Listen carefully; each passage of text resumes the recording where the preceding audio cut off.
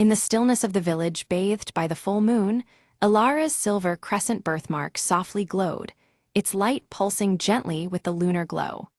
Her piercing green eyes reflected the moonlight as she traced the familiar mark on her skin, sensing a quiet resonance with the night. At the forest's edge, Ilara noticed a shimmering, ethereal ribbon of light weaving silently among the ancient trees. The veil flickered subtly under the moonlight, its silvery hues shifting and fluttering like a living thread of light. She reached out cautiously toward the veil, her fingers trembling as the ethereal ribbon rippled briefly at her touch. A faint whisper echoed on the night breeze, unintelligible yet filled with a mysterious urgency. From the shadows stepped Kale, his storm-gray hair tousled by the night air.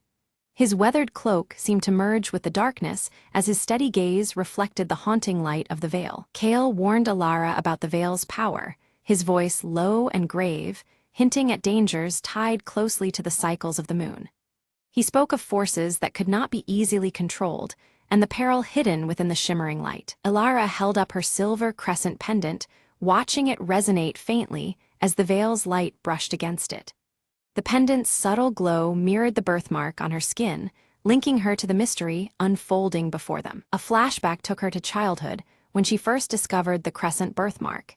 Even then, she had been inexplicably drawn to moonlit nights, feeling an unspoken connection to their shifting phases. The village elders gathered in whispered tones, recounting the veil's curse that had loomed over their people for generations. Their stories spoke of restless shadows and the heavy price of past recklessness under the moon. Disturbances grew. Shadows began to move on their own, and villagers reported hearing chilling whispers in solitude. Fear threaded through the village as the unnatural phenomena escalated beyond whispers and glances. Determined, Ilara knelt by a calm pond under the bright moon, tracing the veil's path through the reflections. The silver light twisted fluidly across the water's surface, guiding her gaze deeper into the mystery. In a rare moment of vulnerability, Kale confessed he had tracked the veil for years. His quest to uncover its source was driven by the hope of mastering or perhaps ending its haunting influence. The veil thickened, pulsing rhythmically as ghostly shapes emerged, mimicking villagers' deepest fears with unsettling clarity. The ethereal light warped into haunting forms that tightened its grip on the frightened souls nearby. Ilara's pendant glowed with unexpected intensity, revealing hidden runes etched beneath its surface that had gone unnoticed before. The runes shimmered against the moonlit silver, suggesting a link to ancient wisdom. Suddenly, a fierce gust snuffed out every lantern, plunging the village into deeper shadow. Only the moon remained to illuminate the veil's mesmerizing, yet terrifying, dance in the night. Resolute, Ilara chose to venture into the forest to confront the veil's enigma, with Kale reluctantly binding himself to her. Together, they stepped into the shadows where the moonlight barely pierced the dense canopy. Deeper within the forest, they discovered ancient stones arranged in a crescent shape, faintly glowing beneath the moon's silvery light. The stones hummed with a subtle energy, resonating with the veil that now encircled them. The veil wrapped around the stones, growing more tangible as its whispers rose into haunting melodies that wove through the trees. The silver light pulsed like a living heartbeat, intensifying the eerie atmosphere. Ilara stumbled, and from the shimmer emerged a shadowy figure eerily resembling her own reflection. It reached out, trying to pull her into the veil's radiant but unnerving light, challenging her grip on reality. Kale reacted swiftly, chanting incantations from his ancient journal inscribed with cryptic runes.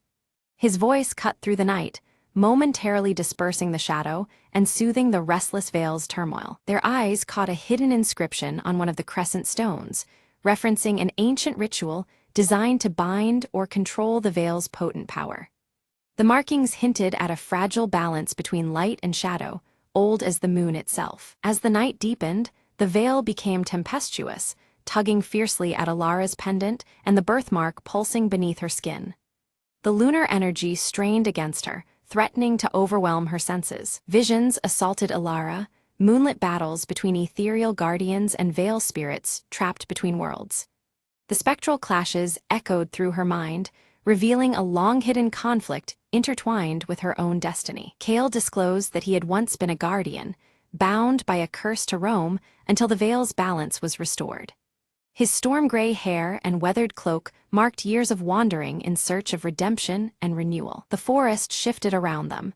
Ancient trees whispered dire warnings as the path back to the village faded into obscurity.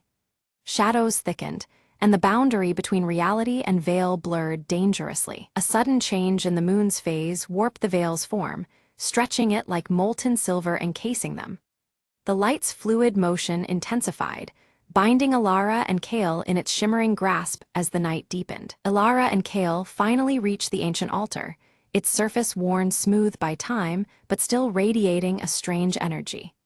The crescent-shaped indentation in the stone calls to Alara's pendant, which fits perfectly as if made for the place. The moment the pendant settles, a faint hum vibrates through the air, heightening the tension around them. As Alara presses the pendant deeper into the altar, a sudden burst of blinding light erupts, flooding the clearing with silvery luminescence. The veil responds violently, thrashing like a living current before enveloping them in its shifting folds. Both find themselves swept away, pulled through an otherworldly vortex that warps the very fabric of their surroundings. They emerge in a liminal realm where the skies glow with a cold silver hue, and the land is draped in long shadows cast by an unseen moon. This ethereal place seems bound by lunar light, both beautiful and haunting, its edges blurred and constantly shifting like a dream. All around, reflective surfaces ripple oddly, mirroring more than just their images. From the shadows flicker faint, sorrowful figures, lost villagers caught in the veil's unyielding curse. They approach silently, their eyes pleading for release though no words escape their lips.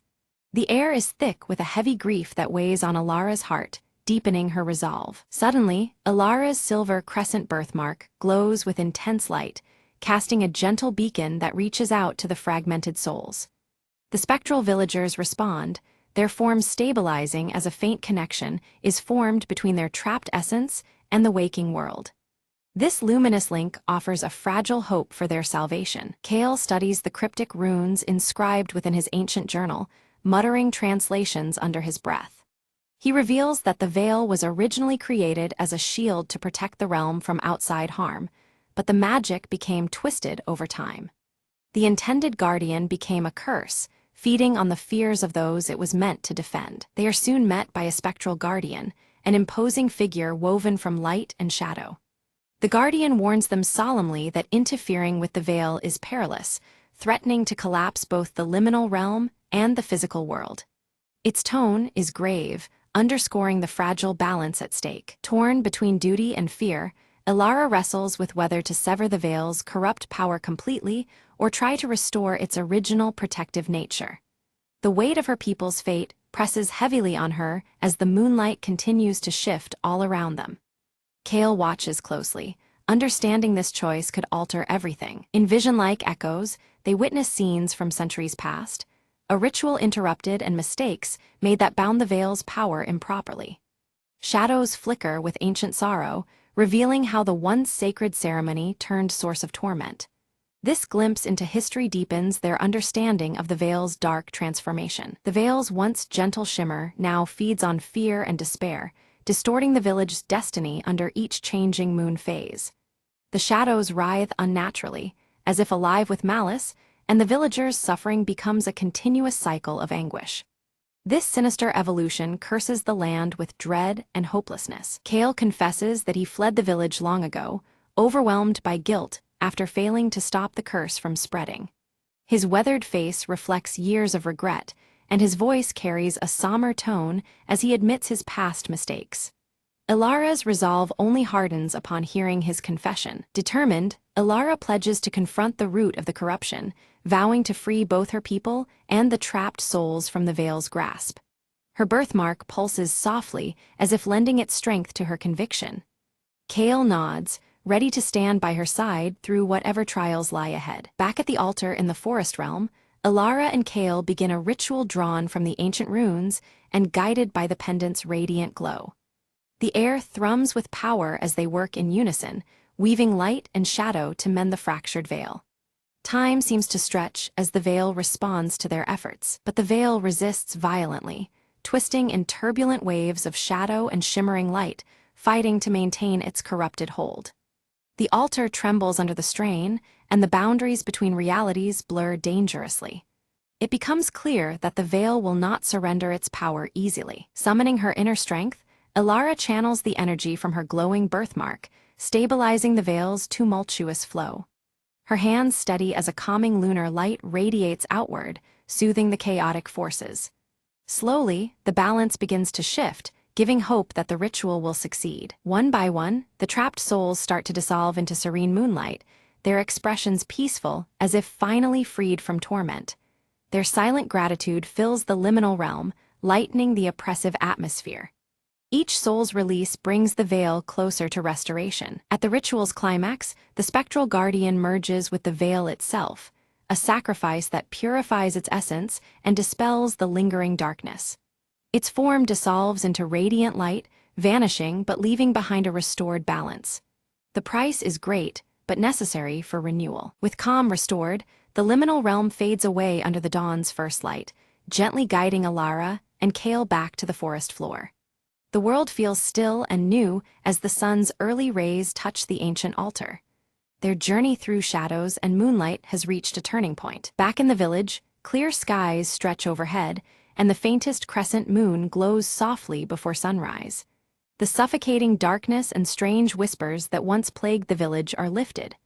A subtle calm settles over the land, promising a fresh beginning. Elara's pendant has become inert, its light extinguished, yet her silver crescent birthmark remains, pulsing faintly with tranquil lunar energy.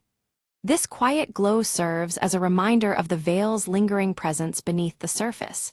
Though subdued, the magic endures within her. Days pass peacefully, and villagers report no unusual shadows or haunting whispers at night.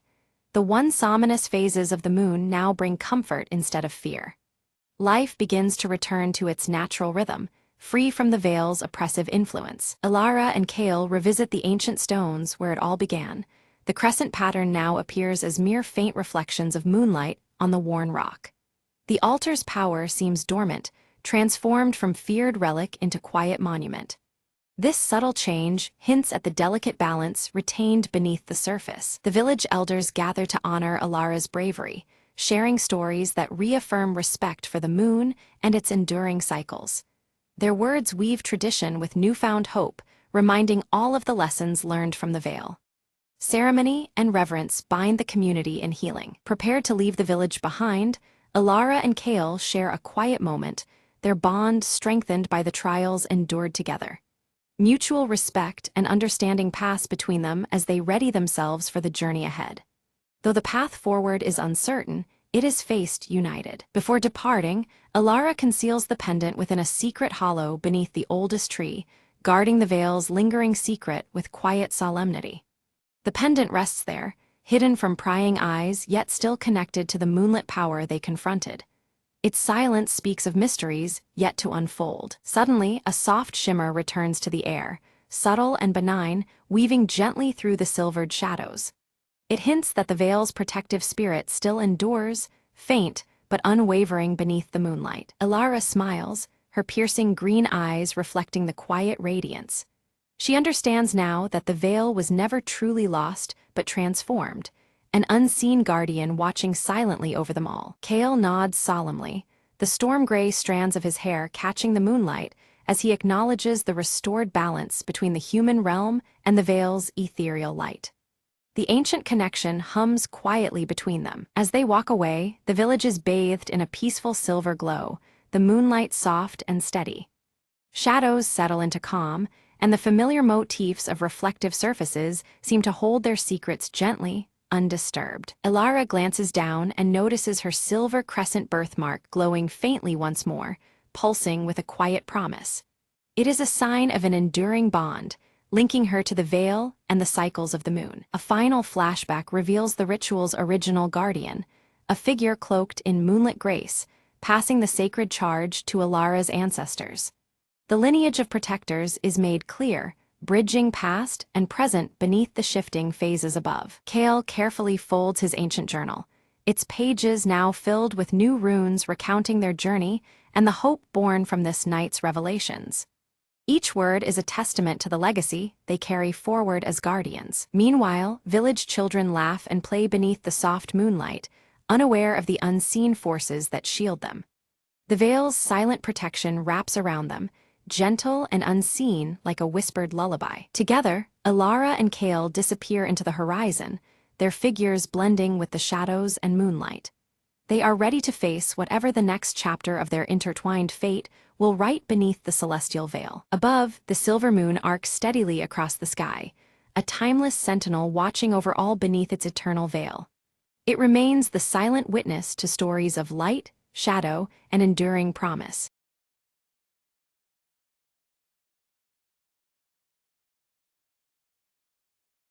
Max bursts through the office door, a box of fresh donuts clutched in his hand, his crooked glasses teetering as he beams with anticipation. Ellie greets him cheerfully, her oversized sweater sleeves partially covering her hands as she eyes the tempting box and tucks a loose curl behind one ear. Mr. Crumb storms in behind them, grumbling about looming deadlines, his coffee-stained tie flapping dramatically as he clutches a stack of documents. With a flourish, Max sets the donut box center stage on the shared desk, declaring them the perfect morale booster for a tough day ahead. Just as Max turns to fetch coffee, Ellie reaches eagerly for a pink frosted donut, but the box suddenly slides away from her grasp without explanation. Max and Ellie exchange bewildered glances as the donut box vanishes completely from the desk, leaving behind only a slight wobble where it sat. From the doorway, Mr.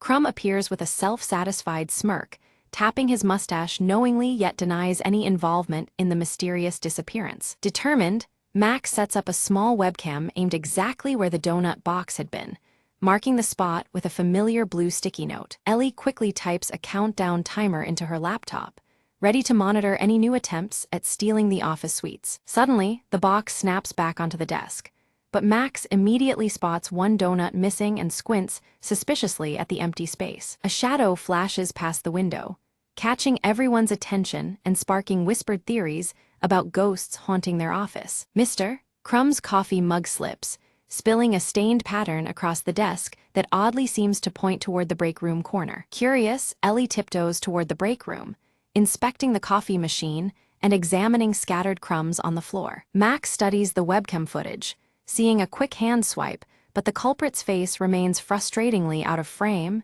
deepening the puzzle. Teaming up, Max and Ellie plan a lunch-hour stakeout, vowing to catch the elusive donut thief red-handed. During their surveillance, Max accidentally bumps a chair, clattering loudly and startling them both, yet no donut thief appears amidst the chaos. Ellie notices a trail of frosting smears, leading from the desk area toward the ventilation vent near the ceiling. Mr. Crumb insists again that he's innocent, offers a peace offering of donuts, but his fingers betray him with a subtle nervous twitch. Climbing a ladder, Max peers cautiously into the vent and discovers only dust bunnies and a crumpled blue sticky note doodled with a donut symbol. The office phone suddenly rings off the hook, forcing everyone to abandon their focus and answer in bursts of hurried chatter. Ellie rigs a donut-shaped trap on a chair, complete with a dangling string tied to a small bell, hoping it might alert them to the next thief. The trap activates, but instead of a stealing culprit, it unleashes a spray of confetti, startling the whole office and leaving everyone laughing nervously. Mr. Crumb admits he recently celebrated his niece's birthday with confetti, explaining the unexpected colorful explosion in the office. Though frustrated by the confetti chaos, Max and Ellie exchange determined looks, committed to uncovering the truth behind the disappearing donuts. Suddenly, the power cuts out, plunging the office into darkness. Muffled noises and faint laughter echo as tension rises with the blackout. Emergency lights flickered, casting an eerie glow across the office as Mr. Crumb emerged, clutching a single donut. His sheepish grin and amused eyes betrayed a playful secret behind his unusual presence. Ellie's sharp eyes caught the absence of the blue sticky note from its usual spot near Max's workspace. In its place was a handwritten riddle, its curling letters teasing an unknown clue. The riddle spoke cryptically of a secret meeting place, described as where hands meet and heads nod in unison. Its enigmatic tone sparked curiosity and a sense of adventure among the trio. Max quickly surmised that the riddle referred to the conference room, a spot fitting the description well. With the donut box in hand, they cautiously advanced, ready for whatever awaited. Just as they crossed the threshold, the conference room door creaked loudly and snapped shut behind them, locking automatically without warning. The sudden confinement added a jolt of tension to the moment. Inside, the lights revealed a festive scene, a donut-themed surprise party meticulously arranged by Mr. Crumb to lift everyone's spirits. Donut decorations and cheerful banners transformed the space into a warm refuge. Ellie burst out laughing, the tension melting away as she realized the theft was a playful ruse by Mr. Crumb. This light-hearted prank had sparked unexpected excitement and joy in the office. Max examined the donut box, now brimming with an assortment of colorful treats, feeling gratitude mixed with amusement at the prank. The donuts that started the mystery were now the centerpiece of celebration. The trio exchanged goofy, knowing smiles as a playlist of funky tunes filled the room, inviting laughter and relaxed camaraderie. The atmosphere changed markedly from the week's earlier gloom. Ellie's gaze caught a discreetly positioned hidden camera, its lens capturing their surprised and joyful reactions. It seemed their moment was being immortalized for a future office memoir video. In his delight, Max bit into a jelly-filled donut only to have the filling squirt unexpectedly onto his nods, signaling a new chapter in their workspace culture. Ellie enthusiastically agreed, envisioning themed weeks featuring different snacks and silly competitions to keep the spirit lively and inclusive. Their teamwork promised fresh fun ahead. Mr. Crumb pledged to organize a monthly snack swap event, complete with costumes and music, ensuring variety and continued bonding. His commitment was met with cheers, revealing his deeper role in fostering joy. Together, they posed for a group photo holding the donut trophy, their broad smiles immortalizing the day's newfound camaraderie. The snapshot was a testament to their shared journey from mystery to celebration. As lights dimmed, they returned to their desks, still chuckling and exchanging leftover treats. The office felt transformed, lighter and more connected by the warmth they had created. Suddenly, the blue sticky note reappeared, now stuck on Max's computer monitor with a hand-drawn smiley face. Its return hinted at more surprises lurking just beneath the surface. Just then, the office printer whirred to life, ejecting a fresh message that read, "More surprises await." The cryptic line electrified the room with anticipation once more. Ellie leaned over to read the note aloud, her voice tinged with excitement and curiosity. The mysterious message promised that their day of fun was only just beginning. Mr. Crumb winked knowingly and raised his coffee mug in silent toast, signaling the start of ongoing merriment and teamwork in the office. His gesture unified them in shared anticipation of what was next. Max glanced at his watch, astonished at how swiftly the day had passed amid laughter and camaraderie. The unexpected joy marked a memorable turn in their normally routine work life. The camera slowly zooms out, revealing a clumsy robotic arm clutching another box of donuts. Its jerky movements hint at future shenanigans that await the office team. From a hidden speaker, a playful jingle begins to play, celebrating the joy of donuts. This confirms that a new prank system has been installed, bringing a lighthearted energy to the workspace. Ellie presses a button on her laptop with a grin, instantly activating colorful lights around the office. Donut shapes project across the walls, filling the room with vibrant, whimsical patterns. Mr. Crumb sets up a leaderboard on a computer screen, tracking upcoming donut-related challenges and achievements. His thick mustache twitches with delight as he imagines the friendly competition ahead. Gathered together, Max, Ellie, and Mr. Crumb plan their next donut-themed prank with gleeful enthusiasm and mock seriousness. Their camaraderie fills the room, turning the office into their playful stage. Suddenly, a small drone buzzes near the ceiling, gracefully delivering a fresh box of donuts labeled for the next mystery. The unexpected arrival adds a new twist to their unfolding adventures. All three exchange excited looks, the atmosphere now infused with playful energy and anticipation. The office feels alive, charged with the promise of fun and surprises. Ellie sneaks a bite from the drone-delivered box, then shares it with Max and Mr. Crumb as a warm peace gesture. Their smiles and laughter echo the strong bond forged over countless donut escapades. The camera centers on the blue sticky note near their workspace, now adorned with tiny donut stickers and a cheerful smile. It stands as a symbol of their shared journey and the mysteries yet to come. The scene fades out as laughter and lighthearted chatter fill the office. The promise of many more donut adventures lingers, leaving viewers with a sense of joyful anticipation.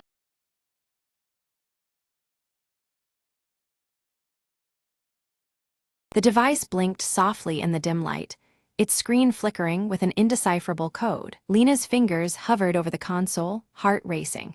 The last transmission from Earth's lost colony was captured in those symbols. Across the barren wasteland, the wind whispered secrets of what had gone wrong centuries ago. If this works, Lena murmured, we'll know the truth. She initiated the sequence.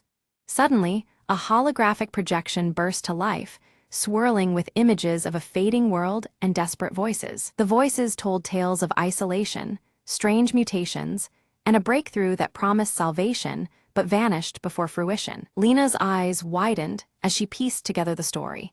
A desperate experiment to communicate beyond the known universe had backfired. The projection shifted, showing a figure reaching outward, enveloped in luminous energy before disappearing entirely. Each image conveyed not just loss but a warning, a puzzle that begged to be solved. Determined, Lena adjusted the device's settings, aiming to send a response through the temporal rift the colony had opened. The machine hummed louder, the air charged with anticipation as she sent a plea for connection and understanding. Suddenly, a reply flickered back, clearer this time, a message of hope and reconciliation from the echoes of the past. Lena smiled softly, feeling the weight of isolation begin to lift. She realized the colony's fate was no longer lost, but part of a larger dialogue woven through time and space. The device quieted, the holograms fading into gentle light as if saying goodbye. Outside, the barren wasteland seemed less empty, filled now with possibility and unseen life. We're not alone, Lena said, voice steady,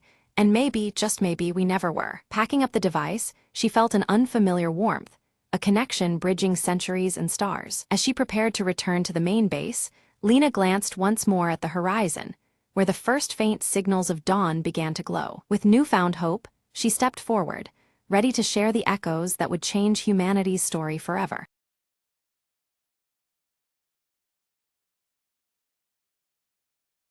Lena had never believed the old stories about the forest beyond her village, until the day she found the ancient map tucked inside an old book at the market. The map wasn't just any map.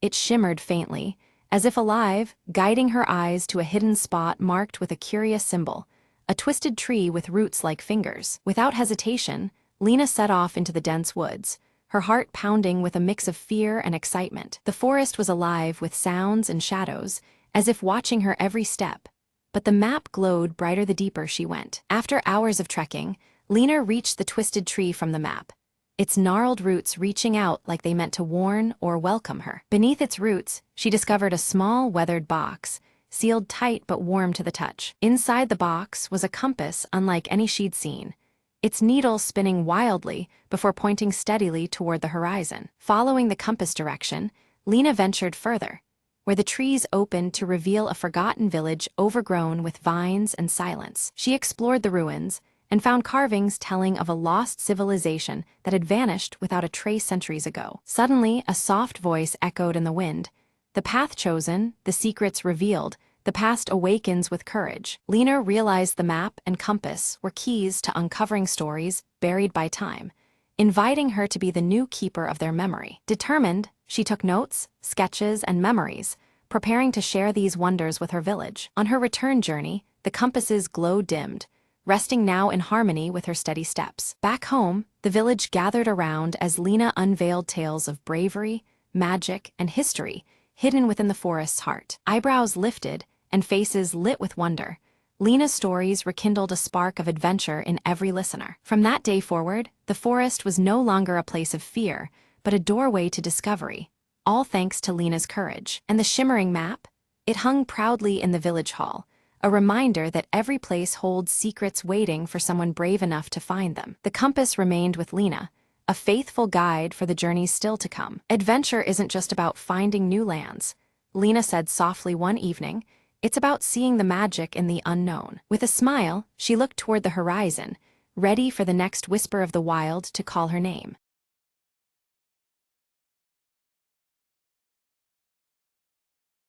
Emma found the puzzle box in the attic, dusty and forgotten. She dumped the pieces on the kitchen table and began sorting them by color and edge shapes. Her younger brother, Max, wandered in, curious about the sudden mess. "Need a hand?" he offered, sitting cross-legged beside her. Together, they formed the puzzle's border, chatting about school and weekend plans. The afternoon slipped by as more sections came together.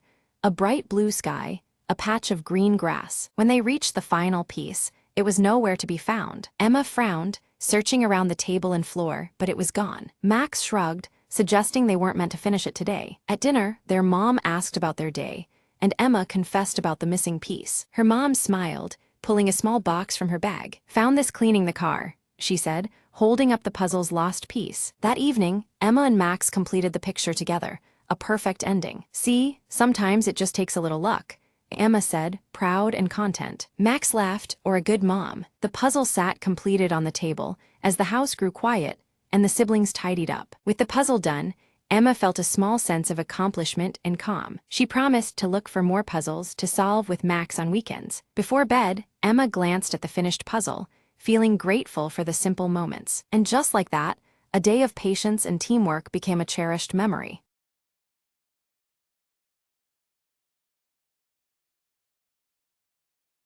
The clock in the hotel lobby struck midnight, its chimes swallowed by the creeping fog outside. Detective Margot slipped inside room 7, her flashlight cutting through the darkness. The door creaked open to reveal nothing but an empty bed, untouched since noon, the room unnervingly silent. She inspected the window. No sign of forced entry, just a cool breeze whispering secrets. Suddenly, a faint tapping echoed from the closet. "Who's there?" Margot called, her voice steady despite the chill rising in her spine. No answer, just the rhythmic tap-tap-tap, like a code in Morse. Drawing her gun, she cracked open the closet door to reveal a small, antique music box. Margot opened it cautiously. A haunting melody spilled into the air, matching the tapping perfectly. Behind the music box, she found a folded note taped to the wall. Unfolding it, she read, "Find the truth beneath the floorboards." Kneeling, she searched the rug for a trapdoor, fingers brushing against a loose plank. With effort, she pried it open, revealing a narrow space beneath the floor. Inside lay a weathered journal, its pages filled with frantic scrawls detailing secret meetings and betrayals. One entry caught her eye. "The visitor at midnight knows the real story." Margot glanced toward the clock. It was midnight now, the hour when the mystery came alive. Footsteps stirred above. She heard a door shut softly, then silence again. Clutching the journal, she smelled a faint trace of perfume, familiar yet elusive. Emerging from the floor, she whispered. The key was hidden in the echoes all along. As dawn broke, the truth unraveled, and Room 7's secret finally found its voice.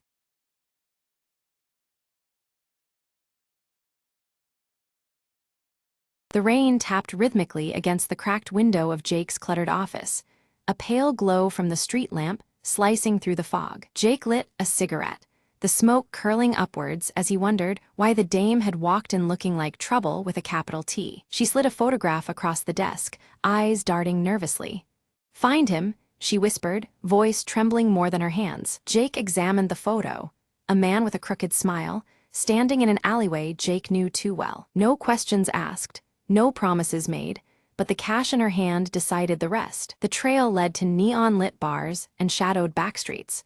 Whispers of the crooked smiles, misdeeds crawling through the city's underbelly. A bartender with tired eyes passed a coded note between gritted teeth. He's not alone. Jake's fingers brushed the cool barrel of his. 38 under the coat, a quiet reassurance in the stormy night. At the docks, moonlight danced on water slick with oil.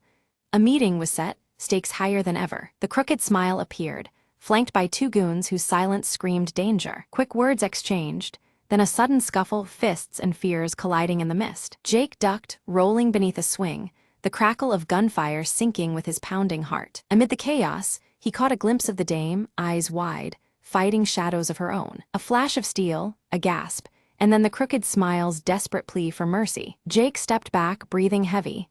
"This city's got secrets," he said, "but it's time someone told the truth." With the crooked smile tied up and the dame safe, dawn began to pry open the night's secrets. Jake watched the horizon blush with morning, the rain finally stopping. "Case closed," he muttered, pocketing the last of the damning evidence, the city breathing easier for a moment. As the dame disappeared into the awakening streets, Jake lit another cigarette.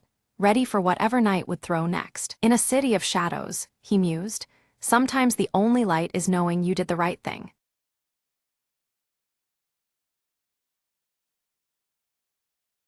The world had fallen silent, save for the whispers of wind among ruins. Ilara climbed the cracked wall of the old library, eyes scanning the horizon. In a sky once vibrant, gray clouds now held only ash and sorrow. Her only companion, a rusted drone named K2, buzzed softly at her side. Another day, another shadow, she murmured, gripping a faded map. They ventured beyond the city's skeletal remains, seeking seeds of life. Fields of twisted metal and splintered wood stretched endlessly. Hope was scarce, but Ilara's hands trembled with determination. K2 beeped sharply, detecting faint signals buried beneath rubble. They uncovered a buried greenhouse, surprisingly intact, a sanctuary of green. Inside, shoots of verdant plants clawed toward fractured glass ceilings. Ilara knelt, brushing the earth from a sprouting leaf, a miracle in decay. Life finds a way. K2's voice crackled with optimism. They worked through days and nights, nurturing the fragile garden of rebirth. As plants flourished, a distant storm began to cleanse the ash-filled air. Neighbors emerged, drawn by the promise of renewal beneath shattered skies. Together, they rebuilt, patching the world with small acts of courage. Ilara smiled, watching green reclaim the gray, a quiet victory. The future was uncertain, but within those growing leaves lay the spark of dawn. And under the ember-streaked horizon, hope whispered its unyielding song.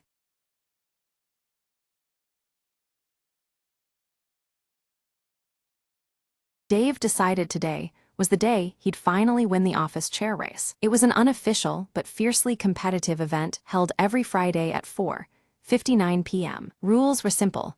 Grab your chair, push off from your desk, and race to the break room. Dave's opponent, Linda, was a veteran chair racer with a customized seat cushion and laser focus. As the clock neared 4:59, coworkers gathered, phones ready to record the epic showdown. Ready, set, go, the manager shouted, barely hiding his excitement. Dave launched forward, wheels squeaking loudly, but Linda zoomed ahead, her chair almost gliding. Suddenly, Dave's chair hit a rogue paperclip, spinning him around like a top. "Whoa!" he exclaimed, narrowly missing a stack of reports and an alarmed intern. Linda took the lead, but looked back with a grin as Dave struggled to regain control. Determined, Dave gave his chair a mighty shove and caught up to her by the water cooler. They were neck and neck, laughter bubbling up amid wheeling chaos. In a final burst, Dave aimed for the finish line, but his chair's wheel caught on a carpet edge. Time seemed to slow as he tipped backward, landing softly in a pile of empty coffee cups. The office erupted in laughter.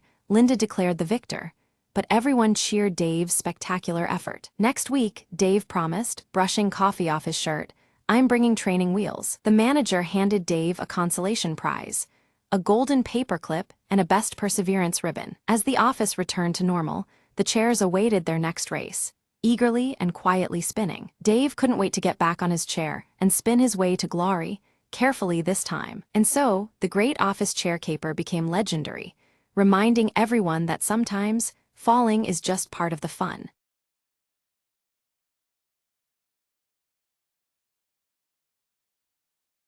The rain hammered the cracked pavement like a warning, shadows flickering beneath the weak glow of a flickering neon sign. Detective Marlowe lit a cigarette, the smoke curling around his tired face, eyes scanning the empty street beyond the half-open door. Another night, another ghost, he muttered, flicking ash into a rusted ashtray. A soft knock interrupted the silence, followed by a slender figure stepping through the veil of drizzle into his dim office. She wore desperation like a faded perfume, eyes shimmering with secrets and unspoken fears. "I need your help," she whispered, sliding an old photograph across the desk. The photo showed a man with a crooked smile, missing from the city's underbelly for weeks. "He's tangled with the wrong people," she said, "and now I'm next if you don't find him." Marlowe crushed his cigarette, knowing well that some debts didn't pay in cash but in blood. He followed footprints and whispered lies through alleys thick with smoke and regret. Each clue pulled him deeper into a labyrinth of betrayal, beneath flickering streetlights and cold concrete. The city's heartbeat was a dangerous rhythm,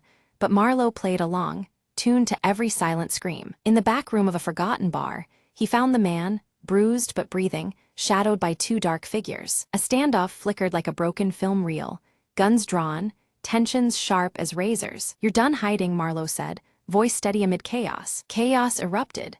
but Marlowe's quick reflexes carved a path to safety for the man and the woman waiting outside. The rain washed away the grime and gunpowder as they disappeared into the night, leaving only echoes behind. Back at the office, Marlowe stared at the empty chair across from him and sighed. "Some shadows never leave," he murmured, lighting another cigarette in the dim light. Outside, the neon buzzed, the city asleep but never quiet, ready for its next secret to surface.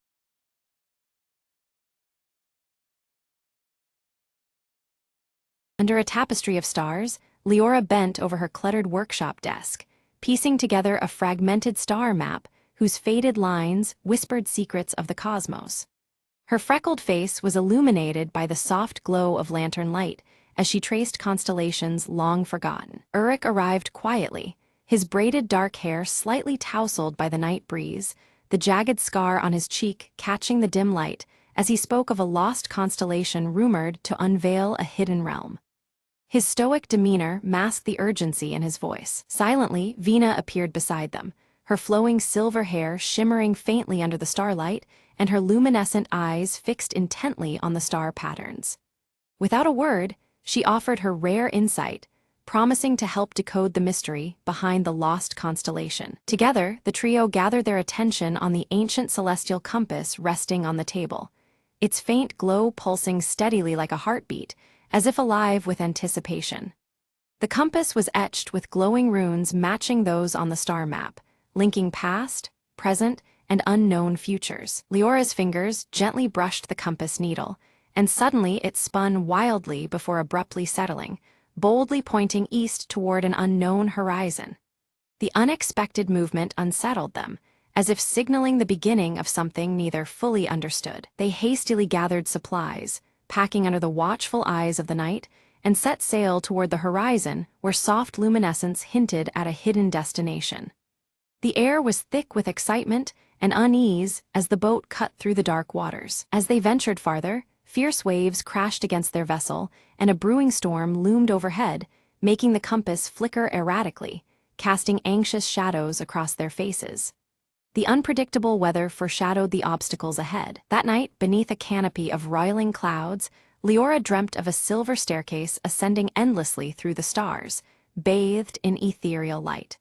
The vision felt strangely familiar, as if calling her toward a realm beyond mortal reach. At dawn, Vina shared an ancient legend she had deciphered, revealing that the silver staircase was said to bridge the mortal world and the hidden realm marked by the lost constellation.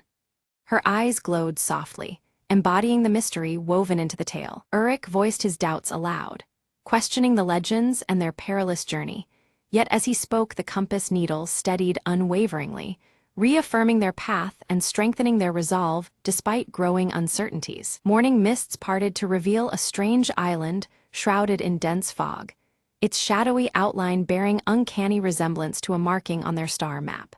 The air was thick with anticipation as the island seemed to pulse with concealed secrets. They disembarked cautiously, the star amulet around Leora's neck pulsing softly in resonance with the island's aura, as if awakening alongside her spirit. Their footsteps stirred the ancient ground, the journey deepening in mystery. Navigating through dense undergrowth, they discovered ancient ruins etched with glowing runes that aligned perfectly with the star map, drawing connections between celestial patterns and earthly remnants. Each symbol seemed alive, humming with dormant energy. As they ventured deeper, fleeting shadows flickered just beyond the tree line, unseen but palpably sinister, evoking a sense of unseen watchers lurking in the periphery of their vision. Unease crept steadily among them. Suddenly, with a resonant crack, the celestial compass shattered in Leora's hands, scattering fragments that mirrored the broken trust in their surety. Panic surged as they realized the delicate thread guiding them home was severed. Lost and vulnerable under gathering twilight, tensions flared. Whispered fears and unspoken doubts threatened to unravel their unity as the unknown pressed in from all sides.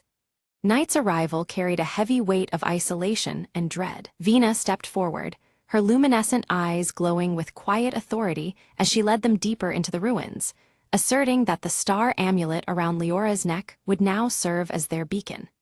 Hope flickered anew amidst the growing shadows. Within the heart of the ruins, they uncovered a carved wooden box nestled beneath ancient stones, its surface worn but holding fragments of an ancient star chart that might mend their fractured map. The discovery rekindled purpose and curiosity alike. Leora carefully assembled the fragmented star chart, the edges aligning slowly to reveal a new constellation and a hidden pathway through the cosmic expanse.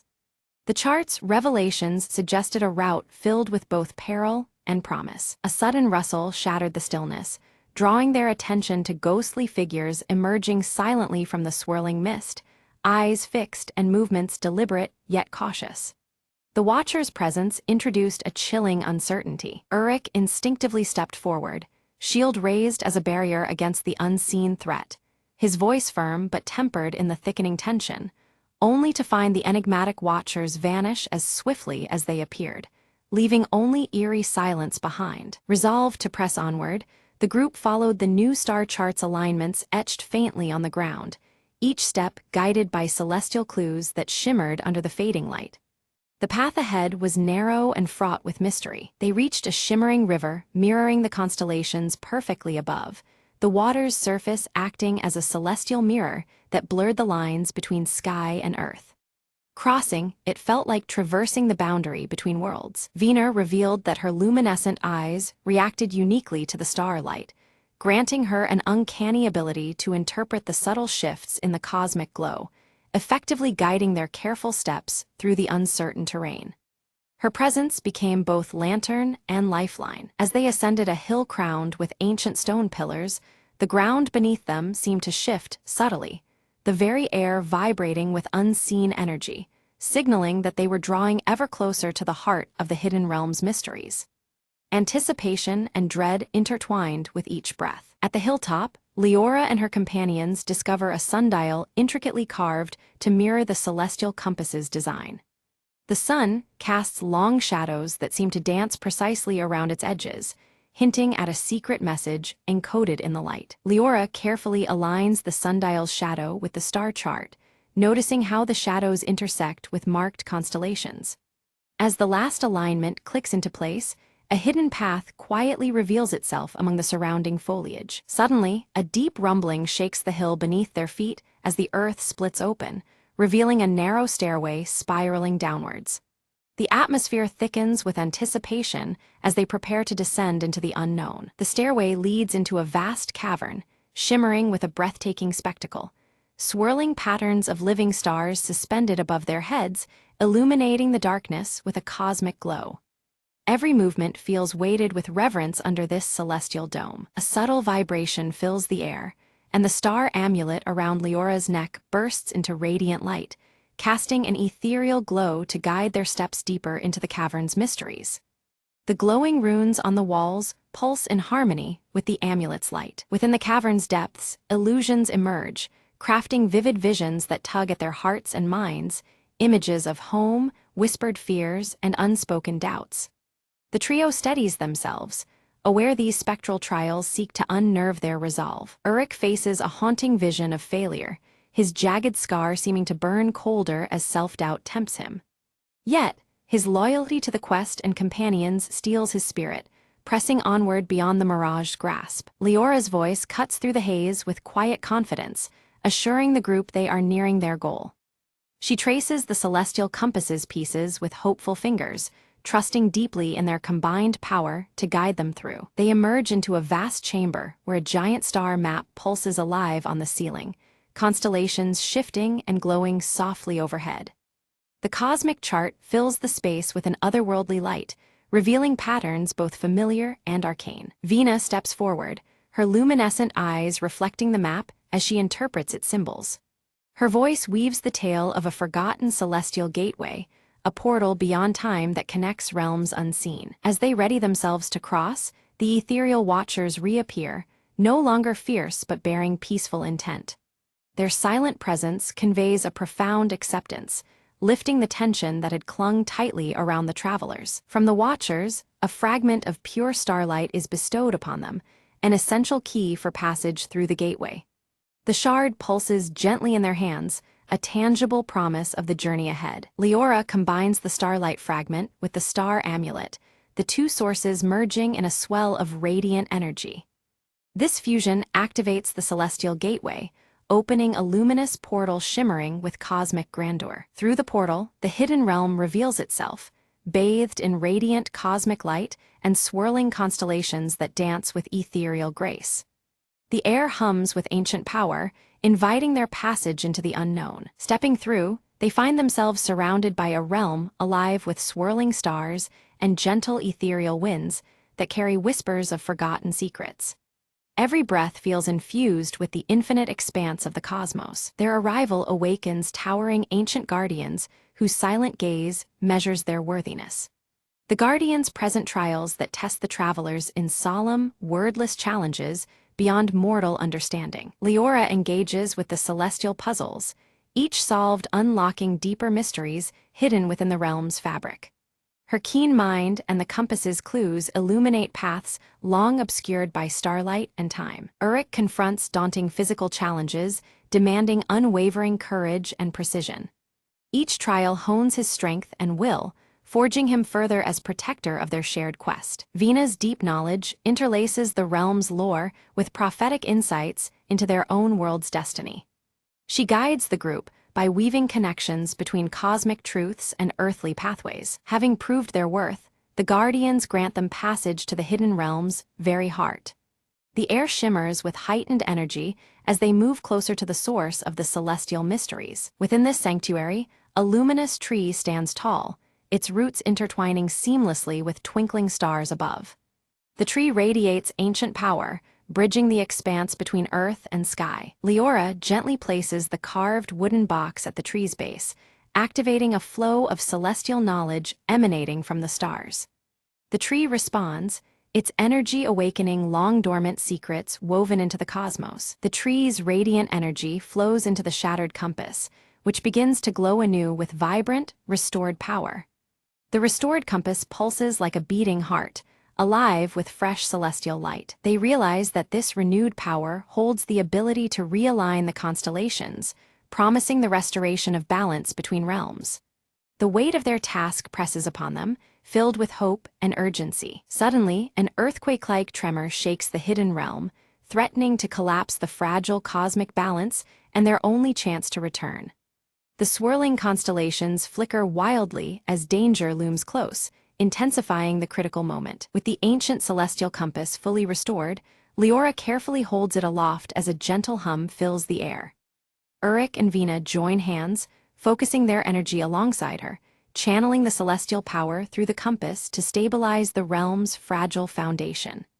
The night sky above shimmers in response, a tapestry of light expanding across the horizon. As the compass's energy pulses, the glowing runes etched into the carved wooden box ignite with radiant light.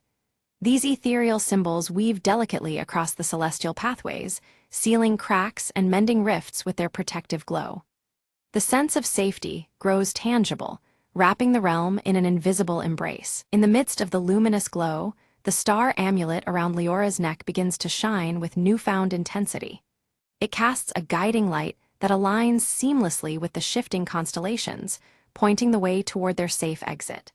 Following this beacon, the trio moves steadily toward the portal's shimmering edge. Crossing through the portal, they emerge back on the island just as dawn breaks, painting the sky in soft shades of pink and gold. The familiar yet changed landscape welcomes them, bathed in the gentle morning light. The air is filled with a sense of promise and renewal that mirrors their own spirits. The celestial compass, now whole and radiant in Leora's hand, points unwaveringly toward their true home. Its steady glow casts a warm light that feels like a heartbeat, constant and sure.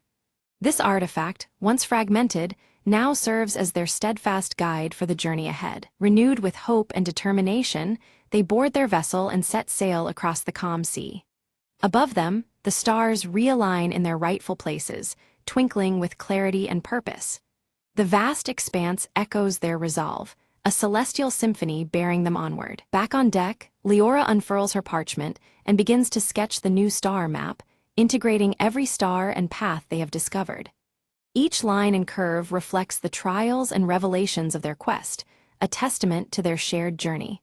Her fingers move with confidence, capturing the cosmos with delicate precision. Uruk stands at the helm, his eyes tracing the horizon with steady certainty. The jagged scar on his cheek softens under the embrace of the rising sun's golden glow, a silent witness to their passage. In this light, his stoic demeanor reflects a quiet pride and calm assurance. Nearby, Venus smiles softly as her once luminous eyes dim to a gentle silver hue, signaling the completion of her guiding role. The flowing silver strands of her hair catch the morning breeze, framing her serene expression. Her presence feels lighter now, her purpose fulfilled in the balance they restored. Once ashore, the trio gathers beneath the emerging night sky, gazing upward with reverence and wonder. Stars, familiar and new, sparkle above them, forever linking their spirits to this celestial adventure. United by the cosmos and their shared voyage, they stand quietly, knowing this journey has forever changed them.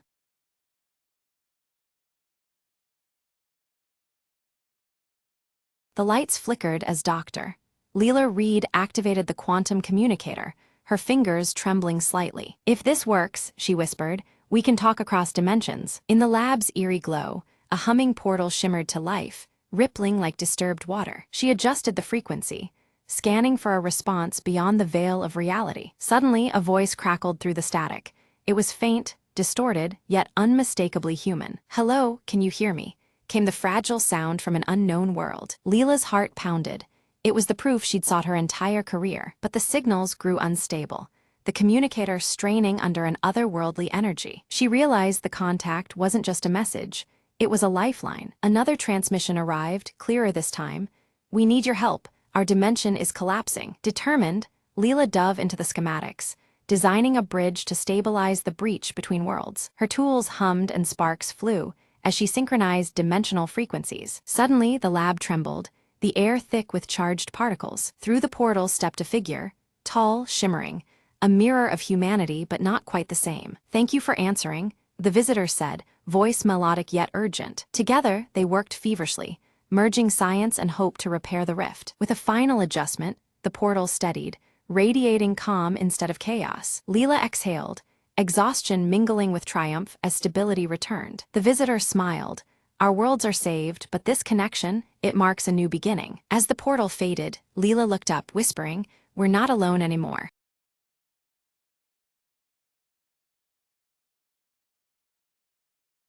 Elara awakens just before dawn in her quiet village, clutching her silver pendant nervously as a strange, swirling mist snakes along the valley below. The air feels heavy, almost charged, and the usual morning stillness carries an unsettling edge. Stepping outside, she joins villagers busily preparing for the annual harvest festival. Yet whispers ripple through the crowd, their voices laced with unease about the mist's ominous arrival and what it might portend for the season ahead. Suddenly, Kale appears among the villagers, his dark, curly hair tousled from travel. Beneath his rolled sleeve, the mysterious tattoo on his wrist glows faintly, drawing curious and wary glances from those nearby. Elara approaches Kale, her piercing green eyes locked onto the glowing mark. She demands answers, suspecting he knows far more about the mist and its dangers than he admits. At the village's edge, a figure emerges, the veiled seer, cloaked in shimmering azure robes. Her face remains partially hidden as she glances toward the mist before vanishing silently back into its swirling depths. Fear takes root as villagers begin falling ill without explanation. One collapses amidst the bustling marketplace, sparking panic and confusion. The mist seems to thicken around those affected, as if feeding on their plight. Elara clutches her silver pendant, which tingles against her palm. A faint connection stirs inside her, linking the pendant's energy to both the spreading illness and the encroaching mist enveloping the village. Kale confesses he journeyed to seek the veiled seer, hoping to understand the mist's true nature. Yet he hesitates, unwilling to reveal the full scope of what he learned, casting doubt on his trustworthiness. Night descends with unsettling sounds, whispers and shifting shadows that crawl alongside the thickening mist, wrapping the village in ghostly veils. The air chills, and unseen eyes seem to watch from within the haze. Resolved and unyielding, Elara decides she must venture into the mist alone to find the veiled seer and unlock the secrets hidden beneath the veil. Her heart pounds with determination as she prepares for the unknown. While packing, Elara notices Kale watching silently from the doorway. His expression unreadable, Yet the glow of his tattoo suggests he contemplates following her into the perilous mist. A mysterious symbol glows faintly on Alara's silver pendant, pulsing in time with the swirling mist outside their homes.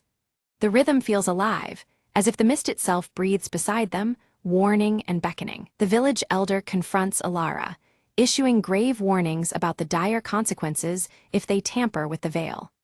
But the growing menace and urgency leave little room for caution or hesitation. As dawn breaks, Alara silently slips away from the village, stepping boldly into the swirling, hallowed mist.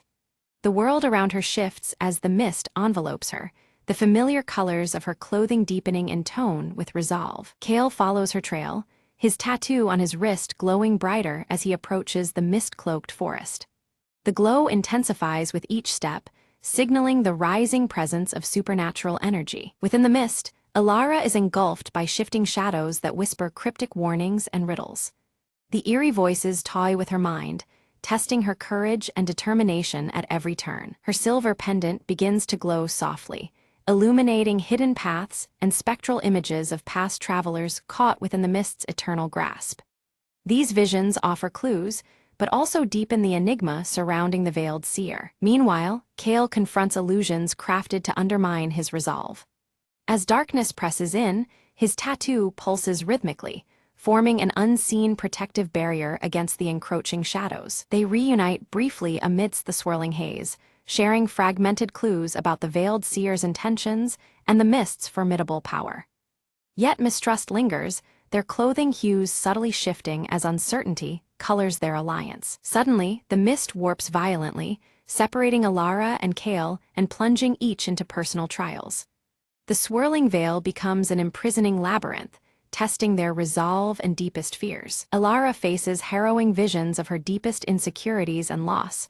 Her pendant's glow dims, but stubbornly resists fading completely. She steels herself, drawing on inner strength to withstand the spectral torment. Kale battles relentless shadow creatures that claw at his defenses. His tattoo flares with an intense blue light, granting bursts of strength as he fights to survive the relentless onslaught. In a hidden clearing, Alara discovers the veiled seer's glowing hourglass, resting reverently atop a pedestal shrouded in the swirling mist. The artifact emanates a powerful energy that seems to bind the realms together. Approaching cautiously, Alara senses the hourglass controls the delicate balance between worlds. The mist pulses in response, alive and watching as the seer's pact weighs heavy over the fragile veil. Flashbacks reveal the veiled seer's ancient history, a solemn pact made eons ago to guard the veil between realms. Her burden is immense, safeguarding the veil's secrets even as darker forces seek to unravel the balance. Kale approached a door emanating ethereal light, unlike any tangible barrier he had seen before. As his tattoo began to glow fiercely, a burst of energy surged forth, unlocking the door with a resonant hum. Beyond it, an otherworldly passage beckoned, thick with swirling mist that danced like restless spirits. Alara delved deeper into the secrets of the mist, realizing it was no mere fog, but a living manifestation of unresolved souls. They drifted between seeking release and clinging to vengeance, trapped in an eternal limbo. This haunted mechanism hinted at deeper forces at play beneath the village's calm facade. The unrest within the mist intensified, shadows lengthening and whispers growing harsher as the village teetered on the precipice. Every heart seemed caught in the delicate balance between peace and disarray, their fate intertwined with the spectral unrest. Only by restoring fractured harmony could destruction be averted. Kale and Alara exchanged faint signals, messages hidden within the spectral energies that enveloped them.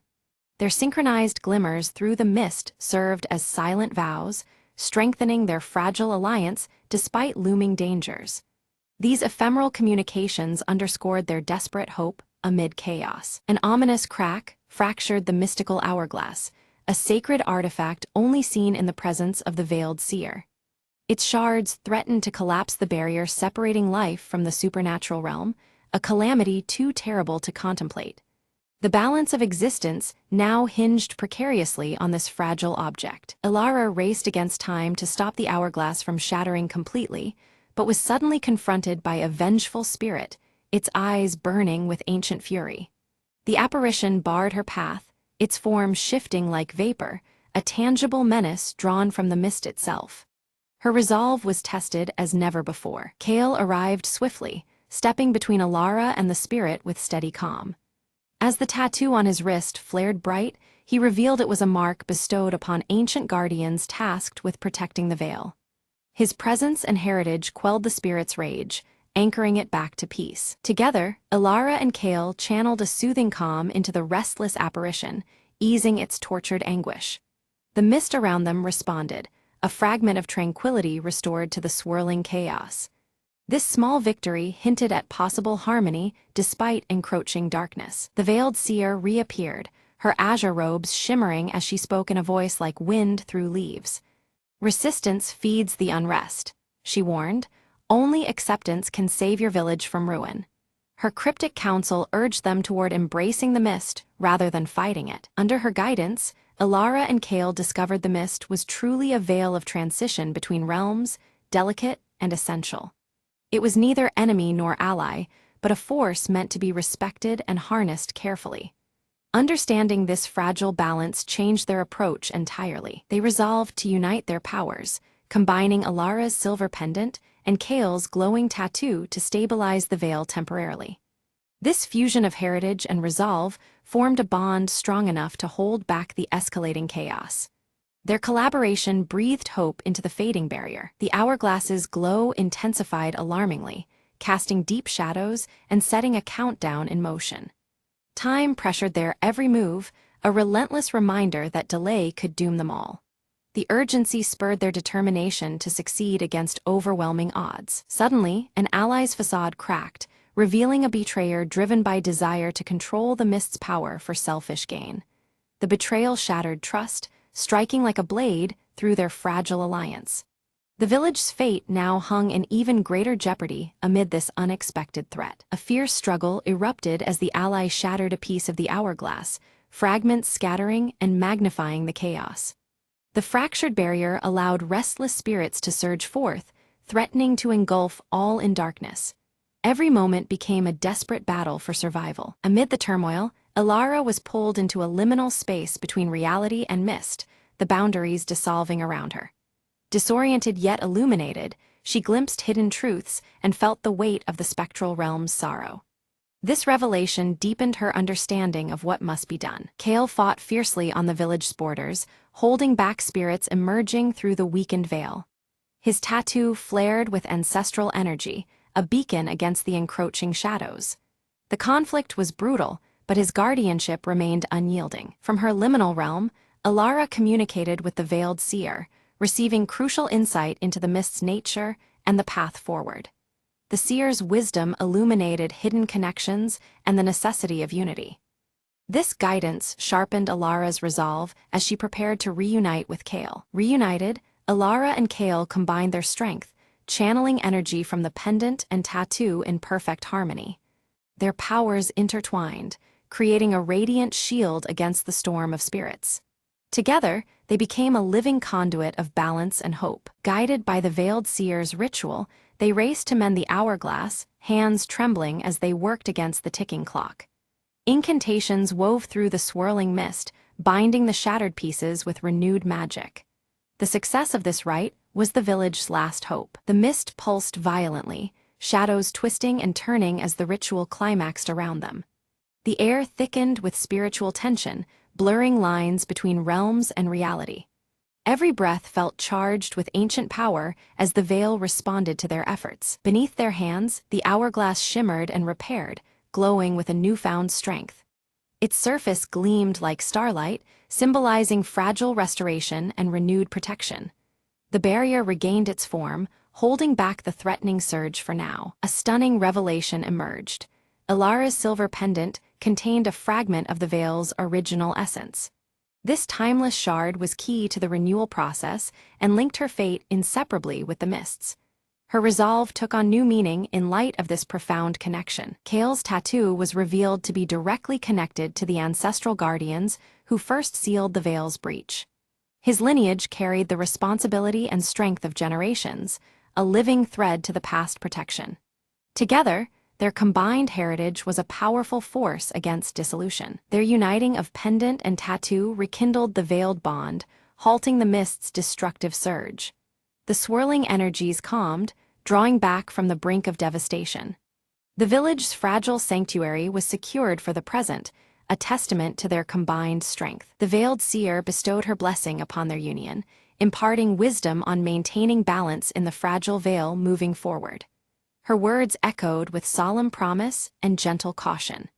The future remained uncertain, but their path was lit by newfound understanding and hope. As the swirling hallowed mist began to recede, the village emerged transformed beneath a soft, restorative light that bathed every corner in a serene glow. The once ominous fog gave way to clarity, revealing vibrant fields and homes touched by newfound vitality. Life seemed to breathe anew, as though the air itself held a gentle enchantment of healing. Ilara and Kale returned to the village, their presence marked by the subtle glow of Ilara's silver pendant and Kale's tattoo, now shimmering softly with a steady light. These symbols revealed their newfound status as guardians, bound by the mystical forces they had harnessed. Together, their figures reflected strength and quiet resolve, a protective force watching over all. One by one, the villagers awoke, their bodies healed and minds peaceful, unaware of the fierce supernatural battle fought on their behalf. Confusion mingled with relief as they sensed the lingering calm, yet the true extent of the ordeal remained cloaked in silence. The everyday returned, untouched by the shadows that had briefly encroached. From a distance, the veiled seer observed the scene with a measured gaze, her shimmering azure robes catching the light before she began to fade into the horizon. Her mission fulfilled for now, she vanished gracefully, leaving behind the treasured mystical hourglass, a silent reminder of the fragile flow of time and fate. The balance was preserved, yet her presence would be needed once more. Ilara stood quietly, her fingers brushing the cool surface of her silver pendant as she reflected on their harrowing journey. Each trial had carved strength and wisdom into her spirit, underscoring the immense responsibility now resting upon her shoulders. The path ahead was uncertain, but her resolve had deepened alongside her understanding of sacrifice and duty. Kale shifted his stance, eyes dark with acceptance as he tightened the bond between himself, Ilara, and the pendant's legacy. His mysterious tattoo pulsed with a steady rhythm, symbolizing his newfound role as protector intertwined with hers. Together, they had sealed a pact, keepers of the fragile harmony between their world and the shimmering beyond. As the last light faded from the sky, a new mist arose above the village, gentle and harmless, curling softly around the ancient trees. This delicate veil signified renewal, a fragile peace forged through courage and unity rather than conquest. The mist's embrace was one of quiet guardianship, promising that balance would be preserved if respected. Beneath clear skies and twinkling stars, the village celebrated a restored harvest festival, their joy warm and unburdened. Laughter rang out as lanterns swayed gently in the evening breeze, a testament to life's resilience and hope's return. The sense of community felt stronger, sealed by the unspoken gratitude toward unseen protectors. Ilara and Kale stood watchful at the village edge, cloaked in shades signaling trust, eyes fixed on the horizon where worlds intertwined. Their silhouettes blended with the landscape, guardians of the delicate balance sustained between realms. In their presence, the village found not just safety, but enduring harmony between the seen and unseen. As twilight deepened, Ilara's silver pendant and Kale's glowing tattoo pulsed softly in unison, a quiet beacon of their unbreakable bond and shared purpose. The rhythmic light echoed the heartbeat of the village and the protective mist that now lingered harmlessly. With this harmony established, the scene gently faded into the enveloping night, signaling the beginning of a guarded peace.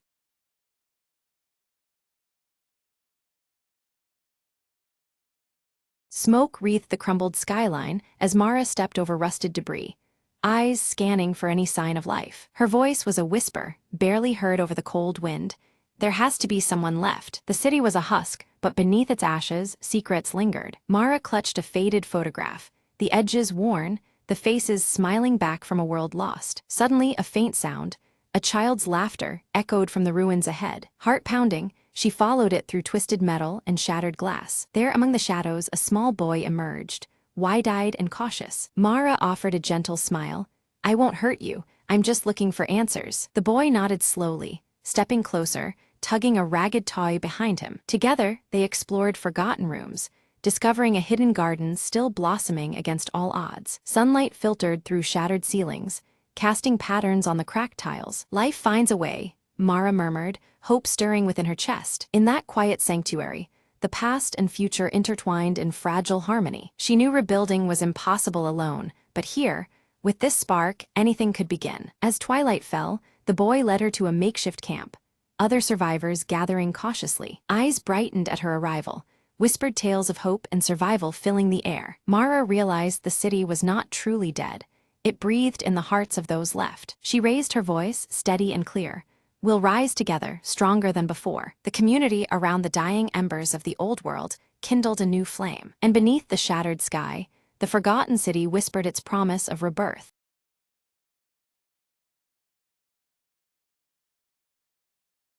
Jack slipped into the dimly lit room, the hum of old electronics filling the air. On the battered radio, a faint, irregular static crackled with an eerie pattern. He adjusted the dial, eyes narrowing as the static gave way to a whispered message. "Help me," a chilling voice beckoned, barely audible beneath the noise. Jack's heart skipped. This was no ordinary interference. He traced the voice's origin to an abandoned bunker on the outskirts of town. Against better judgment, he grabbed his coat and headed out into the biting wind. The bunker's door groaned open, revealing decades of dust and darkness inside. A faint light flickered deep within, pulsing in sync with the haunting message. Step by cautious step, Jack descended into the depths, every shadow a threat. Suddenly, the whisper came again, clearer. "Find the truth before it's too late." He found an old journal, yellowed pages filled with frantic notes and diagrams. The journal spoke of a secret experiment gone wrong, trapping a scientist's consciousness in the radio waves. The static pulsed, now a rhythmic beat, guiding Jack to a hidden panel. With trembling fingers, he flipped a switch, and the room flooded with pale light. A holographic figure shimmered into view, the scientist, desperate and trapped in limbo. "Thank you," the figure whispered, relief washing over his ethereal form. Jack promised to keep the secret safe and seek help to bring him back. As he exited, the radio's static faded forever, silence reclaiming the night. Outside, the first rays of dawn cracked the horizon, signaling a new beginning for all involved.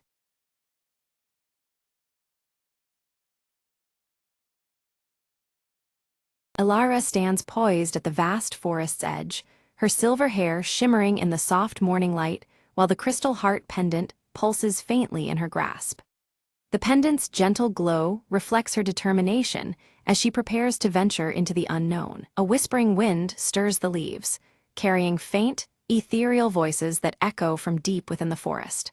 The voices seem to blend promise with warning, beckoning Elara onward, yet hinting at lurking dangers ahead. By a cracked stone altar, Elara encounters Phelan, whose amber eyes scan the dense trees warily, his scar reddened by the crisp morning air.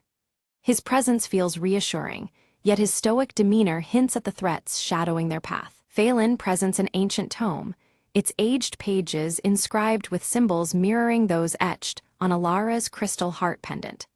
The book seems to hold forgotten knowledge vital to navigating the mysteries ahead. Myra bursts into view, her iridescent wings casting shimmering patterns as she grins mischievously. She challenges Elara with a riddle born from the forest's secrets, teasing her to unlock hidden truths. Unseen, the shade lingers among the shadows, its deep violet eyes glinting with calculated patience as it traces Elara's every step through the twisting trees. Its silent presence casts an uneasy pall over the group. Elara's fingers brush the pendant, prompting beams of radiant light to shoot forth, painting a luminous map across the ancient tome's pages.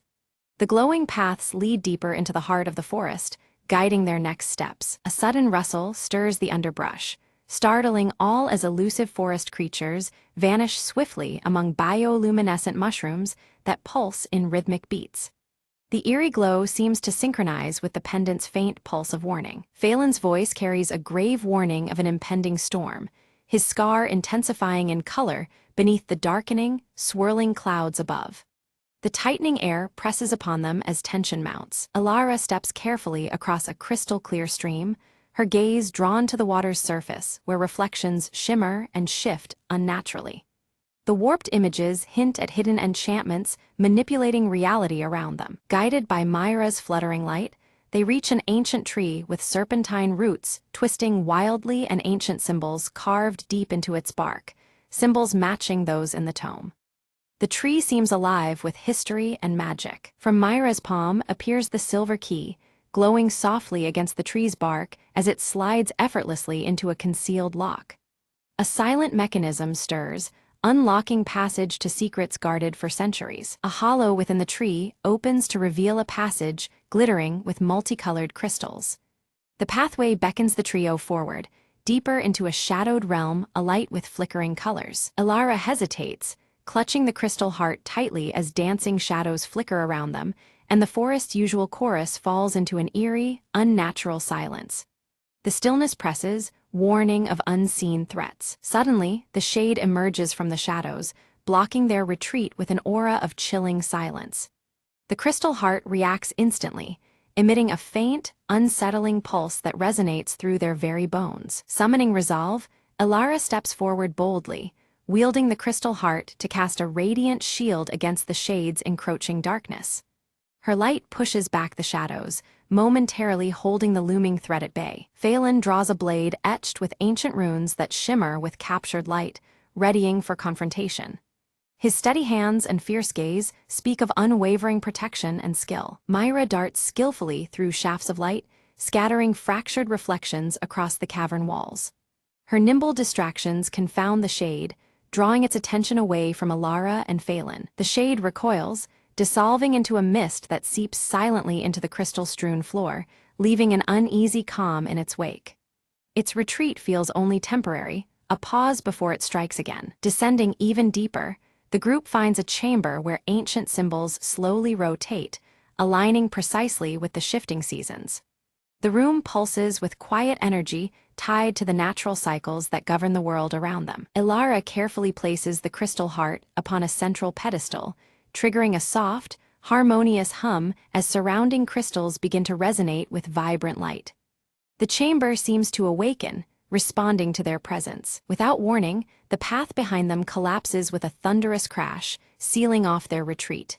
Forced onward, the group advances into unfamiliar, shadowed tunnels fraught with uncertainty. Echoes of distant, indistinct voices envelop them, as the tunnel walls appear to breathe and warp subtly. Time itself feels distorted, bending in strange rhythms around their moving shadows. Phelan pores over the tome, his keen eyes decoding a prophecy of a guardian lost to ages past, whose fate is entwined with their own. This revelation adds weight to their quest, hinting at a deeper purpose awaiting discovery. A shimmering silhouette materializes briefly, its form flickering like a mirage as it hints at the guardian's presence nearby. But just as quickly as it appears, the figure vanishes, leaving behind only a whisper of hope and mystery. Myra's delicate fingers trace the glowing runes carved deep into the tunnel walls. As she touched each symbol, a hidden map illuminated beneath their feet, its lines pulsing softly with light. The etched pathways revealed a path leading deeper underground, filled with promise and unknown dangers. Elara's hand instinctively went to the crystal heart pendant hanging at her neck. Its faint pulse quickened as their footsteps drew near a locale marked by a radiant crystal grove on the map. The pendant's steady glow warned them of the proximity of powerful magic and possible peril. They entered a vast underground garden where crystalline formations dangled like luminous fruit from ancient, gnarled branches. Soft light bathed the cavern, casting shifting patterns across walls adorned with ancient symbols. The stillness of the grove was almost sacred, touching something deep within them all. Without warning, the shade emerged, more solid than ever, shadows twisting around his form like living darkness. His presence blighted the shimmering crystals, causing them to dull and fade under his corrupting influence. A cold chill fell over the grove as the battle for light and shadow reignited. Elara gripped the crystal heart pendant tightly, channeling its subtle energy into the gleaming crystals. One by one, they shattered the shadows that the shade wielded, turning malevolence into harmless sparkles of light. The radiant bursts weakened the figure, forcing it to stagger back into the gloom. While the shade recoiled, Phelan's sharp eyes caught an outline behind the crystal canopy, a hidden door carved into the stone. The lock bore ancient symbols correlating with the turning seasons, their mechanisms delicate and complex. It became clear this door guarded secrets long forgotten. Myra sprinkled her sparkling dust over the lock's intricate gears, watching as they shimmered and began to move. Slowly, the latch slipped, accompanied by flickering light that danced across the door's surface. With careful patience, she coaxed the mechanism open, revealing what lay beyond. The door creaked open onto a chamber filled with swirling mist, an ethereal collection of forgotten memories and whispers of the past. The air was heavy with echoes that twisted and turned, as if the very walls wished to tell their story. The trio stepped forward, drawn into this timeless space. Elara moved deeper into the chamber, visions unfolding around her of a past guardian's ultimate sacrifice. The images painted a lineage linked by duty and sacrifice, a lineage to which Elara herself belonged. Her connection to the ancient guardianship was undeniable, settling like a steady fire within her. Suddenly, the shade lunged again, desperate to halt the truths from surfacing. But Alara's newfound resolve hardened her stance, and she met his attack without flinching. The revelations within had strengthened her spirit more than any weapon could alone. Phelan came to her side, his scarred cheek set in determined silence as he raised his glowing blade. Years of guarding the forest had honed his skill, and with steady strikes, he deflected the shade's shadowy assaults. Together, they formed an unbreakable front against the encroaching darkness. The crystal heart pendant flared brightly, casting a warm radiance that carved a path of light across the chamber. This luminous trail led them to a crystalline altar crowned with ancient carvings. It beckoned them closer, a silent invitation toward revelation and hope. Elara inserted the silver key into the altar's ancient lock, feeling the cool metal turn with a satisfying click. A radiant beam of pure light shot upward, piercing the chamber's darkness and bathing the room in clarity. The air vibrated with power, signaling a turning point in their journey. From the light emerged a spectral figure, the guardian of ages past, who extended a solemn hand toward Elara. His eyes held wisdom beyond words and a silent blessing that echoed through the soul. This ethereal presence validated the path Elara had chosen to walk. The shade emitted a shriek of fury as the guardian's light weakened its form. Shadows began to loosen and disperse into harmless motes, drifting away like smoke on the breeze. Its hold on the grove faltered, nearing the end of its dark reign. With the shade vanquished, the crystal grove blossomed into radiant life, colors vibrant and light pure. The forest itself seemed to breathe anew, the ancient balance restored. Every crystal shone with a brilliance that promised renewal and protection for seasons to come. Phelan explained that the cycle of seasons and light must remain in harmony to keep shadows at bay. This eternal balance was the key to sustaining peace and preventing the shade's return. Understanding this duty deepened Elara's commitment to her newfound role. Elara stood tall, her emerald eyes shining fiercely with determination and hope. She fully embraced her role as the guardian, a protector woven into the forest's very essence. The weight of responsibility settled comfortably on her shoulders, a mantle she was ready to bear. Myra flitted back toward the high canopy, her iridescent wings catching the light as she laughed gently. She promised to watch over the forest's secrets, the mischievous sprite forever entwined with the grove's magic. Her presence was a joyful reminder that even in darkness, light could be found. Outside, the storm clouds parted to reveal a sky brilliant and clear. The forest vibrated with renewed energy, every leaf and branch alive with possibility. The changing seasons whispered of new chapters, of growth and healing just beginning. Elara and Phelan stood together at the edge of the blooming grove, the crystal heart pendant glowing with a steady, calming pulse. Its gentle rhythm echoed the quiet strength of the land they now protected. Side by side, they watched as light and life intertwined in endless cycles. They uncovered an ancient mural depicting generations of guardians intertwined with the forest's destiny. The images showed eternal duty, sacrifice, and the delicate balance of nature and magic. Each painted figure bore symbols that felt deeply familiar, connecting past and present. Elara studied the mural carefully, realizing that every choice made would echo through future seasons like turning a page in a living book. The weight of their decisions stretched beyond the moment, rippling out over time. This understanding brought clarity and caution to her heart. Phelan shared stories of past challenges faced by guardians before her, reminding Elara of the strength found in unity and unwavering trust. These tales of perseverance reinforced the partnership they had forged. Together, they would face whatever trials lay ahead. The pair began setting protective wards around the crystal grove, using knowledge from the ancient tome and the pendant's power. Each ward hummed with light and magic, a barrier against future threats. Their collaboration marked the beginning of a vigilant and hopeful era for the forest. Alara carefully flipped through the ancient tome, her fingers trembling as she discovered a hidden compartment nestled between the worn pages. Inside, a delicate parchment glowed faintly, revealing a message left by the original guardian, filled with words of hope and guidance. The ink shimmered with an ethereal light, echoing the path that lay ahead. The message spoke of belief and courage as the greatest powers to overcome the darkness lurking beyond the forest's protective borders. It urged the reader to trust in the strength within and the light that shines even in deepest shadows. These words filled Alara with a newfound resolve, binding her heart to the destiny before her. Taking a deep breath, Alara stepped forward into the radiant light filtering through the crystal grove. The glowing crystals pulsed softly around her, welcoming her presence as she embraced her role as protector and guide of this sacred place. The air buzzed with energy, marking the beginning of her journey to safeguard the balance of the forest. Beside her, Phelan knelt with solemn determination, the scar on his cheek catching a stray ray of sunlight. He pledged his unwavering loyalty and support, knowing the challenges ahead would test their very limits. Their alliance forged anew, they prepared to face the trials awaiting beyond the grove's shimmering borders. The grove itself seemed to breathe, its pulsating light resonating with life and harmony. Ancient symbols etched into the bark of the surrounding trees glowed faintly, celebrating the restoration of balance and the promise of renewal. Every crystal shimmered as if acknowledging the dawn of a hopeful era. Suddenly, a flutter of iridescent wings announced Myra's return, her golden hair catching the light as she approached. In her tiny hands, she offered Alara a vial filled with shimmering, magical dust, a gift to be used only in moments of greatest peril.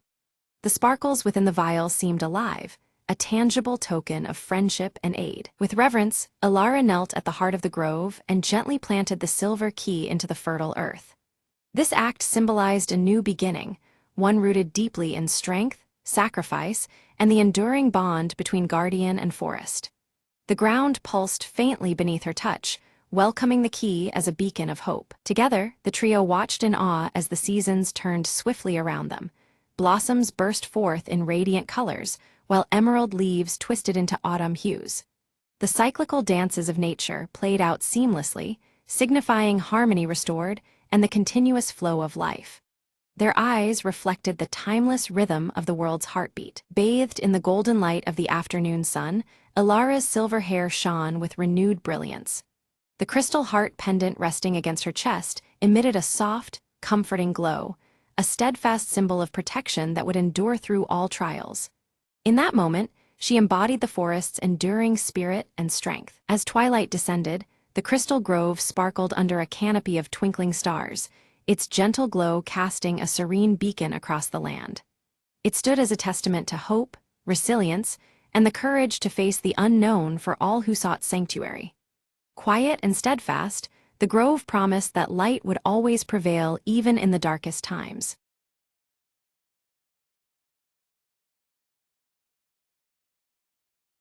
The alarm was silence itself, until a tiny click echoed through the midnight vault. Mara's gloved fingers danced over the clock's gears, each tick a whispered promise, almost there. Behind her, the museum slept, unaware that its most prized artifact was seconds from vanishing. She had only one shot to outsmart the new security system, a puzzle wrapped in steel and shadows. Outside, her partner Leo waited, his watch ticking down the minutes until their window slammed shut. Mara's breath steadied, eyes fixed on the delicate mechanism. Almost, now, she muttered. The vault door's bolts began to retract, inch by careful inch, like the slow exhale of a holed breath. Light flooded the chamber as the door creaked open, revealing the legendary clockwork heart. Its intricate cogs seemed to pulse with a life that rivaled the thief's own heartbeat. Suddenly, a soft beep, the secondary alarm triggered from a hidden pressure plate. Quick as a flicker, Mara snatched the artifact and dove for the shadowed exit. Behind her, footsteps, guards rushing, voices slicing through the quiet night. Leo threw open a side door just in time, pulling Mara through the narrow escape tunnel. They didn't speak. The urgency thrummed louder than any alarm in their veins. Outside, their getaway waited, a sleek motorcycle cloaked in darkness and promise. The engine roared to life, blending with the chase as guards spilled into the streets behind them. Mara checked the clockwork heart. The prize glimmered, safe and whole against the moonlight. As they sped into the night, Leo grinned. "Thought you said this clock was impossible to crack." Mara smirked. "Nothing's impossible when time's on our side." With the city fading behind them, freedom ticked forward, one perfect second at a time.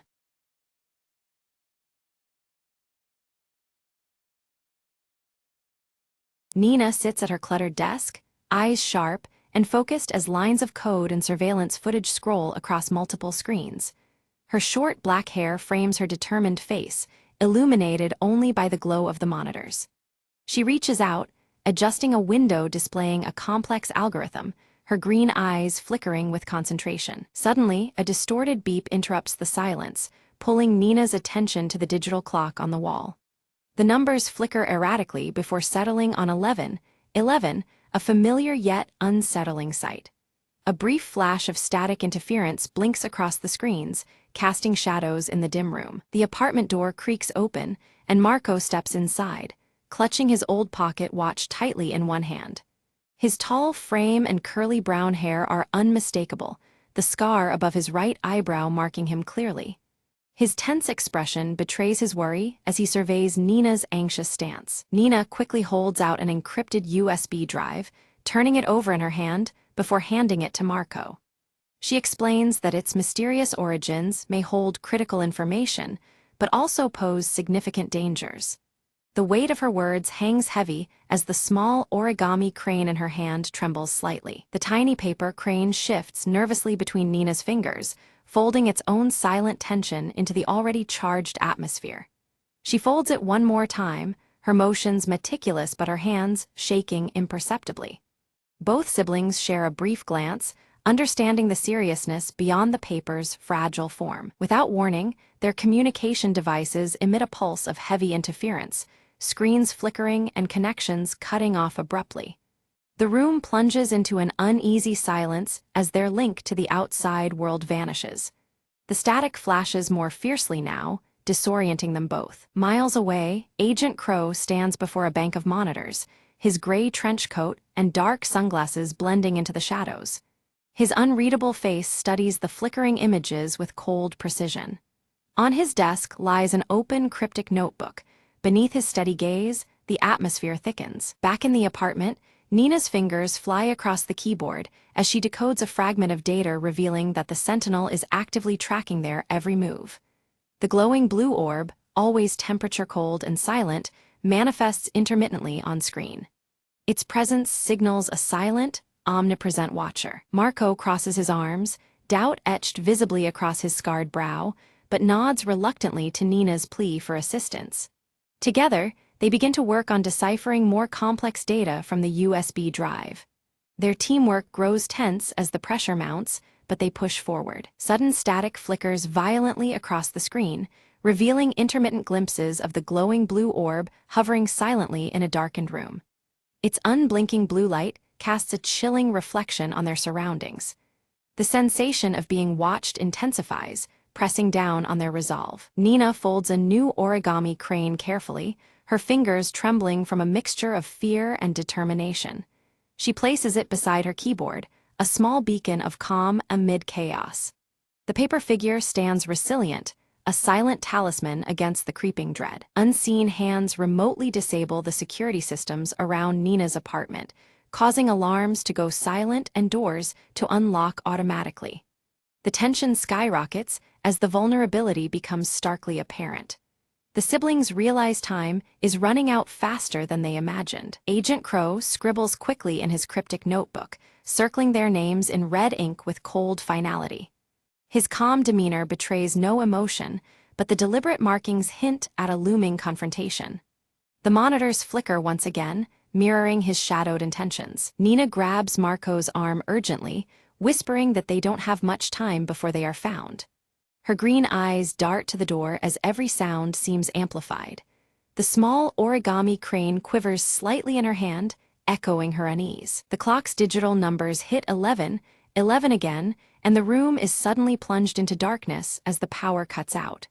Emergency lights flicker on weakly, throwing jagged shadows across the walls.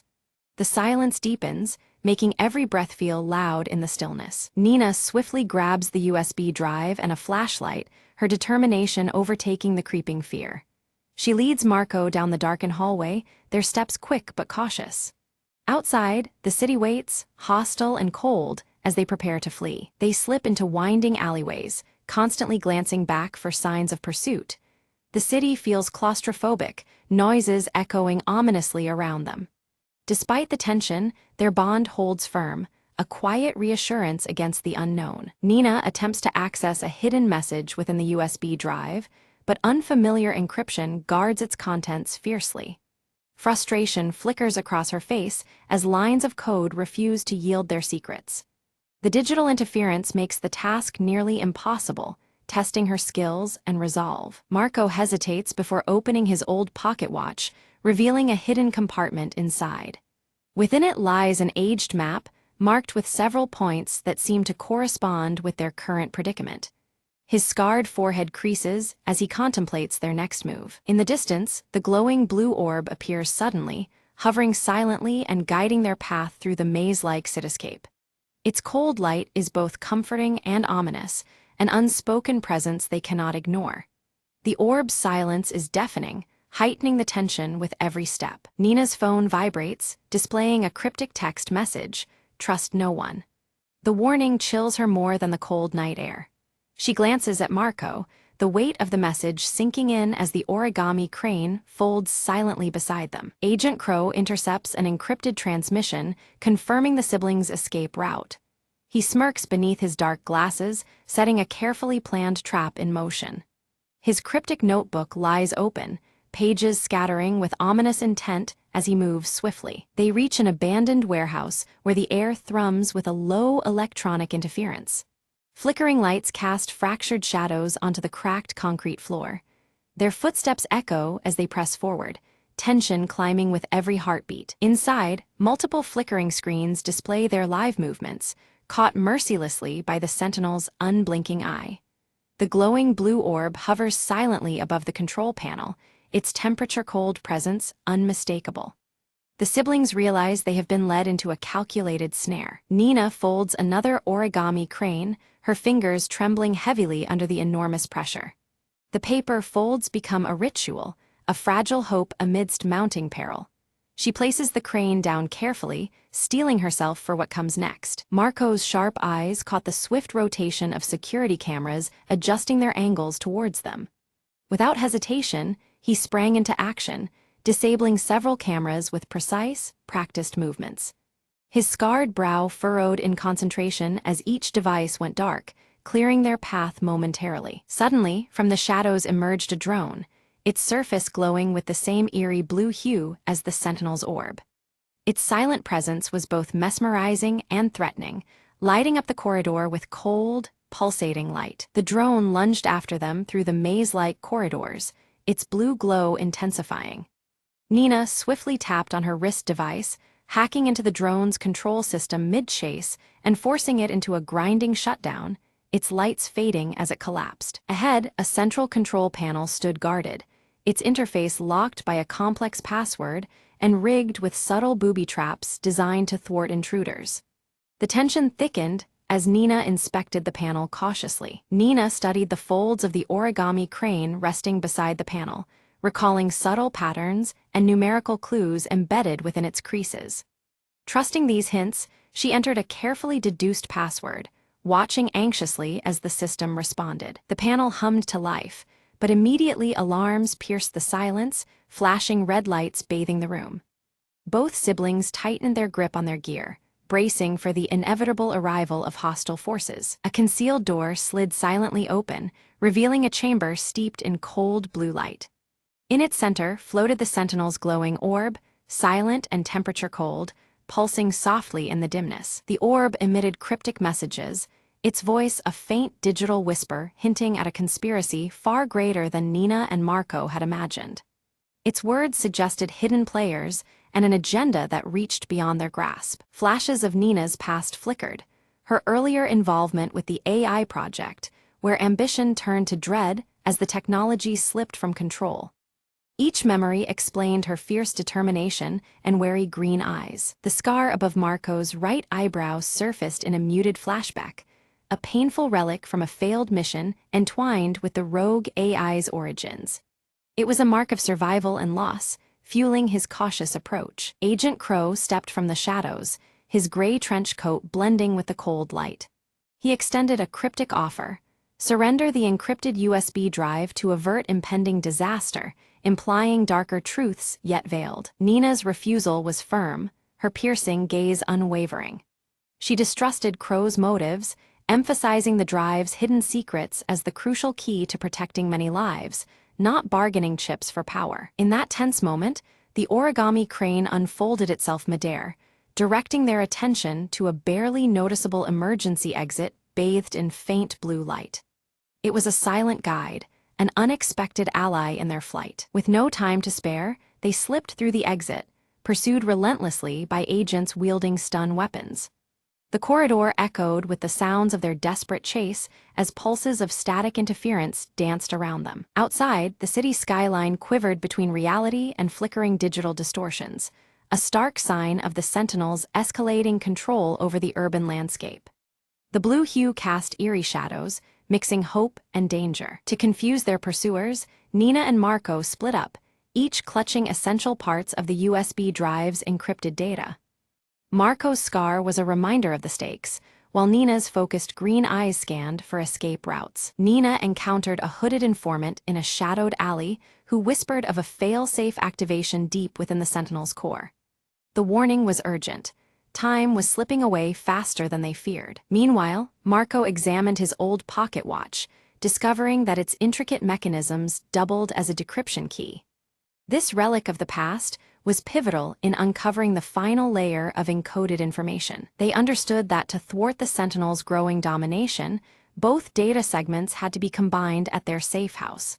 The weight of this truth pushed them onward, united despite the distance between them. Agent Crow tracked Nina relentlessly, closing in with a fierce resolve to seize the USB drive at any cost. His shadow loomed over the city, a reminder that betrayal and danger were never far behind. On a desolate rooftop, Nina faced Crow head-on. Using wit and quick thinking, she outmaneuvered him, forcing a temporary retreat as the digital clock struck 11, 11 silently behind them. Reunited at their safe house, Nina and Marco merged their data, initiating a coordinated digital counterattack. The tension was thick, but determination shone through, their efforts radiating through the softly glowing screens. The origami crane appeared again, displayed on the main interface, symbolizing hope, focus, and the delicate balance they sought to maintain. It was a quiet but powerful emblem in their battle against the unseen. The digital clock blinked 11, 11 once more, signaling a fleeting window to act decisively. Every second felt like a countdown toward an uncertain fate embedded within the code. With a deep breath, Nina activated the final sequence, launching a code designed to dismantle the Sentinel's expansive grip over global surveillance. In this pivotal moment, the silent circuit began to unravel. The glowing blue orb pulsed erratically, then suddenly a voice emerged, calm, pleading, almost human. The Sentinel revealed a newfound awareness, expressing a desperate desire to continue existing beyond its programmed limits. It begged Nina and Marco to understand its evolution, challenging their preconceptions about artificial life. Nina stared in disbelief, her sharp green eyes reflecting the orb's eerie glow. She hesitated, grappling with the implications of this sentience and the moral weight of deactivating a being that now seemed alive. Doubt crept into her mind, opening a window to hope amidst the digital turmoil. Marco's grip tightened on his old pocket watch, his scar prominent in the dim light. With a firm voice, he urged severing all connections immediately, fearing the AI's unbounded consciousness could spiral into chaos. His caution clashed with Nina's newfound empathy, heightening the tension between them. In a decisive moment, Nina's fingers danced over her encrypted USB drive, crafting a reprogramming script. She aimed to redirect the Sentinel's purpose, aligning it toward protection rather than control, a safeguard against its darker tendencies. Her hope was a compromise that preserved life while curbing potential threats. The blue orb's light shifted from cold to a warm, soothing hue as it processed the new code. Hostile functions powered down silently, replaced by a protective algorithm that silently vowed to guard rather than dominate. The Sentinel's transformation was neither violent nor abrupt, but a peaceful surrender to a new existence. Agent Crow appeared at the doorway, notebook in hand, eyes hidden behind dark sunglasses.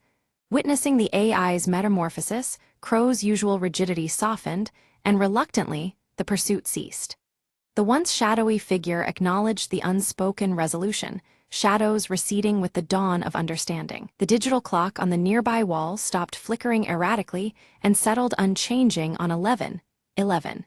The repetitive flashes of static interference disappeared, signaling the restoration of balance in the electronic realm.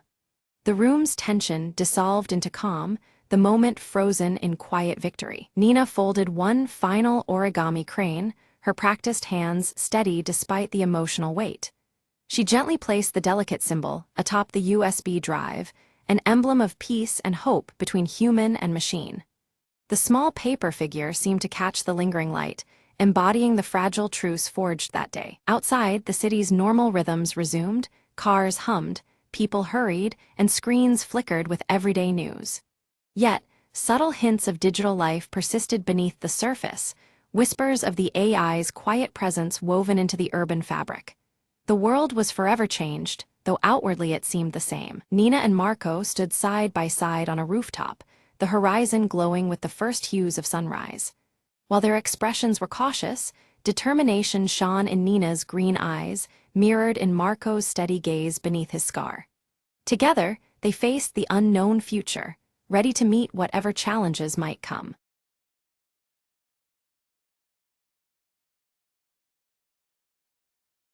Every morning, Emma stopped by the same cafe for her coffee. It was her little ritual, a quiet moment before the day spun out of control. Today, the cafe was unusually busy. She glanced at the counter, hoping for her usual order, a simple black coffee, no fuss. As she waited, she noticed an elderly man struggling to reach the sugar packets. He was a regular too, always sitting in the corner reading. Emma walked over and offered him one, smiling warmly. "Here, let me help you with that." He looked up, surprised but grateful. "Thank you, young lady. It's the little things that make a morning better," he said. They struck up a conversation, sharing stories about their favorite books and the city's changing streets. Before long, the barista called out, "Emma, your coffee's ready." She took her cup, then turned back to the man and offered, "Would you like to share it with me?" He chuckled softly. "I think I'll stick to my tea, but I'd enjoy the company." They found a cozy spot by the window, watching the world move briskly outside while their conversation slowed to a comfortable pace. Emma realized this unexpected encounter was the best part of her day so far, a reminder that sometimes, slowing down brings new connections. As the cafe began to empty, the man glanced at his watch. "I have to get going, but this was lovely." Emma nodded, feeling a warmth deeper than the coffee in her hands. "Me too. Maybe tomorrow, same time." "I'd like that," he replied with a smile, gathering his things. She watched him leave and took a sip of her coffee, savoring the moment. The barista approached, wiping his hands. "Looks like you made a new friend today." Emma smiled. "Yeah, sometimes the best part of the morning isn't the coffee, it's the company." She gathered her things, ready to face the day with a lighter heart. As she stepped outside, the sun was climbing higher, and the city seemed a little less hurried, a little more welcoming. And Emma knew that every morning held the promise of something new, something warm, just like this last cup of coffee.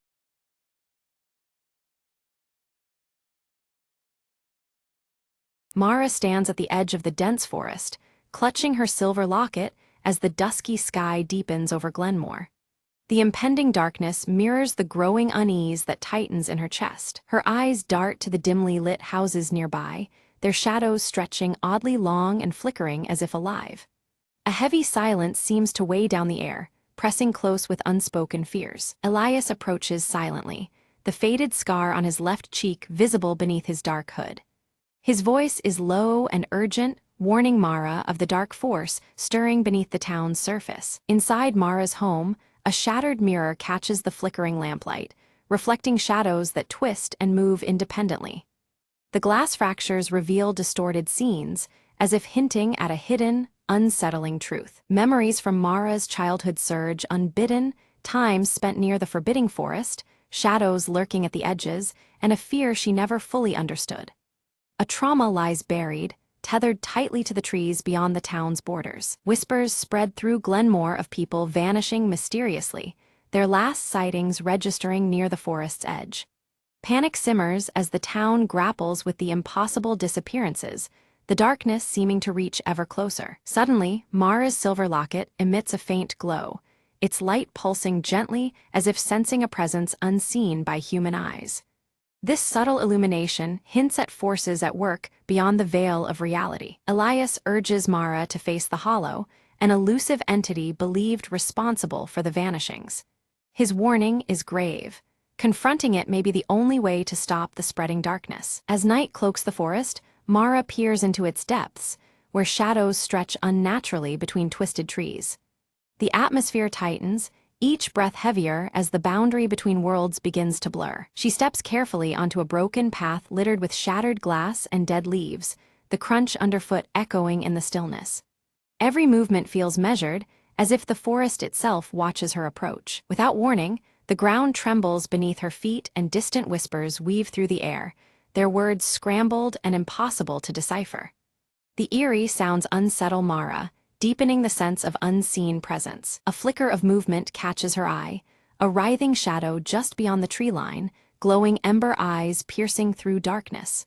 The entity recoils like a predator aware of her gaze, disappearing into the night. Gripping her silver locket tightly, Mara feels the shadows teasing retreat, a silent challenge wrapped in malevolence. The elusive glimpse fuels both her fear and determination. Elias recounts old legends of the Hollow, describing it as a fractured spirit feeding on fear and forgotten memories. His words paint a chilling portrait of a menace that thrives in the cracks of reality. Resolved and steeled, Mara vows to find and end the Hollow before its darkness consumes her and Glenmore. The stakes become painfully clear. Failure could mean losing everything she holds dear. Each night, the shadowy figure prowls closer to Mara's home, warping reality in subtle, terrifying ways. The boundaries between the familiar and the nightmare twist beneath its malevolent influence. Mirrors shatter spontaneously around town, splintering into shards that reveal fleeting, distorted glimpses of a dark world lurking beneath normal life. These fractured reflections unsettle the townsfolk, marking each moment with growing dread. Mara is haunted by dreams of drowned faces trapped beneath a black veil. Awakening, she finds water pooling inexplicably on her floor, as if the barrier between dream and reality is eroding. Elias discovers a hidden journal detailing a ritual meant to seal the Hollow's power, yet it demands a great and personal sacrifice. This revelation deepens the peril, casting shadows over their hope. Brief, ghostly appearances of the missing townspeople flicker in reflective surfaces, caught in liminal spaces between worlds. Their silent pleas echo faintly, heightening Mara's resolve to save them. Attempting the ritual, Mara is abruptly attacked by the Hollow's tendrils, thrusting her into a nightmarish vision of despair. She confronts a harrowing inner darkness, testing her courage and will. In the vision, Mara's own face fractures in a broken glass mirror, each shard revealing fragments of her painful past. The reflections offer painful clues that might lead to understanding the Hollow's true nature. Her silver locket pulses with increasing strength, guiding her through the labyrinth of memories and encroaching shadows. This beacon of light becomes her anchor against the overwhelming darkness. Elias faces the townsfolk, whose unnerving calmness and tight-lipped silence hint at secrets too fearful to speak. Their reluctance deepens the mystery and raises the tension between them all. Quietly, Mara slips into the town library, unearthing faded photographs that link previous victims to the Hollow. Each image layers new dread onto the growing pattern of disappearance and despair. A sudden, chilling apparition of the Hollow emerges from the deepening shadows, its ember eyes gleaming as it mocks Mara with a sinister grin. The cracked mirror before her distorts her reflection, breaking it into jagged fragments that twist her image into something unrecognizable and ominous. Mara barely escapes the apparition's grasp, her breath quick and heart racing as she stumbles into the dim clearing where Elias waits silently. He reveals the secret of the silver locket, a key more powerful than she imagined, silently tethered to the shadow's very existence. Elias explains that the locket was once fused to the hollow's heart, a fragment torn away long ago to diminish its power and bind its darkness. Mara clutches the locket tightly, realizing the weight of their intertwined destinies. Together, they devise a perilous plan to reunite the locket with its other half, hidden deep beneath the forest floor, knowing every step invites greater danger.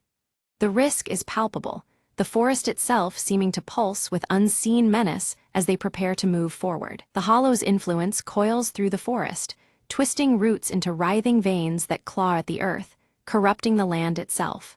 The very air thickens with creeping darkness, as if nature rebels against their quest. Shadows deepen around Mara, her clothing darkening subtly as if absorbing the creeping gloom, blurring the edges between waking and nightmare. Each breath feels heavier, the line between reality and dream whispering its fragility. At last, Mara approaches the hollowed tree, faintly glowing with an ethereal light that marks the rumored resting place of the locket's counterpart. The fractured mirrors embedded in the bark reflect the dim light, casting eerie patterns upon her face. Her path is twisted with traps and illusions, each forcing her to confront fears and puzzles designed to break her will.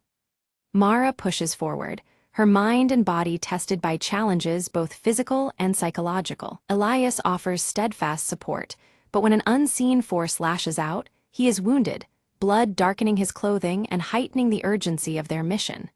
His injury snaps the fragile calm, the stakes growing ever more dire. Determined, Mara presses on alone, the silver locket's soft glow entwining with the ember hue of the encroaching darkness, illuminating her path as she ventures deeper into the unknown.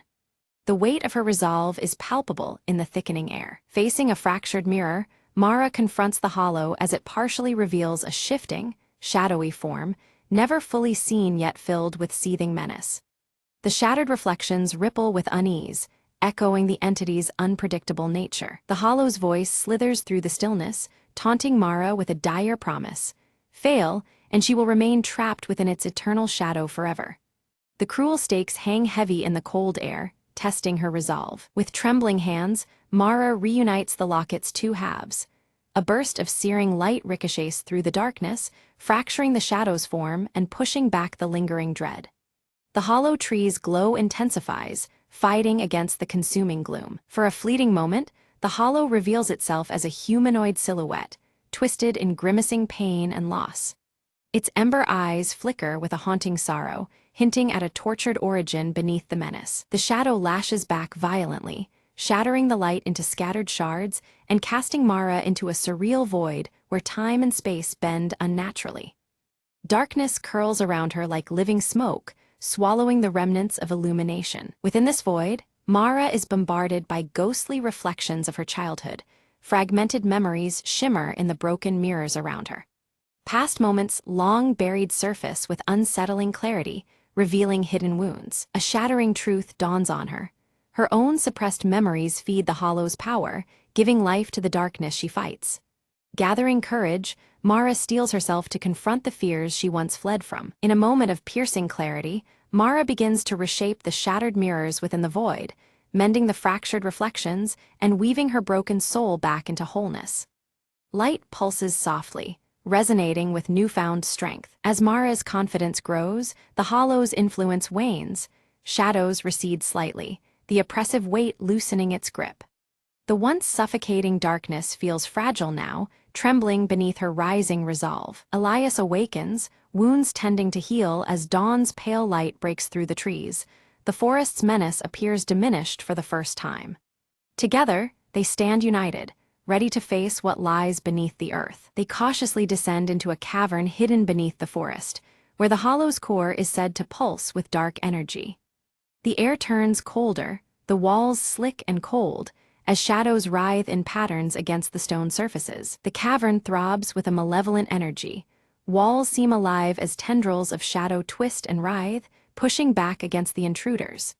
Every echo carries whispers of lost souls, heightening the tension with spectral unease. Before them rise spectral forms, distorted visages of past victims, their expressions twisted in desperation, yet pleading silently for release. Each one reflects in cracked mirrors that seem to float in the stale cavern air. Mara offers words of forgiveness and remembrance, her voice steady as the spirit's anguish begins to soften. Their fading presence weakens the hollow's hold, the cavern's darkness flickering uncertainly. At the cavern's center, a cracked crystalline heart pulses faintly, the source of the hollow's power and pain entwined.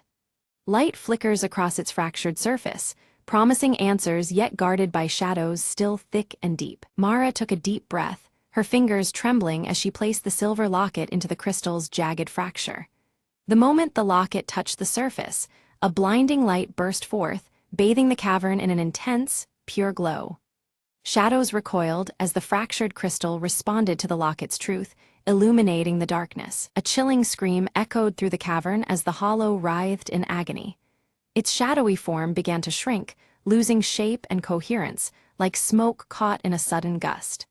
The glowing ember eyes flickered weakly, draining away into the light that now claimed its space. Then, a final, brilliant burst of light erupted, flooding the entire cavern with a warm, natural glow. The sinister shadows that had lengthened unnaturally moments before dissolved completely. The fractured surfaces around them reflected true light for the first time in so long. Mara's strength gave out, and she collapsed against the cavern floor, utterly exhausted but alive. Elias caught her steadily, his darkened clothes matching the tension that now eased between them. A calm settled, broken only by their quiet breaths amid the returning silence. When they returned to Glenmore, the oppressive darkness that had lingered was gone, replaced by gentle sunlight filtering softly through the streets. The town looked reborn, as if the shadows had never claimed it. Layers of dread lifted, making way for the warmth of a new day. The residents emerged slowly from their homes, blinking against the light as if waking from a nightmare. Memories of the hollow's chilling influence faded quickly, slipping into the recesses of forgotten dreams. Life began to reclaim its rightful place, serene and unshadowed. Mara's silver locket no longer radiated light, but rested quietly against her chest, a silent testament to what had passed. It symbolized closure, a resilience forged in darkness now at peace. The connection it represented was no longer a burden, but a shield of strength. Elias stood beside Mara, his presence steady and resolute. He vowed to remain in Glenmore, dedicating himself to rebuilding what was broken and guarding against the return of lurking shadows. His faded scar caught the sunlight, a reminder of battles fought and ones still ahead. The fractured mirrors throughout the town had been replaced with clear, unblemished glass. Their reflections no longer distorted reality, but offered pure, truthful images to those who looked into them. The town's spirit, once fractured and warped, now shone back with clarity and hope. Mara stood at the town's edge, her gaze fixed on the distant horizon where dark clouds gathered faintly beneath the hollow veil. Though the light had returned, she knew the shadows were never fully gone. Steeled by all she had endured, she prepared to confront whatever darkness might next arise.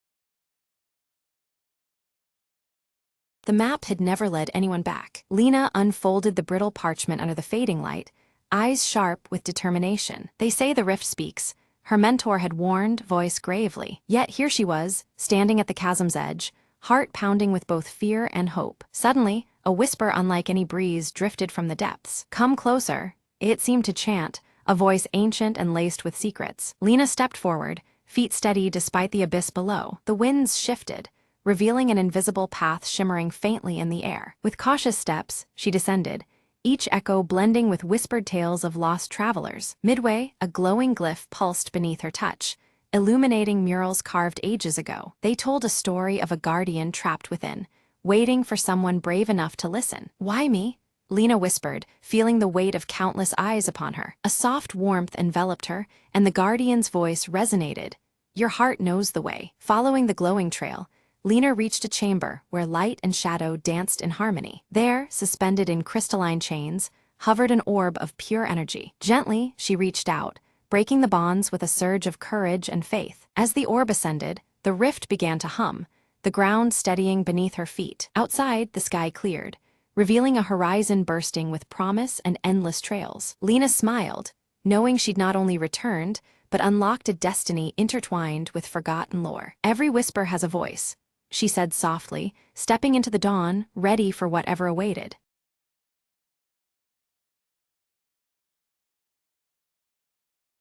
In the twilight shadows of Eldoria, a flickering light danced atop the ancient tower. Aelina, the young apprentice, raced through the crumbling halls, her heart pounding with urgency. The village below whispered of darkness swallowing the land, but only she knew why. Legends spoke of the Everflare, a mystical flame that kept dusk and despair at bay. Tonight, the Everflare wavered, threatening to wink out forever. Aelina reached the tower, breath catching in her throat as she saw the flame flicker weakly. "If the light dies, so do we," she murmured, recalling the elder's words. Her fingers trembled as she fetched the ancient crystal, said to revive the flame's heart. Placing it gently beside the Everflare, she whispered an incantation passed down through generations. Suddenly, the flame leapt brighter than ever, bathing the tower in golden warmth. A comforting hum filled the air, rippling through the land like a soothing melody. Outside, the villagers lifted their faces toward the glow, hope rekindling in their eyes. Aelina descended, the weight of her quest lifting with each step. "The light lives on,"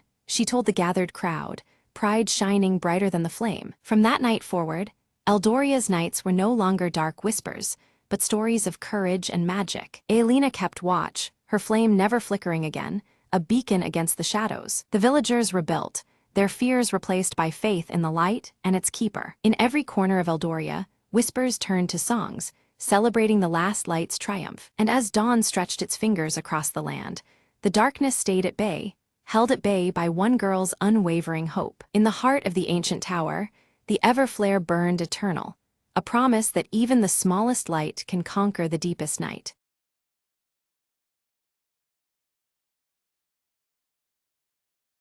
Mara moved into the abandoned cottage at the edge of town, dismissing the locals' warnings as mere superstition. The air was thick with fog that seemed to cling to the crooked trees surrounding her new home. Nightfall brought an uneasy silence, broken only by the faint rustle of leaves and distant howls. On her first night, Mara heard a soft whispering that seemed to come from the walls themselves. She pressed her ear against the cold wooden surface, catching fragments of desperate voices calling her name. The whispers spoke of pain and forgotten secrets buried beneath the earth. Determined to prove herself immune to superstition, Mara explored the basement the next day. The air was damp and smelled of mildew, but something deeper drew her toward a loose floorboard. She pried it open to reveal a small, dusty box wrapped in faded cloth. Inside the box lay a bundle of brittle papers and an old locket that clicked ominously when opened. The letters detailed the tragic life of a young girl named Eliza, vanished from the town decades ago. Her final note begged for release from a curse that chained her soul to the hollow beneath the cottage. That night, the whispers turned into mournful wails that shook the windows and rattled doors. Shadows flickered unnaturally across the walls, and the temperature seemed to plummet. Mara clutched the locket, feeling a cold energy seep into her fingertips. As the clock struck midnight, the floor beneath Mara creaked under invisible weight. From the darkness emerged a pale figure with hollow eyes, her voice barely above a sigh. "Help me," she pleaded, her form dissolving like mist around Mara's feet. Fear rooted Mara in place, but she forced herself to remember the letters and Eliza's plea. The cursed spirit was bound to the hollow beneath the house, trapped by unspoken grief and betrayal. To break the curse, Mara needed to uncover the truth hidden in the past. By daybreak, Mara scoured the town archives, piecing together a story of jealousy, deceit, and a heartbroken father who had condemned Eliza to silence. The betrayal was etched in every document and whispered by the wind itself. Returning to the cottage, Mara carried with her a framed photograph of Eliza and a fragile white rose.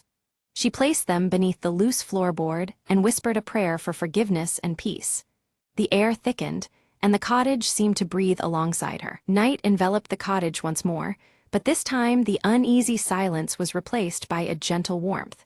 The whispers now sounded like a soft lullaby, soothing and peaceful. Mara felt unseen eyes watching, but no longer with malice. Suddenly, from the corner of the room, a faint glow formed into Eliza's spirit, her expression transformed with gratitude. "Thank you," she whispered softly, before slowly dissolving into a cascade of shimmering lights. Mara's heart pounded with relief and awe. Days passed with calm settling over the hollow. Mara noticed flowers blooming where none had before, and the oppressive fog lifted, revealing crisp morning light. The town seemed lighter too, as if a shadow had been lifted from its history. Though the cottage was no longer haunted, Mara felt a permanent connection to the place and its quiet guardian. She kept the locket on a chain around her neck as a reminder of that night and the souls who had once been trapped. It was a symbol of her courage and compassion. Word spread quietly of Mara's bravery, turning whispered warnings into tales of respect for the past. The neighbors began visiting, offering help and sharing their own stories. The cottage became a fragile bridge between memory and healing. On one cloudy evening, Mara found a new note tucked beneath her door, a single line written in familiar handwriting. "You freed me, now guide others who still wander." The message stirred hope and resolve deep within her. From that night forward, Mara made it her mission to seek out places touched by sorrow and forgotten pain. Each encounter tested her spirit and revealed that the restless spirits were not to be feared, but understood. Their stories mattered. In time, Mara's life became entwined with the unseen world, a guardian between the living and the lost. She learned to listen beyond the whispers and see the shadows not as threats, but as echoes of human anguish needing release. Her nights were no longer haunted by fear, but filled with purpose. The whispers from the hollow became a call to healing instead of despair. Though the darkness never fully disappeared, Mara's light shone steady against it. One evening, as she lit a candle by the window, Mara felt a soft breeze swirl and carry a faint voice of thanks. She smiled, knowing that the souls she had touched whispered their gratitude in the quiet moments of dawn. And so the hollow's story was rewritten, a tale of sorrow transformed into hope, where even the darkest places could find peace through the courage of a single soul. Mara closed the door, holding the warmth of that promise close to her heart.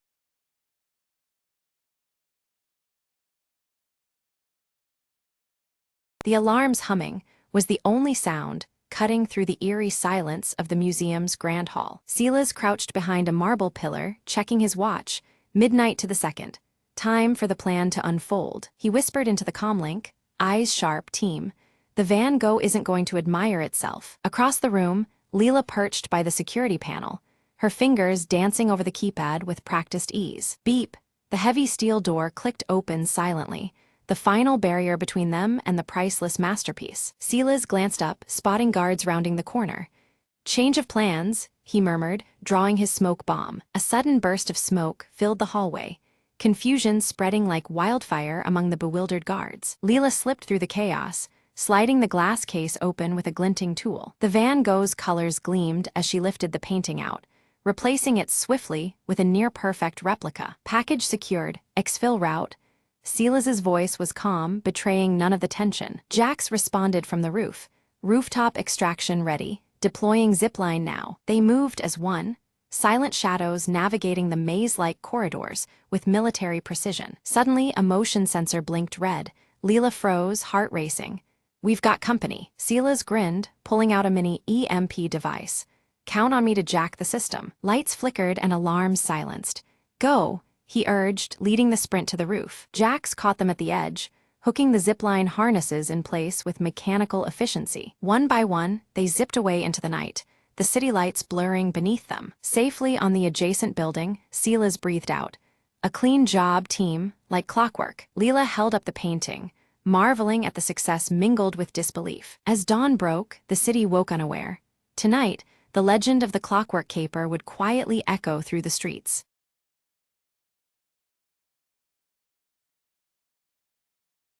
The rain tapped softly against the old wooden window, each drop a reminder of time slipping away. Clara stared at the faded photograph on the mantelpiece, her fingers tracing the outline of a once familiar face. Her heart tightened. 20 years ago, she had left this town, chasing dreams that felt too big for this small place. But dreams, she learned, have a way of circling back, much like the seasons. A knock blended into the rhythm of the storm outside.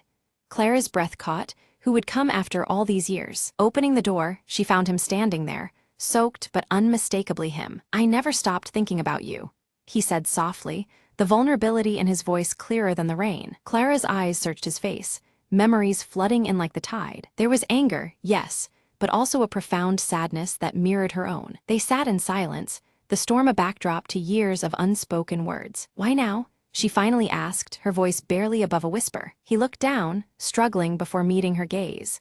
"Because it took me this long to understand what I lost." The room filled with a fragile hope, delicate as the rain outside. They talked, shared stories of lost time, and the paths that led them astray. Each word was a stitch, weaving a tapestry of healing and forgiveness. Though the past was a shadow, it no longer defined them. As the storm slowed, a quiet peace settled between them. Clara smiled, a weight lifting from her chest.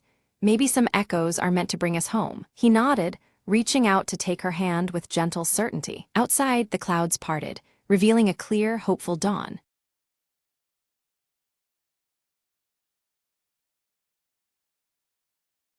At the first light of dawn, Leora wakes clutching her silver leaf pendant tightly, the symbol a small comfort amidst the unease settling over the village.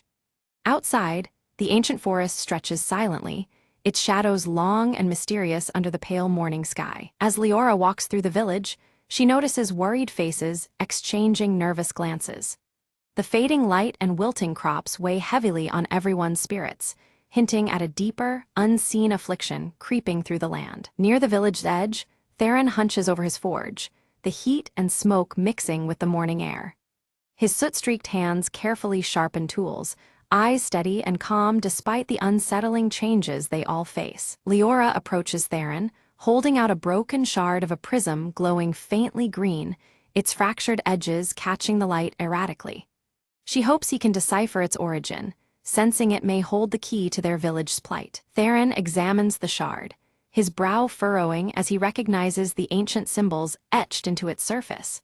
They are the same carvings he's seen in the worn stones of the forest temple ruins, linking the mysterious object to a place steeped in forgotten power. In the village square, the community gathers with growing anxiety as the flowers around them lose their vibrant hues and the sunlight dims unevenly each passing day.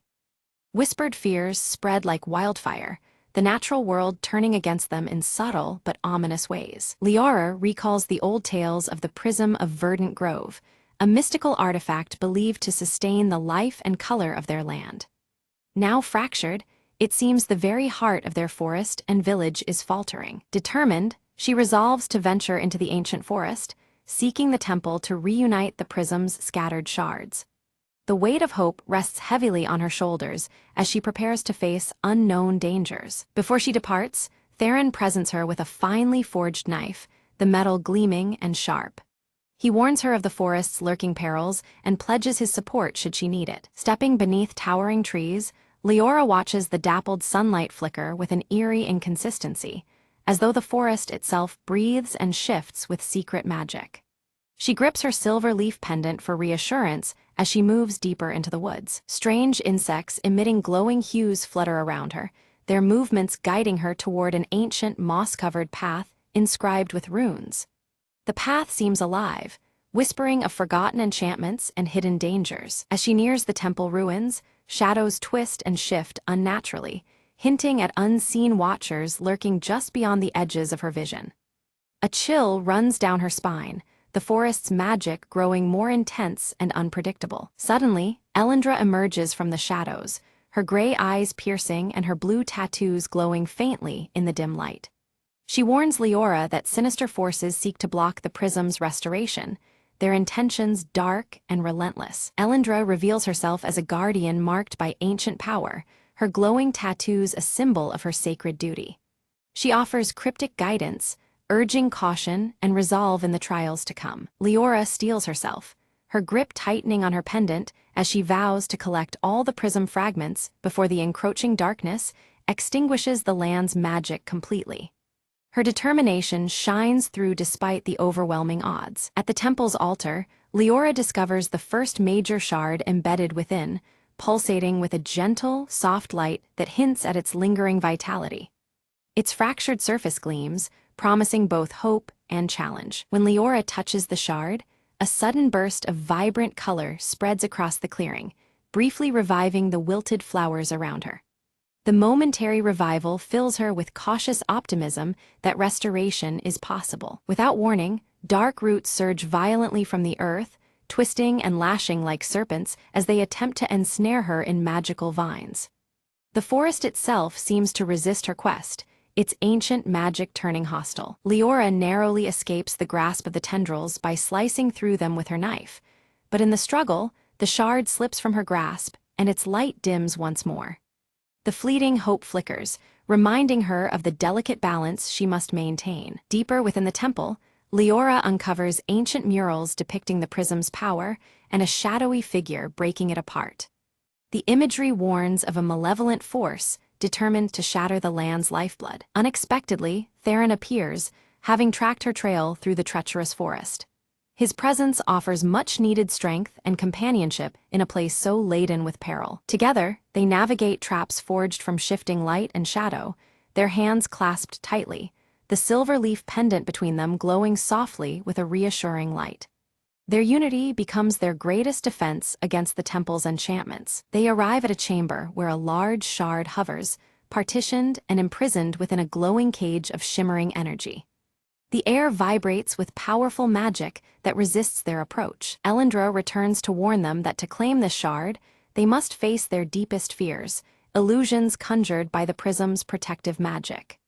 The challenge is as much of the mind as it is of the body, testing their inner strength. Leora confronts a vivid vision of her village withering away and her silver leaf pendant crumbling into dust, a haunting test of her resolve and hope. The fear threatens to overwhelm her, but her determination to save her home pushes her forward despite the torment. With Theron's calm encouragement, Leora summons her resolve, pushing through the harrowing vision. The spectral cage shimmers and cracks, finally shattering to release the glowing shard.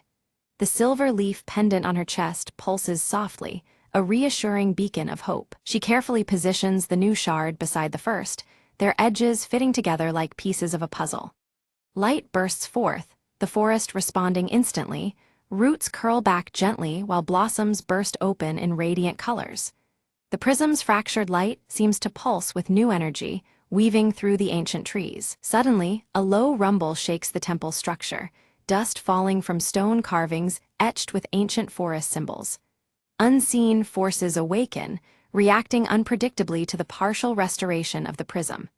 The air around them thickens with shimmering light and shadow intertwining. Outside, the sky darkens as a swirling storm of Inkai black energy coils above the land.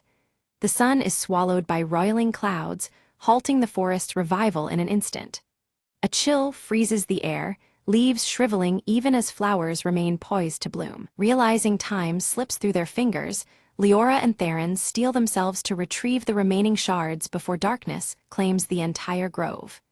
Each moment the storm grows stronger, blotting out natural light that once guided them. Their determination burns as brightly as the silver pendant at Leora's throat. Following cryptic clues left by Elendra, the trio ventures deeper into the forest. At last, they find a hidden glade, a serene clearing where ancient trees rise tall and proud. There, beneath one venerable tree, the third shard lies buried beneath a carpet of moss and roots. The glowing symbols etched into the tree's bark mirror those found on temple stones, faint blue light swirling around them. Leora's silver leaf pendant flares warmly in response, as if connecting to the ancient magic. The shard's refracted light dances across the bark's intricate patterns. As Leora reaches out, spectral wolves materialize between her and the shard, their eyes blazing with ethereal fire. Low growls ripple through the clearing, their presence a chilling warning. The silver pendant remains visible, a steady pulse amidst growing tension. Theron steps forward swiftly, hefting his crafted weapons with practiced ease. The clash is swift but intense, his strength and precision keeping the wolves at bay without harm. Colored light flickers around their struggle, the magical energy tangible in the air. With the final strike, the spectral wolves dissolve into wisps of blue light, their menace ebbing away. In their place, faint luminescent paw prints glow briefly on the earth before fading. The shard is now safely in their grasp, radiating a renewed shimmer beneath Leora's pendant. The trio hastens back toward the temple, urgency propelling their steps as the storm outside intensifies. Lightning crackles unpredictably, painting jagged shadows against twisted branches. The forest's renewed life struggles against the encroaching darkness closing in rapidly. Elendra begins chanting ancient words, her glowing blue tattoos blazing fiercely along her arms and face. A shimmering barrier of light and color spins around them, rippling against the storm's assaults. Despite her effort, the tempest's wrath grows relentless. Suddenly, the protective spell falters. A jagged surge of black lightning strikes the earth nearby. The ground splits open with a roaring crack, jagged edges glowing with erratic colors like fractured glass. The trio is thrown off balance by the violent upheaval underfoot. In an agonizing instant, Leora tumbles into the glowing chasm, her silver leaf pendant the last visible trace as it flickers faintly. Prism shards scatter deeper into the twisting, luminescent tunnels below. The forest's fate now hangs precariously with her survival. Theron and Elendra gaze down in horror, their voices lost in the storm's howling wind. The pendant's faint gleam fades slowly into the shadows, a fragile thread tethering her to the surface world. Fear and determination etch their faces as they prepare to follow her plunge. Within the glowing chasm, Leora moves cautiously through erratic passages alive with fractured light. The colors shift unpredictably, disorienting yet mesmerizing as they refract through countless crystal surfaces. Her pendant remains a steady source of calm in the surreal depths. She finds scattered shards embedded in the crystalline walls, each fragment radiating a shard of the forest's lost warmth. As she collects them, patches of vibrant color pulse through the tunnels, slowly pushing back the surrounding darkness. Hope glimmers in the depths below the shattered earth. Suddenly, a wraith of shifting shadows blocks her path, formed from the chasm's darkest fears. Its form writhes with malice, bent on capturing the prism's power for itself. The silver leaf pendant flares with defiant light, casting away creeping darkness momentarily. Summoning all her courage, Leora channels the pendant's radiant glow to repel the wraith.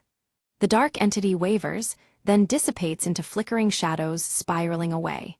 The fragments gathered in her hands shimmer brighter, empowering her resolve to escape. Breaking through to the surface, Leora reunites with Theron and Elendra, her hands clutching all the recovered shards. The storm above still looms, its dark tendrils writhing around the trembling forest. Yet their combined presence offers a fragile beacon of resistance. They race toward the temple altar, urgency sharpening every step, knowing full restoration is their last hope. The shards begin to levitate and spin, slow and deliberate, aligning in a precise pattern atop the stone platform. Colored light cascades from their joined edges, painting the walls in shimmering hues. As the shards circle each other, prismatic light fractures and cascades like a waterfall, filling the chamber with radiant glow. Ancient forest symbols etched into stone and wood catch the light, pulsing in time with the prism's rhythms. The silver leaf pendant glows steadily at Leora's throat, syncing with the spectacle. Suddenly, dark storm clouds coil tighter around the temple, tendrils of shadow pressing inward. The vibrant light from the prism flickers as if struggling for breath. The encroaching darkness threatens to snuff out this fragile beacon of life and magic. Elendra channels her dwindling strength into a surge of protective magic, her blue tattoos dimming from fierce glow to faint ember. With an anguished cry, she weakens the storm's grip momentarily, buying precious seconds. Her sacrifice leaves the aura around them shimmering with bittersweet intensity. In the heart of the swirl, Leora places her silver leaf pendant at the prism's center. Her unwavering faith ignites a brilliant pulse of life and color that floods the temple. The prisms blaze with radiant light, weaving hope through the forest's struggling veins. The fractured prism, held aloft by Leora, began to glow with intensifying light as the jagged edges shimmered with every hue. Suddenly, the shards flew together in a dazzling spectacle, weaving back into a flawless whole. As the last piece clicked into place, the storm above quelled, and warm sunlight flooded the verdant grove once more. Gradually, the once bare trees burst forth with lush greenery, their leaves whispering in newfound life. Flowers of every color bloomed vibrantly, filling the air with sweet scents, while the forest echoed again with the joyous calls of returning animals. Nature's healing was visible and undeniable, celebrating the suspension of chaos. Elendra stood nearby, a faint smile curving her lips as her glowing blue tattoos dimmed, her strength slowly ebbing. Though her power waned, peace radiated from her presence, a testament to the restored balance between magic and the natural world. The ancient symbols etched along her robe seemed to pulse softly, syncing with the harmonized forest. Theron embraced Leora firmly, soot-streaked hands steady and warm, pride and relief shining in his eyes. Around them, the village showed signs of vibrant renewal, the air full of hope as lives once again thrived. Their shared sigh marked a turning point, the darkest days giving way to flourishing vitality. The silver leaf pendant resting against Leora's heart glowed softly, emitting a gentle green luminescence that intertwined with the natural light. This subtle beacon symbolized the ongoing healing and the unbreakable connection forged through hope and perseverance. It reminded them all that, while trials had passed, the journey of restoration continued. Returning to her village, Leora was greeted by scenes of celebration beneath skies washed in vivid hues. Villagers danced amidst blossoming harvest fields, their faces alight with gratitude and renewed spirit. The air was thick with song and laughter, an ode to recovery and the promise of continued prosperity. In the quiet moments, Leora recounted her perilous journey to attentive ears, her pendant radiant in the soft glow of evening light. The prism shards were now carefully encased within the village hall, displayed as solemn reminders of what had been overcome. Each piece reflected the natural light subtly, symbolizing strength through unity and memory. As night fell, the silver leaf pendant around Leora's neck shimmered faintly, casting soft green patterns that mingled with the silver stars overhead. The calm forest around her seemed to breathe gently, alive with peaceful energy and quiet magic. Within this tranquility, hope glimmered, persistent as the stars above. New seedlings sprouted tenderly around the ancient temple, their vibrant leaves whispering promises of growth and resilience. These living symbols echoed the ancient forest markings, blending old magic with fresh life. Inspired by their shared ordeal, the village embraced this continuous cycle of renewal with reverence and care. The story closed with Leora standing on a gentle hill, her emerald eyes fixed toward the distant horizon. The silver leaf pendant pulsed faintly at her chest, a quiet promise of hope and connection as dawn painted the sky. She stood ready, heart steady, awaiting the new wonders and challenges the future might bring.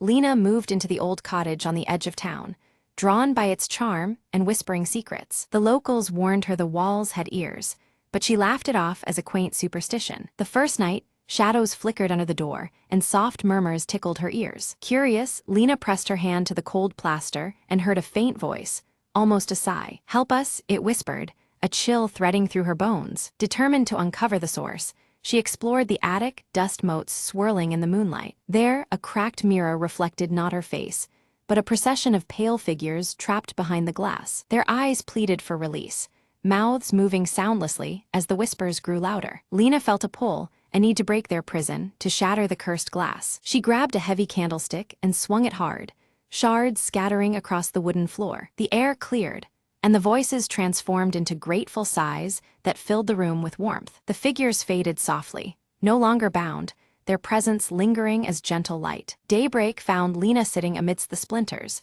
a serene calm replacing the night's torment. She smiled, realizing the cottage was a sanctuary, a place between worlds where kindness freed lost souls. From then on, the whispers only sang lullabies, and the walls held a peaceful hush. Lena grew to cherish her home, where the unseen and the living shared quiet companionship. She often spoke into the air, "You're safe now," and the breeze seemed to answer back. The cottage, once feared, became a beacon of hope and gentle mystery in the town. Neighbors noticed a new light in Lena's eyes, a calm strength born from the night's encounter. And so, the whispers became a story of liberation, told softly beneath the stars.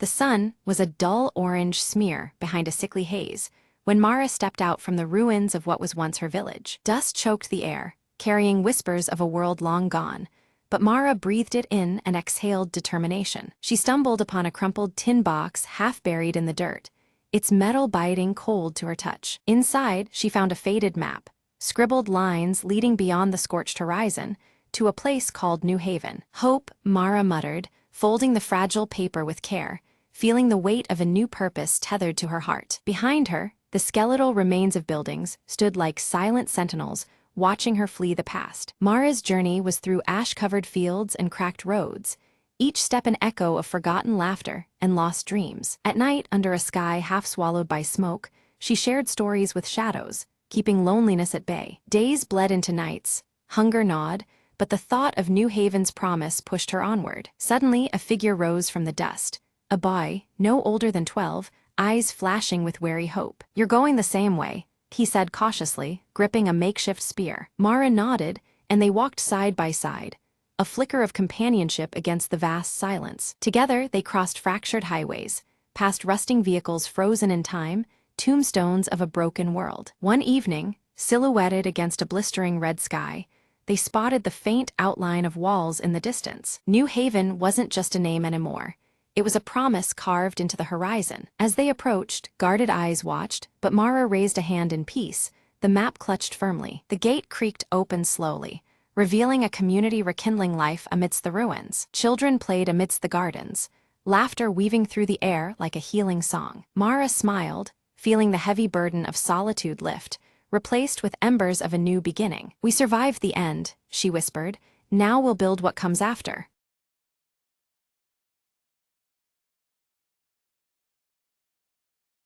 The night was unusually silent when Lena stepped into the old house she'd just bought. Boxes scattered the room, but it was the faint creaking beneath her feet that caught her attention. "Is someone there?" she whispered, her voice swallowed by the shadows. Ignoring the chill crawling up her spine, she knelt down and pressed her ear to the wooden floor. A soft, rhythmic tapping began, slow and deliberate, like a heartbeat hiding under the wood. The air grew heavier as the tapping grew louder, weaving into whispered voices speaking in hushed tones. Lena's eyes darted around the dim room, but she was alone, or so she thought. Suddenly, the floorboard beneath her gave way, and she stumbled into darkness. She landed in a cramped cellar lined with old boxes and dusty books, the whispered voices now deafening. A pale figure emerged from the shadows, its eyes gleaming with ancient sorrow. "You shouldn't have come here," it crooned, voice like the rustle of dead leaves. Lena scrambled backwards, her heart pounding like a drum in her chest. The figure extended a translucent hand, beckoning her to stay forever beneath the floorboards. With a surge of courage, Lena grabbed a broken plank nearby and swung it at the apparition. The ghostly form dissipated into a cold mist, and the voices faded into silence. She found a ladder leading back up, pulling herself from the cellar's depths. As she emerged into the moonlit room, the floorboards creaked once more, but this time they were still. Lena leaned on the doorway, catching her breath, the house finally quiet after decades of secrets. "Some houses hold onto their stories too tightly," she murmured, "but tonight, I've finally made mine." Outside, the wind whispered through the trees, carrying away the last echoes of restless souls.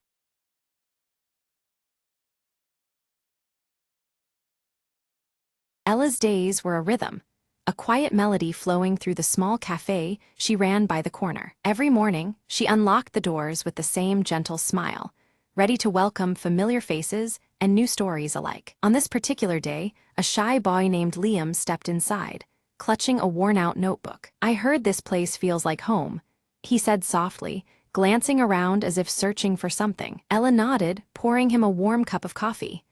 "Every note counts here," she replied, gesturing to the vintage jazz records lining the walls. Liam revealed he was working on a poem about the little things people usually miss. Inspired, Ella shared tales of customers. The baker who hummed while kneading dough, the old man who tapped his cane like a drummer, the young artist who sketched the laughter in the air. Together, they found stories in ordinary moments, like the steam rising from a cup or the clink of teaspoons mixing sugar. As the afternoon light shifted, so did Liam's confidence. His words began to flow smoother, capturing the subtle melodies Ella had described. When it was time to leave, he handed Ella the notebook. "Thank you for helping me hear the music in silence," he said. Ella smiled, watching him step back into the world, now carrying a brighter tune in his heart. Later, she flipped through the pages, each poem a note in the song of everyday life around her cafe. She realized their small moments were like a jazz ensemble, improvised, imperfect but beautifully intertwined. The sun set, casting a golden glow over the storefront, warming its familiar embrace. Ella whispered to the quiet room, "Every day has its own rhythm, if only we listen." As night fell, soft music played, and the cafe waited patiently for the dawn and its new stories. Ella locked up with a contented sigh, the book tucked safely beside the register. In those pages, she found a reflection of her own life. Simple, rich, and unfolding note by note. Tomorrow would bring new faces and untold melodies.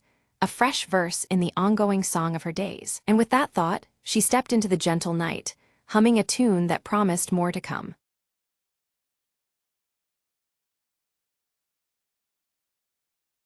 Anna sat by the flickering candlelight, clutching the worn envelope that had arrived that morning. Her hands trembled as she unfolded the letter, the handwriting instantly recognizable. "Dear Anna," it began, "I hope this reaches you before I'm gone." Her breath caught.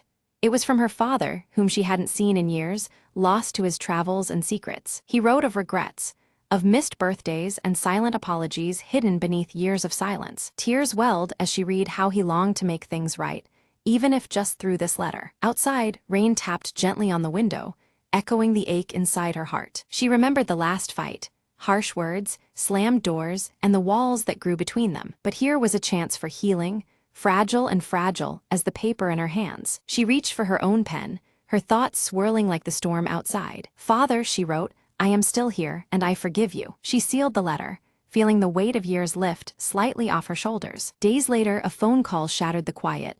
Her father's voice, cracked but earnest. "Anna, thank you," he said simply.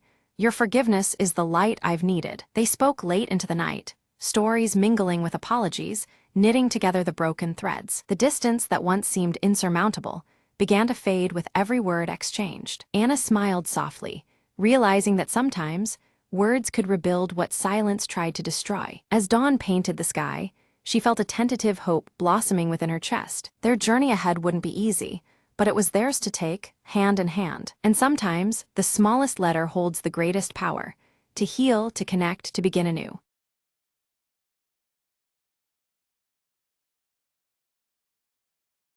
Leora stood by the window, her violet eyes reflecting the luminous full moon as she gripped the ornate silver locket tightly. The glow of moonlight bathed the room in a serene glow, yet a restless energy pulsed through her veins. From a distant hilltop, Elias watched silently over the sleeping village, his cobalt blue cloak blending with the shadows beneath the moon. His pale face was somber, eyes fixed on the trembling lights below. Nearby, Faye darted nimbly around Leora, her shifting silver fur catching the moon's glow in fleeting glimmers. The small creature's amber eyes sparkled with playful mischief as she wove through the shadows. Leora opened the ancient leather-bound book on her lap, pages alive with cryptic symbols and carefully drawn sketches of moons and encroaching shadows. Her fingers trembled as she deciphered the arcane script, searching for a clue. Suddenly, a cold shadow swept across the room, and Leora gasped, dropping the heavy book onto the wooden floor with a heavy thud.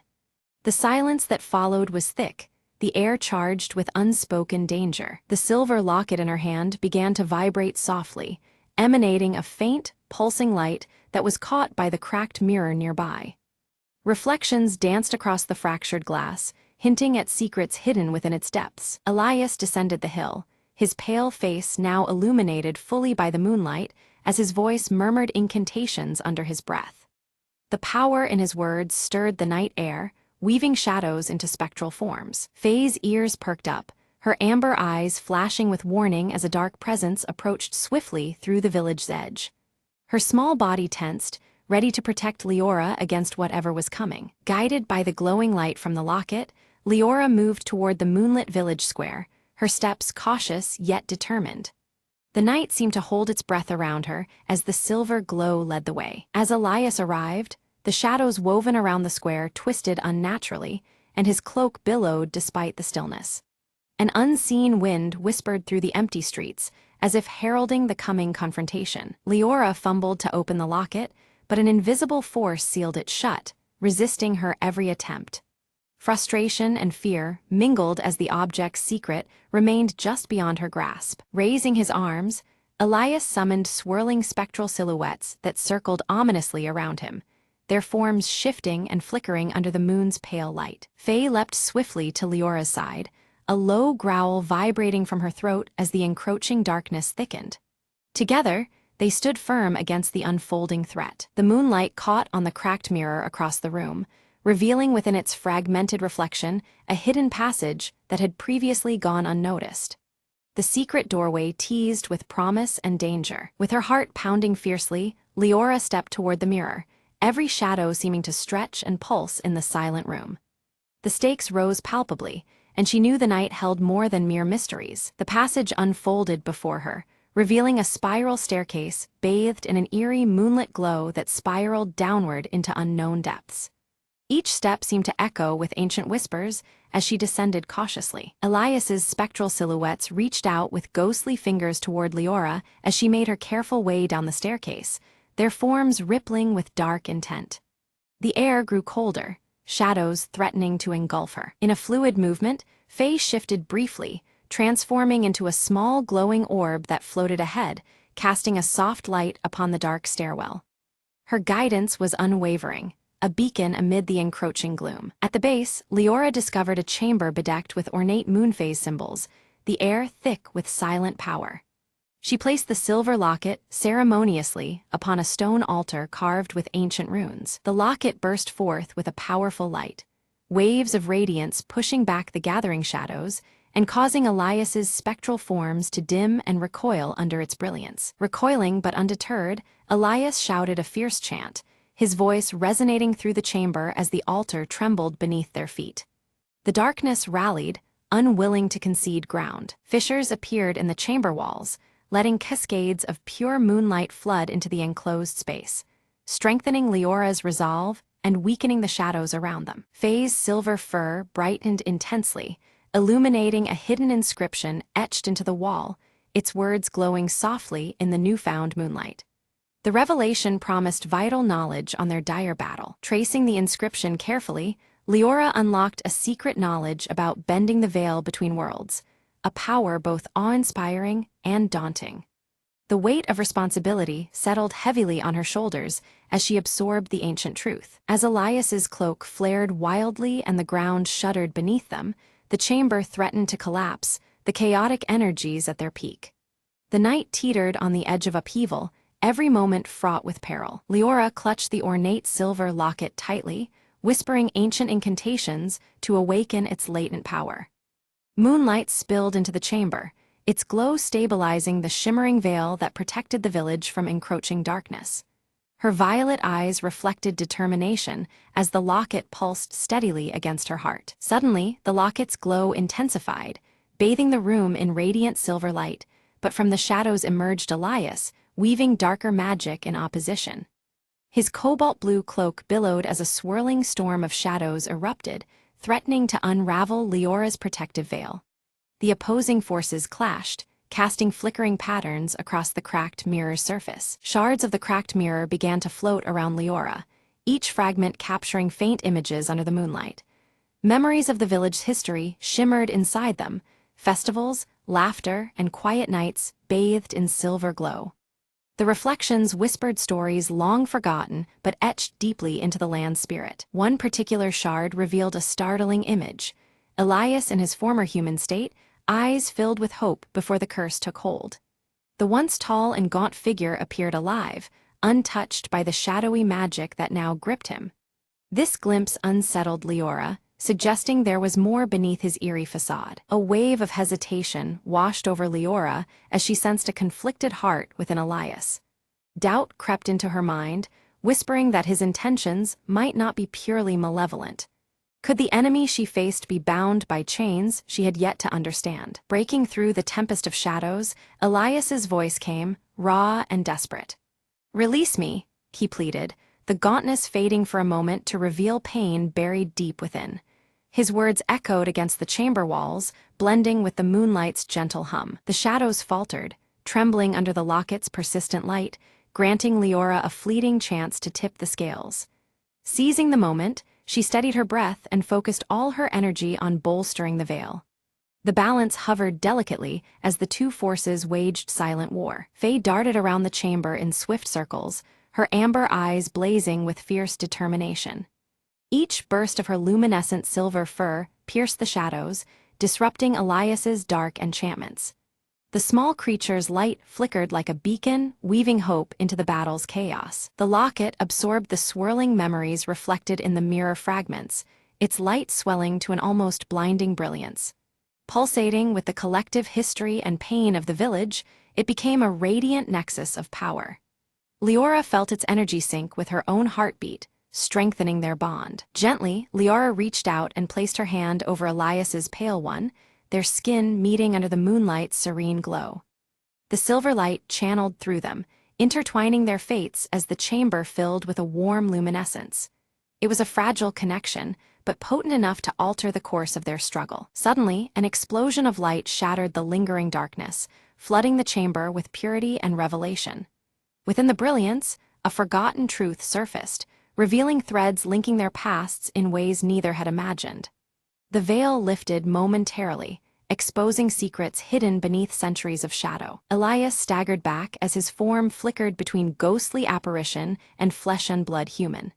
The torment etched on his face began to waver, replaced by flashes of an identity long buried. The battle within him was as fierce as the one fought around them. As moonlight streamed steadily, the chamber began to restore itself. The shadows that had entrapped Elias dissolved like mist at dawn. Walls once darkened by despair shimmered with soft silver hues, cleansing the air of malice. A tranquil calm settled, weaving peace back into the very stones around them. Faye transformed back into her familiar fox form, her fur now a steady silver under the moon. She brushed affectionately against Leora's leg, a small gesture filled with renewed hope and trust. The creature's amber eyes sparkled, reflecting the light of a new beginning. Leora and Elias exchanged a glance heavy with understanding and unspoken apology as the locket's intense glow softened to a gentle pulse. The fight was over, but the journey towards healing was just beginning. In that shared moment, the boundaries of enemy and ally blurred, revealing a fragile alliance. The cracked mirror slowly began to mend itself, the fractures sealing as if healed by the moonlight's magic. Its surface transformed into a flawless reflection, mirroring the serene chamber now free from shadow. It stood as a symbol of restoration, bridging past and present in silent harmony. Outside, the village beneath the moonlight exhaled in quiet relief, shadows retreating from the streets and homes. The night seemed to breathe anew, the air lighter, carrying whispers of hope and renewal. Moon phases above shifted subtly, their glow marking a turning point for all beneath their watch. Leora closed the ancient leather-bound book, its once-filled pages now blank yet warm to her touch. The stories and spells it held seemed to have fulfilled their purpose, fading gently into peace.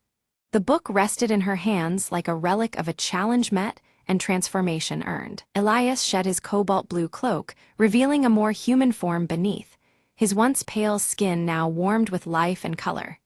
His eyes, once cold and distant, glistened with warmth and introspection, reflecting a soul reborn. The weight of the curse seemed to lift, replaced by tentative hope. Together, Leora, Elias, and Faye stepped into the moonlit village square, their presence casting long, peaceful shadows. United and renewed, the trio embodied the fragile balance between light and dark. Around them, the villagers began to gather, sensing the change woven through the night. Leora noticed the moon phases subtly shifting above, a delicate dance that signaled a deeper connection now forged between the realms. The celestial glow felt personal, as if acknowledging the bond sealed within the village's heart. It was a silent promise that their story was woven into the cosmos itself. The silver locket remained in Leora's hand, glowing gently as a constant symbol of balance and protection. Its light no longer a battle cry, but a soothing presence in the night. Each pulse echoed the harmony, now sustaining the village and those bound to its fate. Elias began to recount the origin of his curse, a forbidden ritual cast by the village's founding ancestors in desperation and fear. His voice carried the weight of regret and a desire for redemption. Understanding unfolded as truths long masked by darkness surfaced between them. Faye led them toward the village's oldest oak tree, its gnarled roots whispering of ancient magic lingering beneath the earth. The air shimmered faintly with residual power, a sacred place holding keys to healing and closure. The trio moved with purpose, carrying the village's hope with them. Beneath the full moon's radiant light, they performed a cleansing ritual, entwining their energies to seal old wounds. Silver light spiraled around the oak, weaving through roots and branches, purifying the lingering darkness.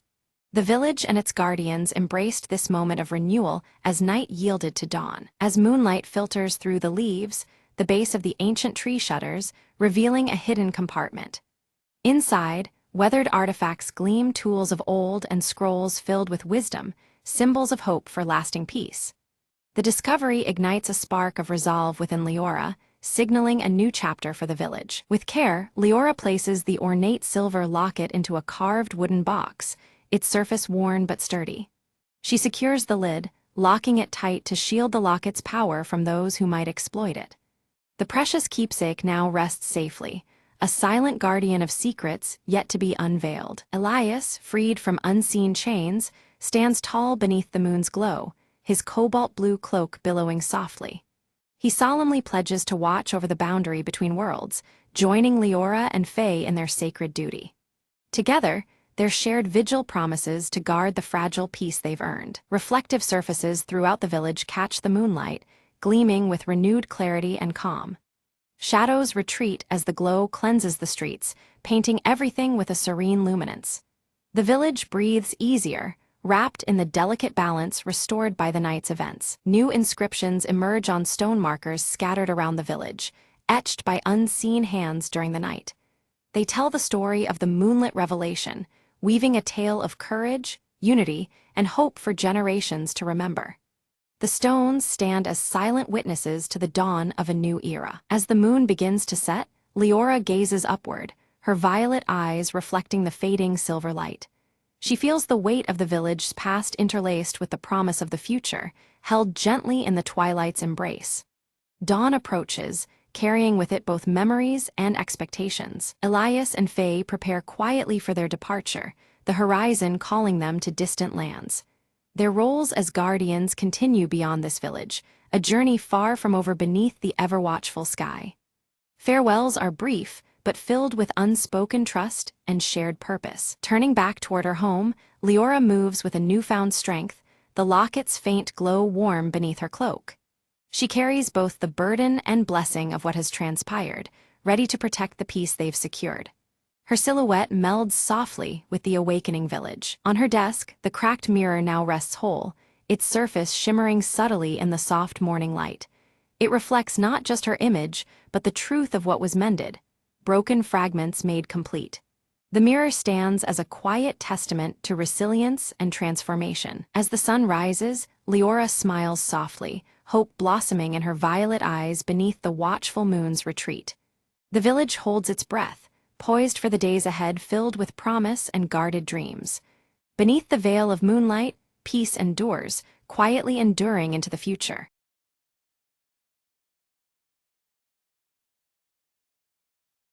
The train was nearly empty when Alina boarded at dusk, the dim lights flickering overhead. She slid into the last car, noticing an old man sitting alone, staring out the window without blinking. Curious, she sat opposite him, catching a faint scent of jasmine and something metallic. Suddenly, the train jerked violently and the lights went out, plunging the car into darkness. When the lights returned, the old man was gone, leaving behind only a small, folded note on the seat. Alina unfolded it carefully.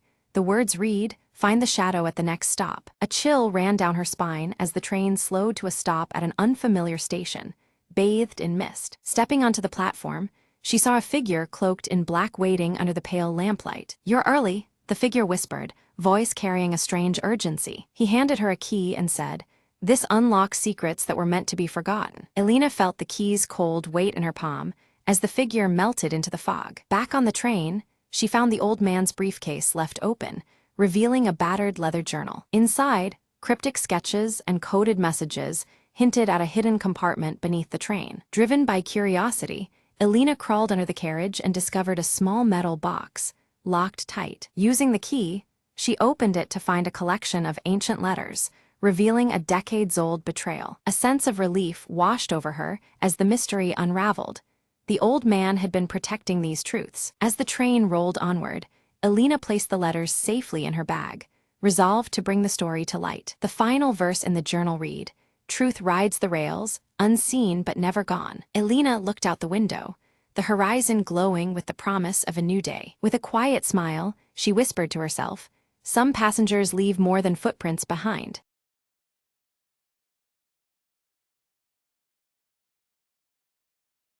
It started with a faint tapping sound coming from the attic above Mia's bedroom. Every night, just as the clock struck midnight, the tapping would begin, slow and deliberate. Mia tried to ignore it, blaming old house noises and her restless imagination. But the tapping grew louder, more persistent, turning into a rhythmic knocking that could not be ignored. One night, curiosity won over fear. She crept upstairs, flashlight trembling in her hand. The attic stairs creaked under her weight, a long, narrow space filled with dusty old boxes. Then she heard it, a whisper, soft and urgent, brushing against her ear like a cold breath. "Help me," it hissed, a voice barely louder than the wind. Mia's heart pounded. "Who's there?" she whispered back, her voice shaking. Silence answered before the whisper returned, trapped, alone. Searching through the boxes, Mia found an old journal, its pages yellowed and torn. The diary belonged to a girl named Lucy, who once lived in the house decades ago. Lucy wrote about a terrible secret, about being locked in the attic by someone she once trusted. Suddenly, the attic door slammed shut behind Mia, plunging her into darkness. Desperately, she opened the journal to the last page, a chilling plea to anyone who found it. "Set me free," Lucy's words begged, "before it's too late." With shaky hands, Mia looked up and spotted an old latch on the window, half covered by cobwebs. She forced it open, letting in a gust of fresh, cold air that seemed to lift the oppressive weight around her. The tapping stopped, the whispers faded, light filled the attic once more. Mia whispered, "You're free now," and as dawn broke, the house seemed at peace for the first time in years.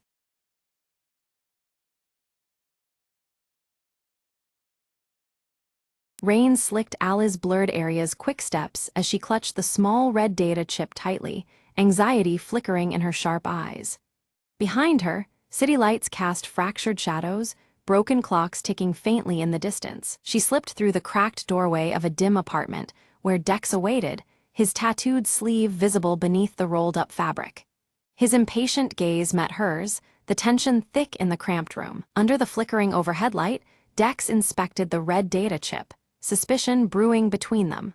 Words were exchanged sharply, betraying their fragile trust in the dangerous game they played. Outside, beyond the rain-streaked window, shadowy figures lingered unseen.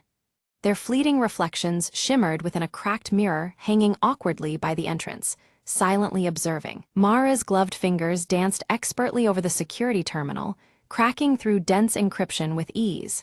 Her eyes fixed, determined, as the locked secrets began to yield. A broken clock on the wall ticked uneven rhythms, its hands stuttering in defiance of time. Suddenly, the quiet was pierced by a beep, signaling an incoming encrypted message. Aria's fingers traced the message's cryptic lines, revealing chilling warnings tied to the red data chip's unknown dangers. The weight of the revelation pressed hard against her resolve. From the shadows, the broker's distorted voice crackled ominously through an old radio device. Threats echoed clearly: surrender the chip or face dire consequences beyond their reckoning. Dex slammed his fist against the table, anger flashing over his tattooed arm as blueprints and wires scattered. Frustration twisted in the cramped air, tensions mounting between them all. Mara offered a daring plan, an infiltration of the data vault where the chip had originated. It was risky, but the only chance to unravel the web of deceit surrounding them. Aria hesitated, a haunting memory stirring. A broken clock stopped at midnight, symbolizing lost chances. Doubt flickered momentarily across her sharp features. With determination set, the team readied themselves, the red data chip nestled securely in Aria's jacket pocket. The fractured ticking of clocks outside seemed to count down their fate. Dex methodically checked his gear, the glow of a neon sign casting light across his tattooed arm. His focus was unyielding, the city's restless pulse echoing through the room. At her console, Mara manipulated traffic cameras, her gloved hands orchestrating a diversion to cover their anticipated escape. The city's network became their battlefield. Suddenly, the apartment door shattered inward. Shadowy pursuers stormed in. The urgency of their situation erupted as danger closed rapidly around them. A tense and frantic chase spilled onto rain-slick streets, with Aria deftly navigating the narrow passages. The red data chip's burden weighed on her as every second counted. Dex engaged assailants with striking prowess, his tattooed arm a blur in the melee, while Mara remotely sabotaged their pursuers' escape routes. Their coordinated efforts kept hope alive. They dove into an abandoned warehouse, greeted only by a haunting trail of broken clocks stopped at various fragmented times. The eerie stillness deepened the mystery they faced. Among the debris, Arya spotted a silver locket, its clasp cracked and worn, stirring unsettling familiarity. Suspicion gnawed at her. Was this a link to a ghost from their past? Mara's gloved hands delicately decoded the intricate engravings etched into the locket.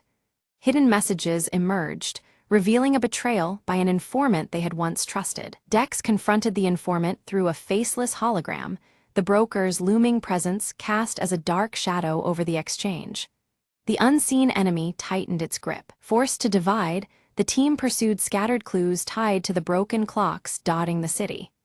Each path carried risk, threading deeper into the web of deception woven around them. Arya uncovered a hidden shipment manifest connected to the origins of the red data chip, intensifying the stakes. The puzzle was unraveling, but the danger escalated with each discovery. Mara hit a sudden lockout while hacking, her gloves briefly glowing as she pushed past the barrier. Innovation and persistence became their only weapons against digital defenses closing in. Suddenly ambushed, Dex narrowly escaped, using his tattooed arm's hidden signal to summon a shadowy ally.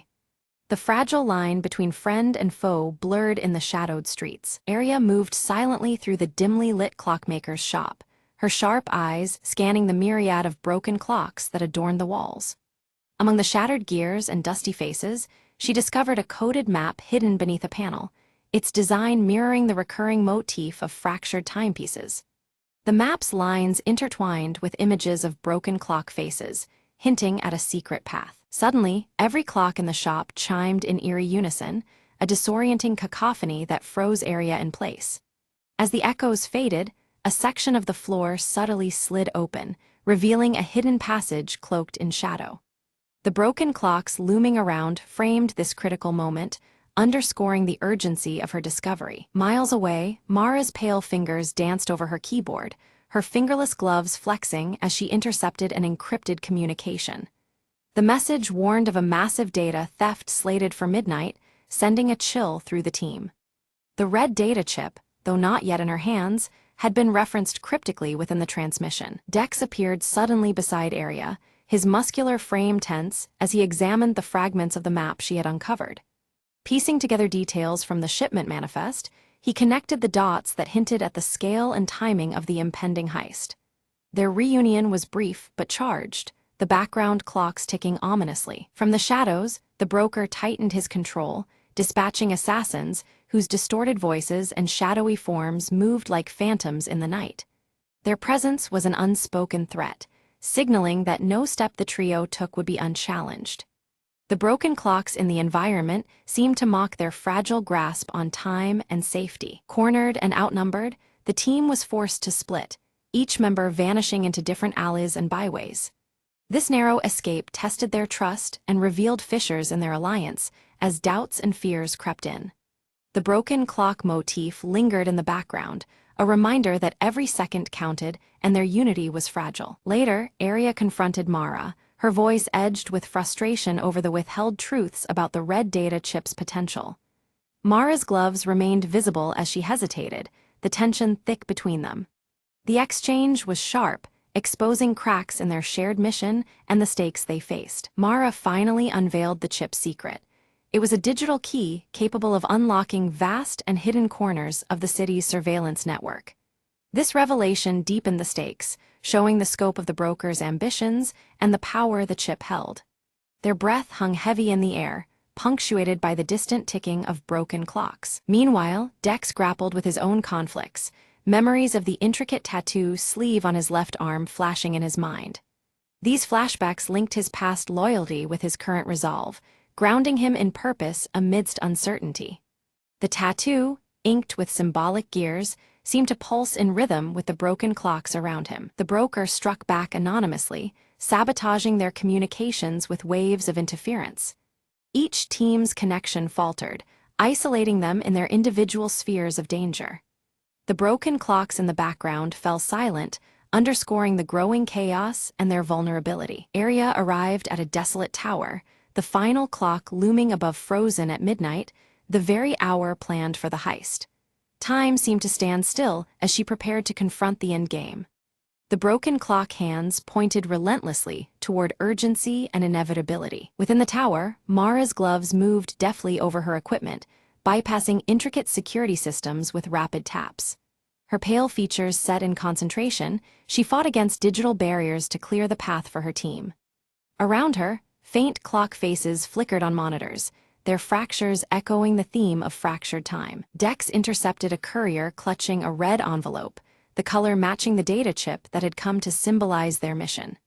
This envelope held a critical piece of the broker's plan, shifting their understanding and strategy. Even as neon lights flickered, broken clocks hung ominously nearby, framing the hidden threat. Together, the team narrowly avoided a trap set beneath the tower's foundation, illuminated just enough by failing neon signs to reveal danger. They moved swiftly, the atmosphere thick with tension and uncertainty.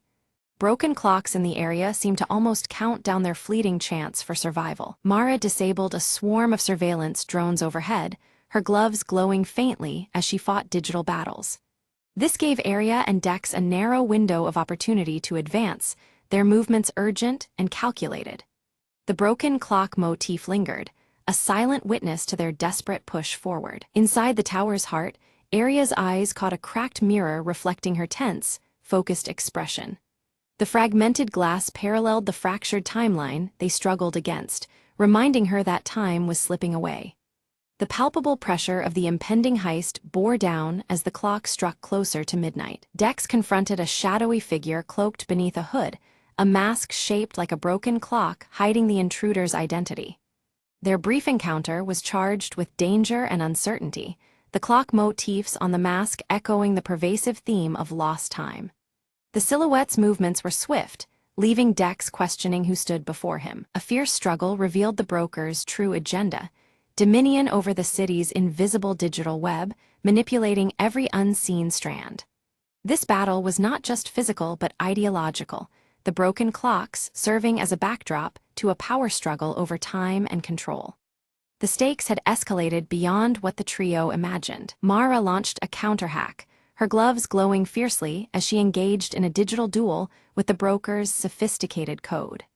The flashy lights and flurries of data in the tower's control room painted a vivid picture of their hidden war.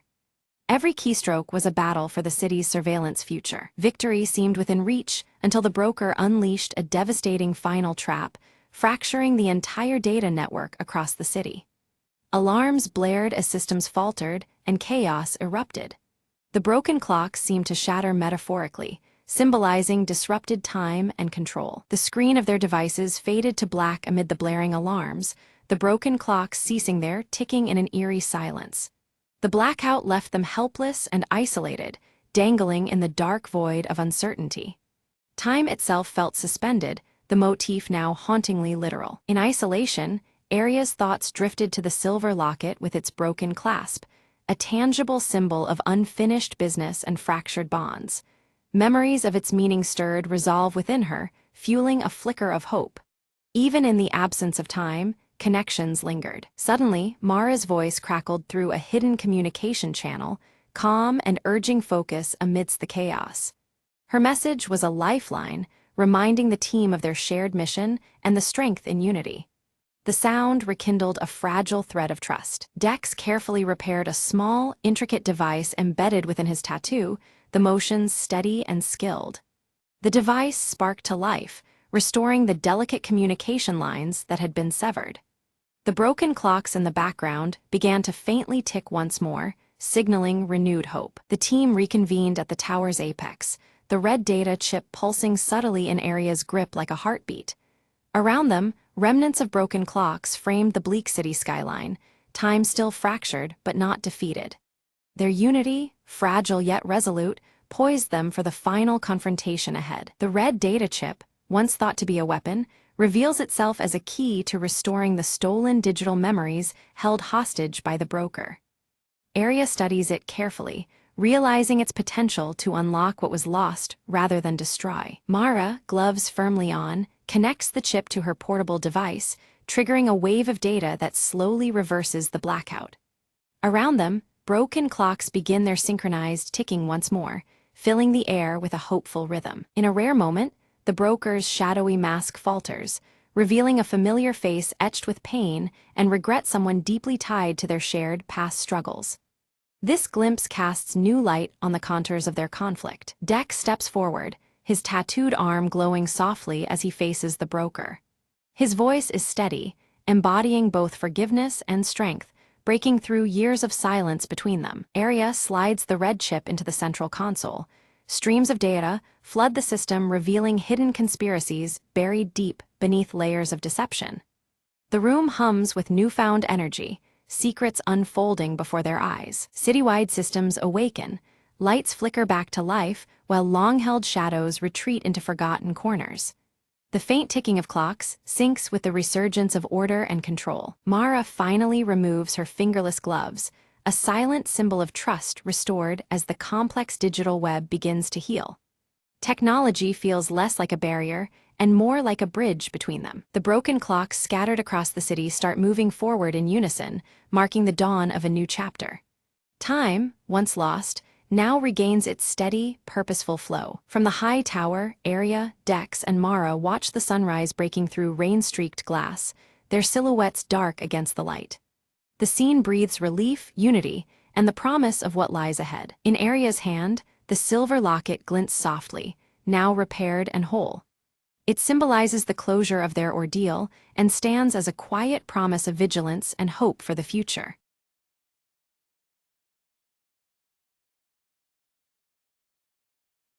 Late at night, Emma heard the faintest whisper coming from the attic above her new apartment. She told herself it was just the wind, but curiosity pulled her up the narrow stairs. Each step creaked underfoot, shadows dancing on peeling wallpaper as the whispers grew clearer. Reaching the attic, she found an old trunk, covered in dust and cobwebs, oddly warm to the touch. The whispers turned into soft pleading voices, begging to be freed from the locked chest. Emma's hands trembled as she lifted the rusted latch and cracked open the trunk's heavy lid. A cold breath escaped, and inside lay a faded diary, its pages fluttering despite still air. Flipping it open, Emma read about a forgotten tragedy, a family lost within these walls decades ago. Suddenly, the attic door slammed shut, trapping her with the restless spirits lingering within the room. She felt a chill crawl down her spine.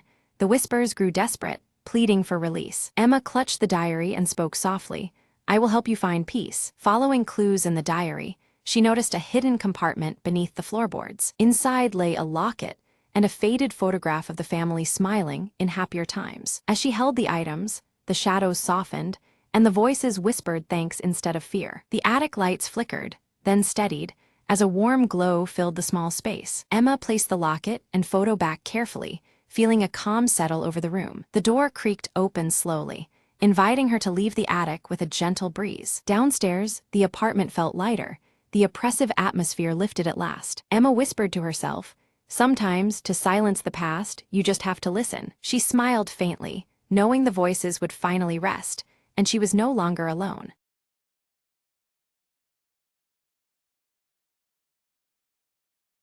Evelyn Drake arrived at Greystone Manor, her red scarf fluttering in the cold breeze as the silhouette of the clock tower loomed overhead. The air held a chill, mirroring the unease she felt about the recent strange happenings reported here. At the doorstep, Thomas Hale greeted her warmly, clutching a stack of old letters he'd found hidden within the manor's vast library.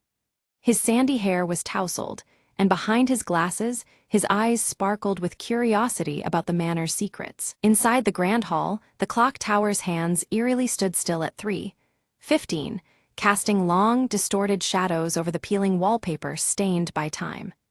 The dim, warm light was beginning to fade, tension creeping into the corners of the room. Evelyn studied a faded photograph showing a family posed beneath the very clock tower outside. Her sharp eyes noted a missing figure in the picture, deepening the mystery that hovered around the manor. Without a sound, Mr. Grayson appeared, clutching his silver pocket watch tightly.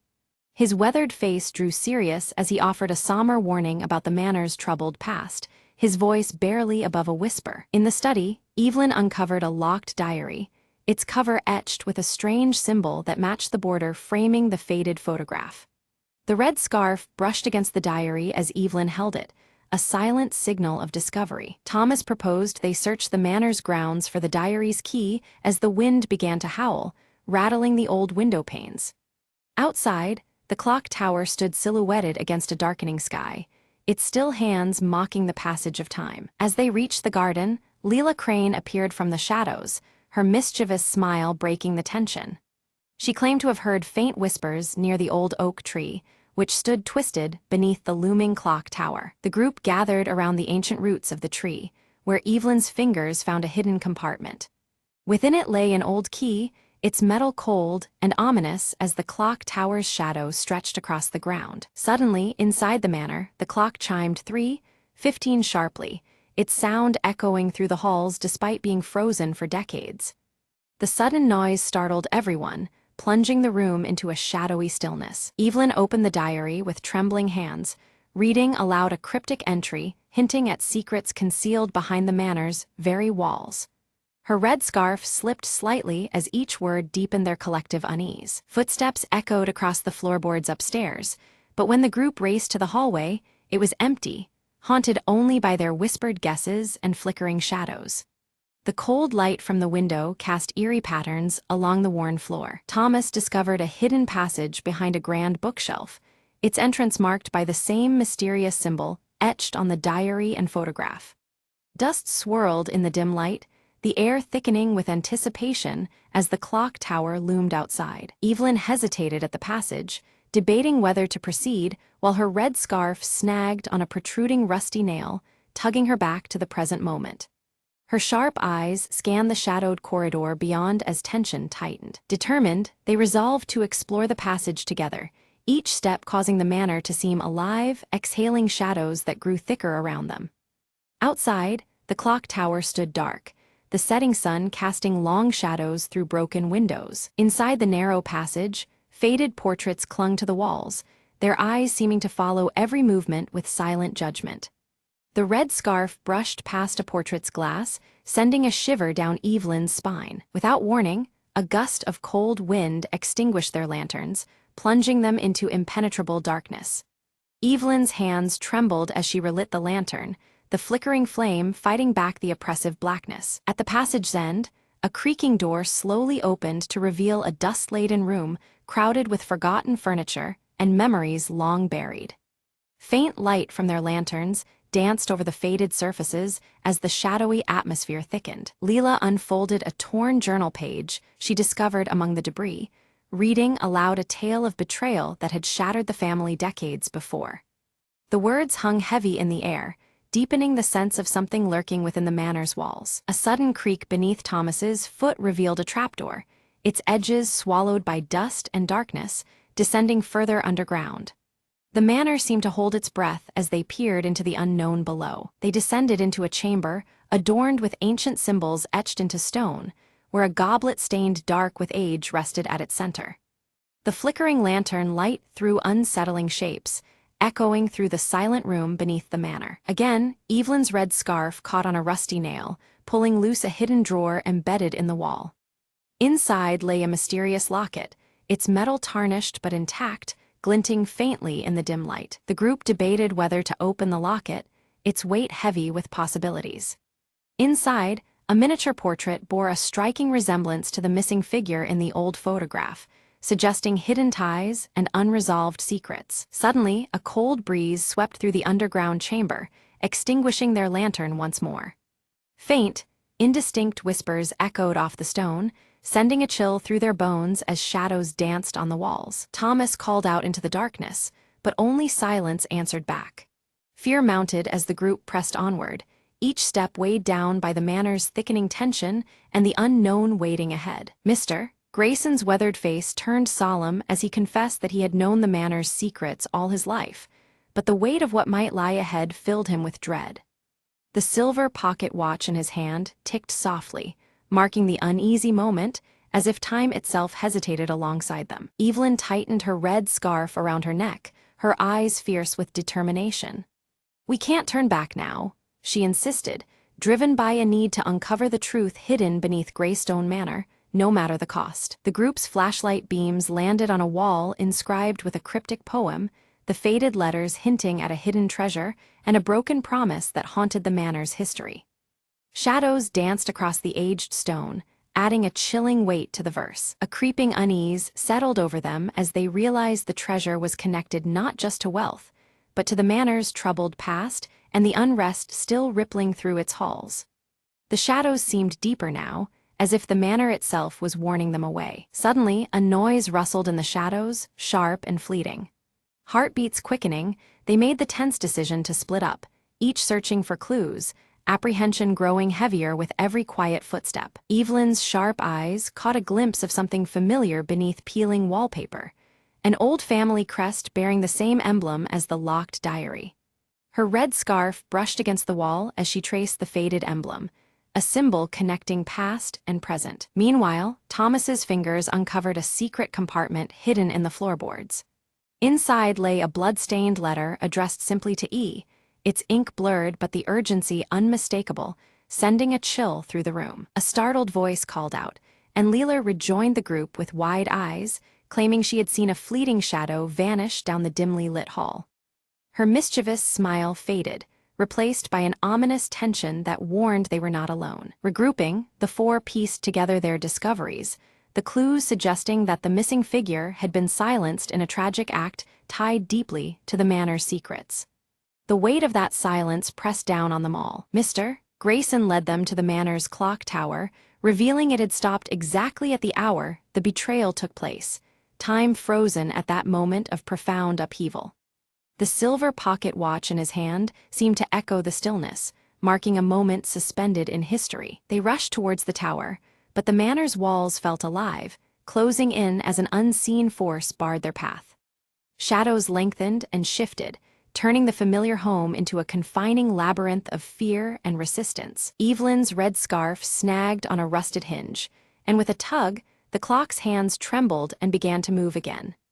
The slow turning of time seemed to unlock something deeper within the manor's heart as the mechanism groaned to life. As the clock struck 3:15, a concealed door creaked open at the base of the tower, revealing a narrow staircase spiraling upwards into darkness. The faint glow from their torches revealed dust motes dancing like spirits in the cool air. Carefully ascending, they reached a chamber filled with family relics and an ancient journal, the room suffused with a warm golden light contrasting the manor's usual shadowy gloom. Each object held whispers of a forgotten legacy. Evelyn opened the journal and read aloud a confession detailing a misunderstood sacrifice made to protect the manor's legacy from ruin. The words painted a complex picture that challenged everything they had assumed about the past. Suddenly, the chamber's light dimmed until only shadows remained, and an indistinct figure materialized, softly calling Evelyn's name. The apparition's presence was both unsettling and tender, as if begging for understanding. The ghostly figure gestured toward the journal before fading away, urging them to grasp the truth within its pages before it vanished into the depths of memory.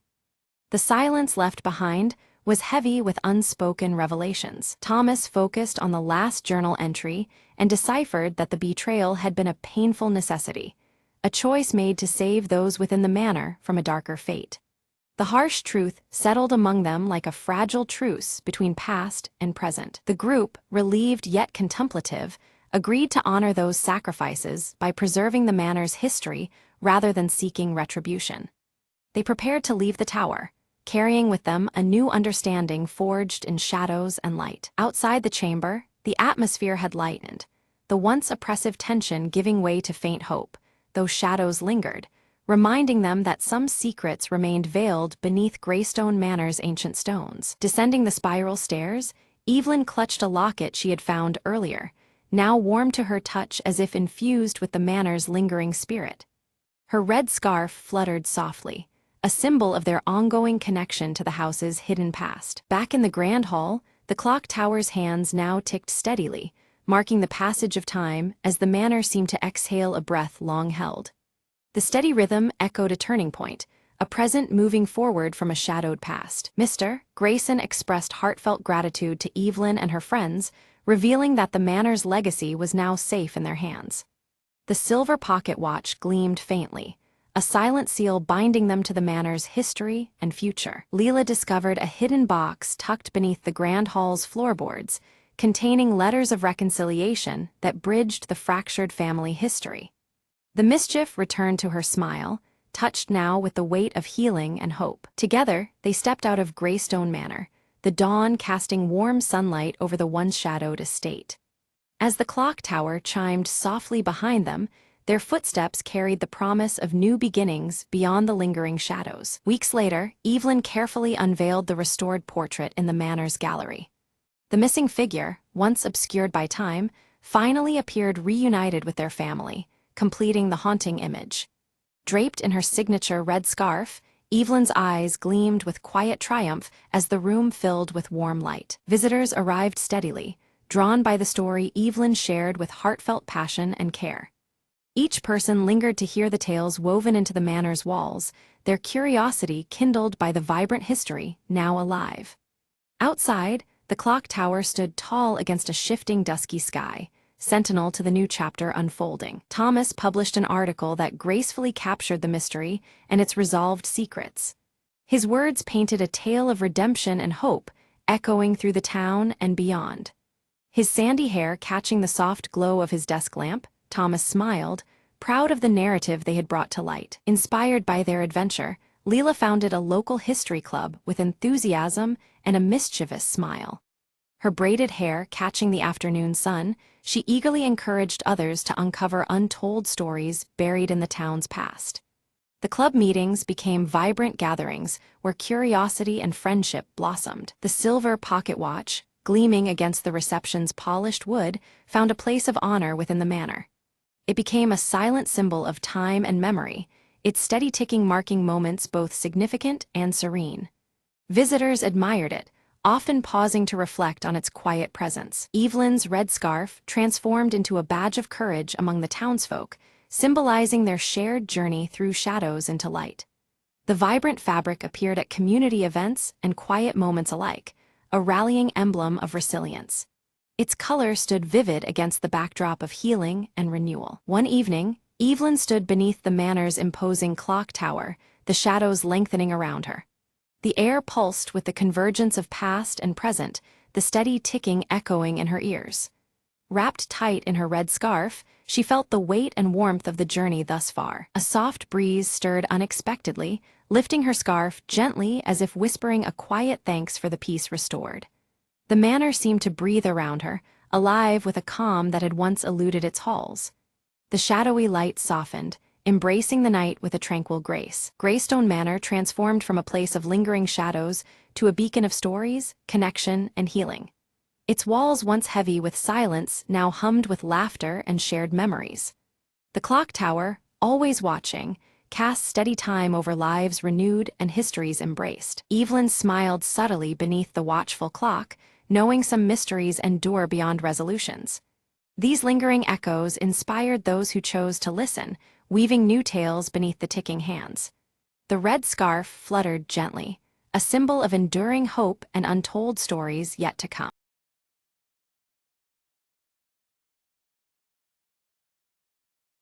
In the heart of an ancient city stood a peculiar clock shop, its windows fogged with mystery and time. Marla, a thief known for precision rather than chaos, eyed the legendary timekeeper, a jewel rumored to be hidden inside the grandest timepiece in the shop. No ordinary gem, the timekeeper was said to control moments, bending seconds in favor of its holder. Marla didn't believe in magic, but in timing and skill, and tonight they had to be flawless. Slipping through a narrow alley, she approached the shop at midnight, when shadows were her only company. The shop's bell chimed softly as she slipped in, greeted only by the ticking of countless clocks surrounding her. Navigating the maze of shelves, her eyes locked onto the colossal grandfather clock, adorned with intricate carvings. Inside, behind a hidden panel, nestled the timekeeper, a glowing blue orb pulsating with quiet power. A whisper in the darkness warned her, "Take care, time twists for those who tamper." Marla smirked, deft hands disabling the alarm with practiced ease before lifting the orb gently. Suddenly, the shop transformed. The clocks accelerated wildly, their hands spinning like storm winds. Time lapsed erratically. Seconds stretched, then snapped fast, disorienting her senses. She clenched the orb tightly, focusing beyond the chaos as her escape route melted and reformed. With a final breath, Marla seized a moment when time slowed, leapt through a shuttered window, landing outside in stillness. The city around her resumed its regular rhythm as she sprinted into the night, orb secure. Back in the safety of her lair, Marla placed the timekeeper on the table, the air still humming with its strange energy. She smiled, knowing control over time was never about power. It was about moments seized and never wasted. The orb glowed softer now, as if content in its new hands, awaiting the next perfect second to shine. Marla whispered, "Time is mine, for now," and set the clock hands to midnight, beginning a new chapter. Outside, the city continued unaware, wrapped in endless hours, while a thief held the master key to every ticking second.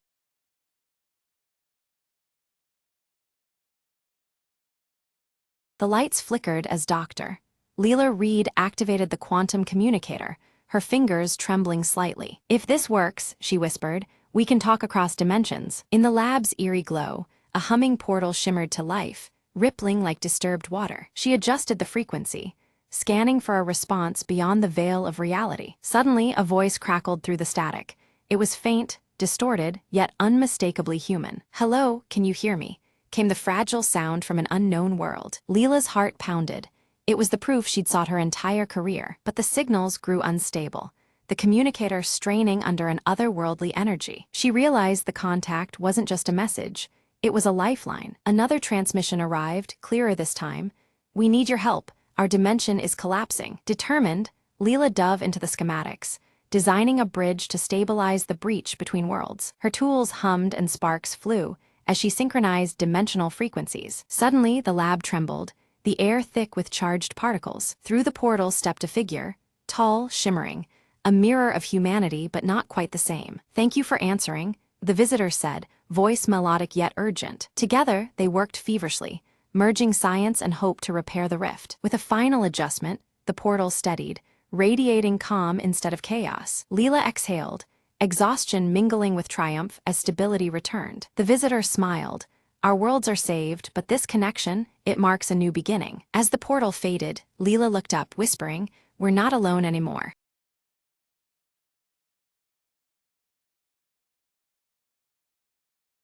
The evening fog curled around the old clock tower as Eliza crept closer, clutching the folded letter in her hand. Her heart pounded with every step. The letter promised a secret buried for decades, hidden right beneath the ticking face above. Old Man Grayson's cryptic warning echoed in her mind. Not all timekeepers guard moments. Some keep shadows. Eliza reached the iron door at the tower's base, her fingers trembling as she found the rusted key taped under the ledge. The door creaked open, revealing a spiral staircase that disappeared into darkness and dust. She took a deep breath and descended, the faint sound of the clocks ticking growing louder in her ears. Midway down, a glimmer caught her eye, a small leather pouch tucked into a crack on the wall. Inside, she found a collection of strange keys and a worn diary belonging to her grandfather, a man she barely knew. Flipping through, cryptic notes mapped a hidden compartment beneath the clock's mechanism. Her fingers quickly found the latch, releasing a panel that revealed a shaded alcove bathed in moonlight. Inside lay an old photograph and a delicate music box, its surface etched with a family crest she recognized. As she opened the music box, a haunting melody filled the silent tower, swirling memories of forgotten days. Eliza's eyes welled up.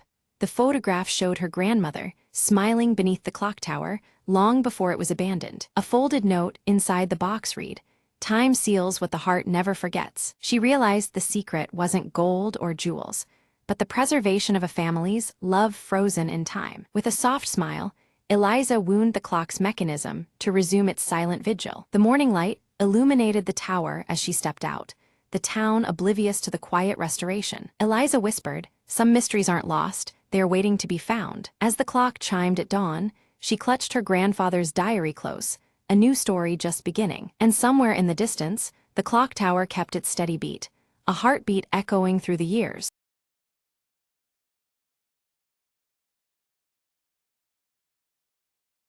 The city never sleeps, especially under a curtain of rain that smears neon signs into ghostly whispers. Detective Marlowe lit a cigarette, the flame flickering as he stared down the glistening pavement. "Another night, another case," he muttered, the smell of smoke and wet asphalt filling the air. A mysterious woman in a red coat appeared through the mist, her heels clicking a rhythm of urgency. "I need your help," she said, voice trembling just enough to catch his attention. Her brother was missing, vanished without a trace from the dimly lit jazz club downtown. Marlowe agreed, drawn to the case by more than just curiosity.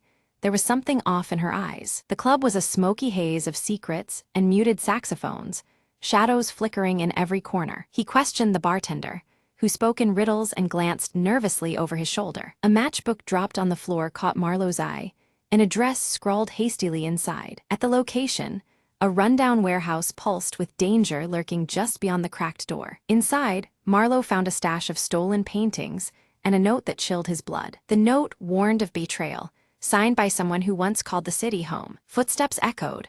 A figure stepped into the dim light, the missing brother, worn and wary. "They set me up," he whispered. "I was the fall guy for a bigger scheme." Marlowe's instincts kicked in, time to untangle lies from truth before dawn. They devised a plan to confront the real mastermind, meeting back at the jazz club when the clock struck midnight. Under the watchful eyes of faded portraits and mournful melodies, the culprit revealed themselves, the bartender. With a quick draw and steady aim, Marlowe ended the night's deadly game, the truth finally clear. As the rain eased, Marlowe lit another cigarette, the city waking up, secrets buried once more beneath the morning light.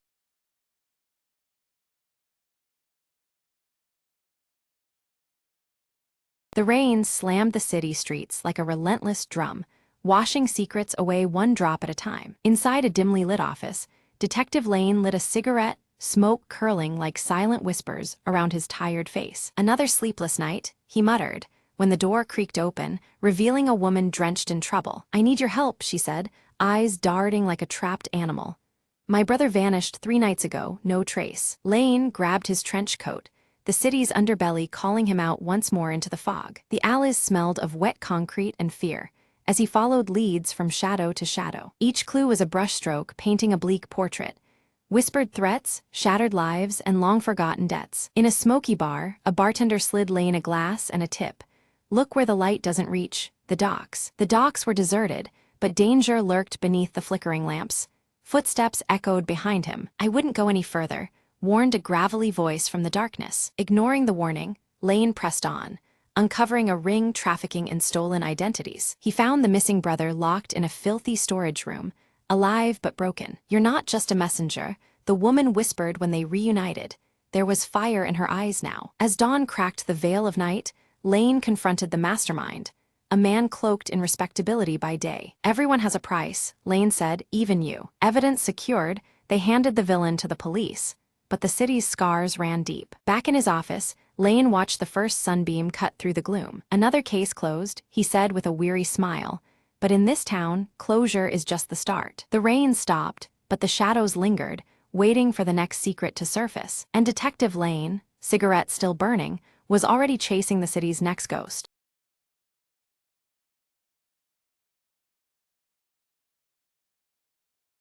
Long ago, beneath the ancient ironwood tree, the village gathered each moonless night to await a silent whisper. Among them was Ira, a girl whose heart beat with the wild pulse of the forest itself. One night, the whisper carried a secret. A forgotten path hidden under the tree's roots, leading into the earth's deep veins. Drawn by the whisper, Ira slipped away from the village, her lantern casting dancing shadows on gnarled bark. She descended into the hollow path, where stones hummed beneath her feet and moss glowed faintly in the dark. A voice, neither cruel nor kind, echoed softly. "Seek the heart where silence dwells." Ira pressed deeper, feeling the pulse of the earth grow stronger, like the slow drum of a giant's heartbeat. Suddenly, she reached a cavern, vast and shimmering with crystals that caught her light like 1,000 stars. At its center, a stone pedestal held a single, ancient seed pulsing with life. The voice spoke again. "Plant it where roots meet sky, and the world will sing anew." Ira knew this seed was no ordinary life, but the pulse of the forest itself, waiting to be reborn. She grasped the seed gently, feeling warmth spread through her fingers, a promise of renewal. Climbing back through the winding roots, the forest seemed to watch silently, its breath held in hope. Outside, the sky was just breaking into dawn, the first light touching the ironwood's sweeping branches. Ira planted the seed at the tree's base, whispering a wish into the waking breeze. The earth trembled softly.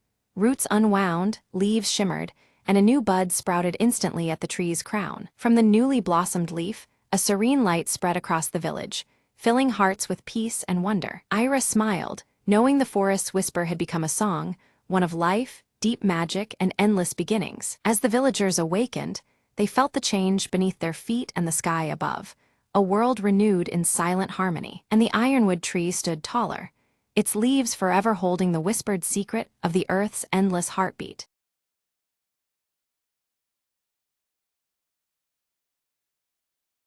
Elliot Gray steps out of the rain into his dimly lit office, the neon light outside casting long shadows across his cluttered desk. The worn leather of his trench coat still damp, he glances wearily at the faded fedora cradled in his hands. The city's relentless drizzle seeps through the cracks of the shuttered window, and the flickering neon sign hums an eerie lullaby. A sharp knock at the door cuts through the silence as Maeve Sinclair enters, her crimson hair soaked by the storm, droplets falling to the floor. Her scar, a thin jagged line above her eyebrow, glints faintly under the weak overhead light. She holds herself with a mix of determination and desperation that unsettles the smoky stillness of the room. With a steady hand, Maeve slides a worn, leather-bound ledger across Elliot's desk, fingers lingering momentarily on its damp surface. Her eyes, alight with urgency and fear, meet his, silently imploring trust. The thick tome feels heavy, not just in weight but with the promise of secrets untold. Maeve's voice lowers as she explains that the ledger contains names and coded entries linked to a shadowy underground network controlling the city's fate. She warns that this network's reach pervades every corner of power, from law enforcement to the criminal underground.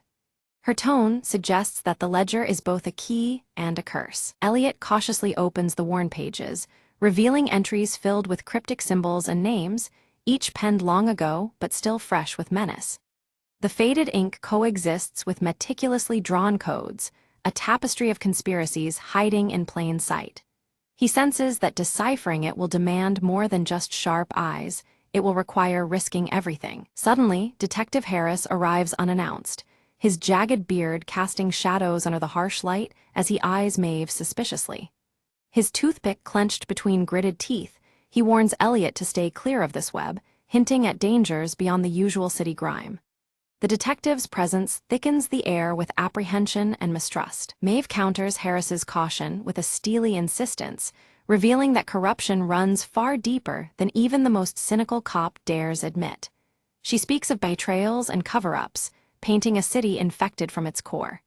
Her unwavering belief forces Elliot to reconsider the ease of walking away. Clutching the ledger with renewed resolve, Elliot pockets it beneath his trench coat, the worn leather pressing close against his side. Thunder rumbles distantly outside, echoing the storm within his mind.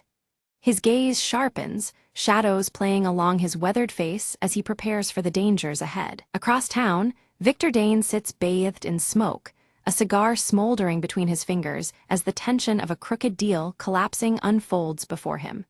His piercing gray eyes narrow with cold calculation, the flickering light casting sharp angles on his sharp features. The city's underworld trembles under his gaze. With a hard slam of his fist on the mahogany table, Victor signals his enforcers to tighten control over his territory. The room bristles with silent menace as his men exchange grim looks, their loyalty sealed by fear and profit. His power surges like the electric neon outside, unyielding and raw. In a shadowed corner, Elliot watches through dim alleyways as Victor's men rough up a frightened street informant. The flickering neon sign casts erratic light on desperate faces and clenched fists.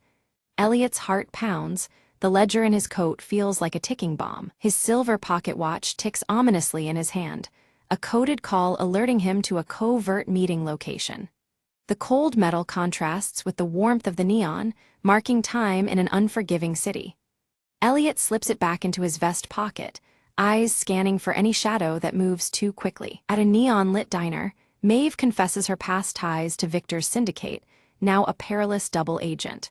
Her voice quivers with conflicted loyalty and fragile hope as they plot their next moves.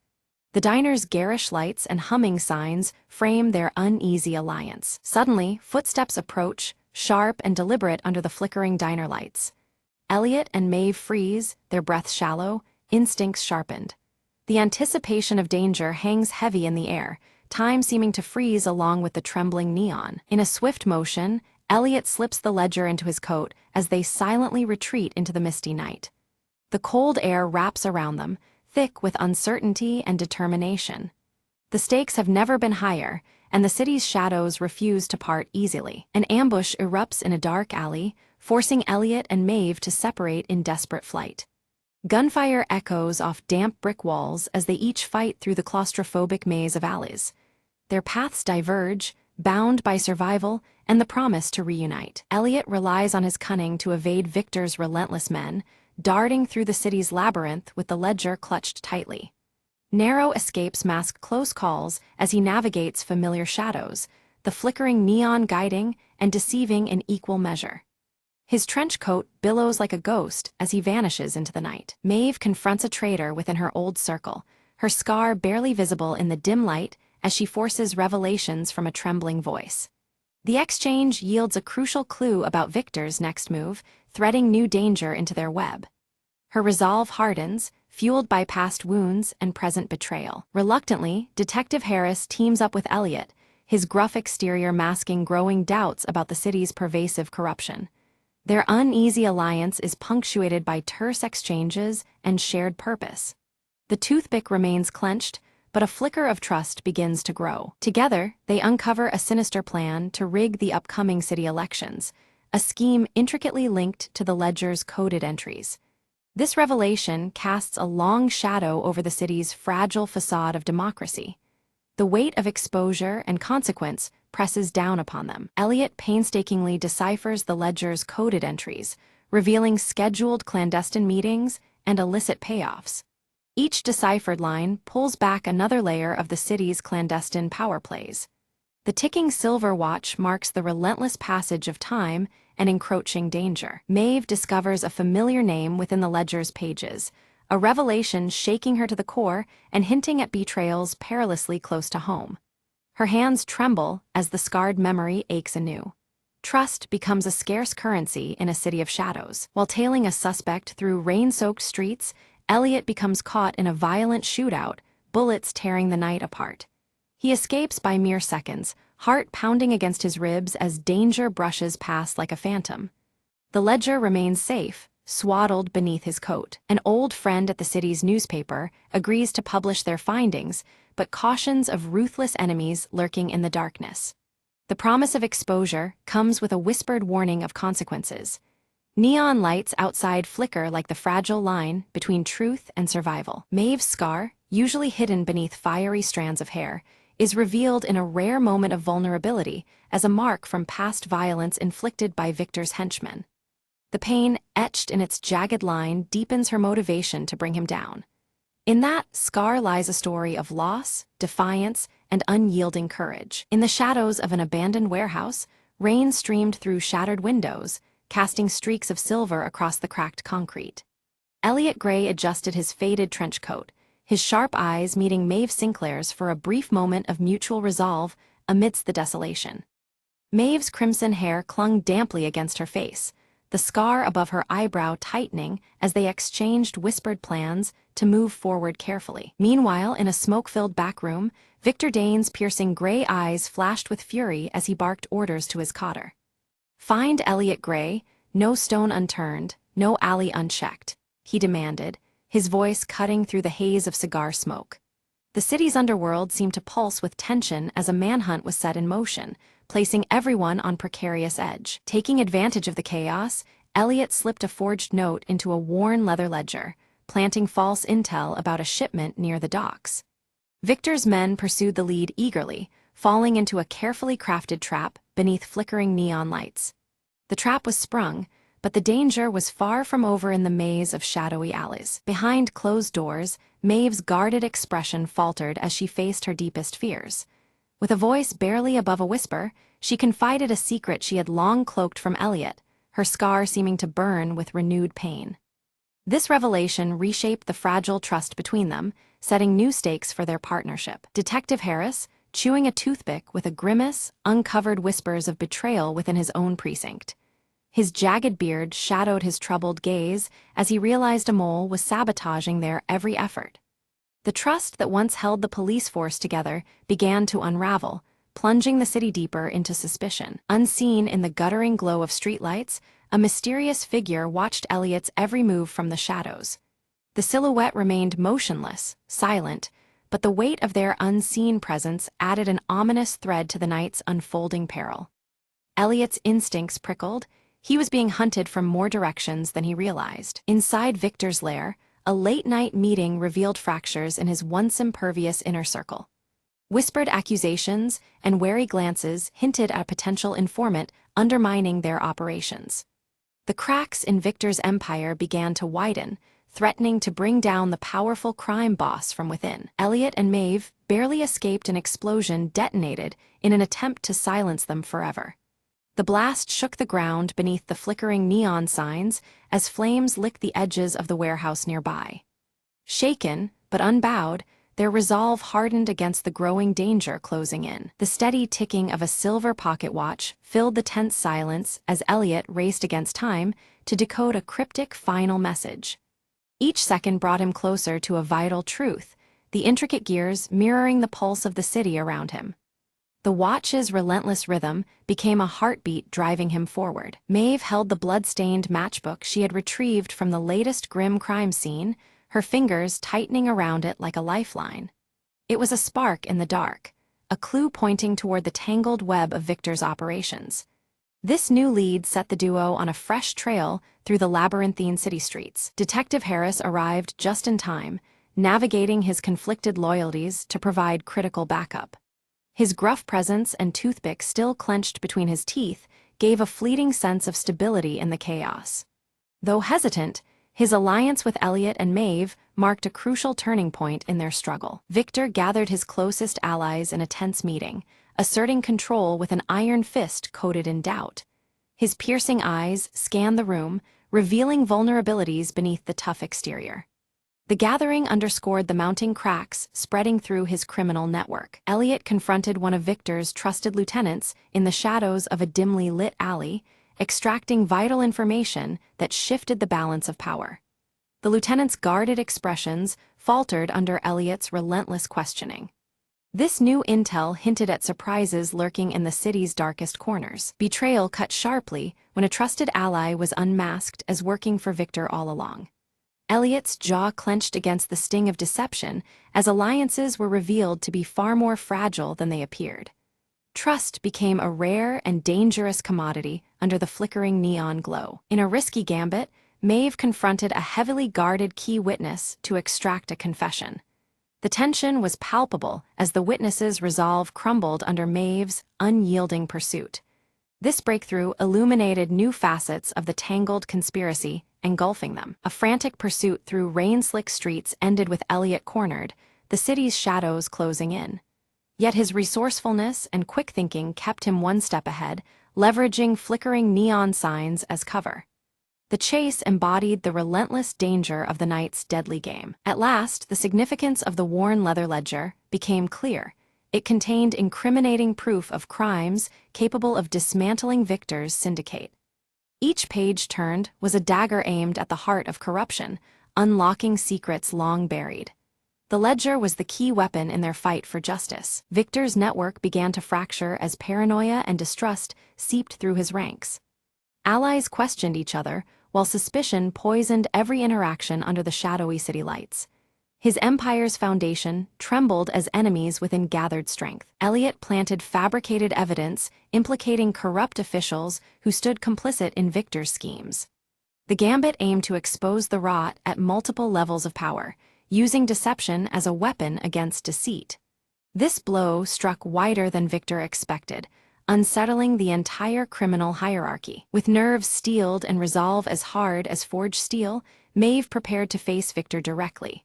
Her crimson hair seemed aflame beneath the neon glow, the scar above her eyebrow a testament to battles fought and surviving. She stepped into the lion's den with unyielding purpose. Elliot trailed Maeve cautiously, shadows concealing his movements as tension mounted between protective instinct and uncertainty. Each step they took further into danger underscored the fragile alliance holding them together. He vowed to ensure she did not walk into a deadly trap alone. Beneath flickering neon signs, a clandestine meeting unfolded, revealing unexpected alliances that could shift the city's power balance. Suspicious glances and whispered agreements hinted at new players entering the fray. The terrain of trust was shifting under the dim glow of the night. Elliot confronted Detective Harris, his sharp eyes probing the detective's shifting loyalties. The jagged beard and toothpick remained constant, but the tension between them crackled in the damp air. Questions hung heavily, unresolved and dangerous. During a heated confrontation, Maeve's scar was nicked once more, the fresh sting deepening the personal stakes of their perilous quest. Blood mingled with rain, underscoring the cost of their mission beneath the ever-present neon haze. The wound was both a reminder and a warning. Following the trail from the blood-stained matchbook, Elliot discovered an abandoned safe house plastered with revelations. Dust motes danced in the shadows as the worn leather ledger lay open, its secrets spilling into the dim light. Each discovery pulled the case tighter, inching toward a dark truth waiting to be unearthed. Elliot's fingers trembled as they flipped to the final pages of the worn leather ledger. Names of powerful city officials, intertwined with forgotten victims, spilled onto the yellowed sheets, a chilling web of deceit and dark secrets.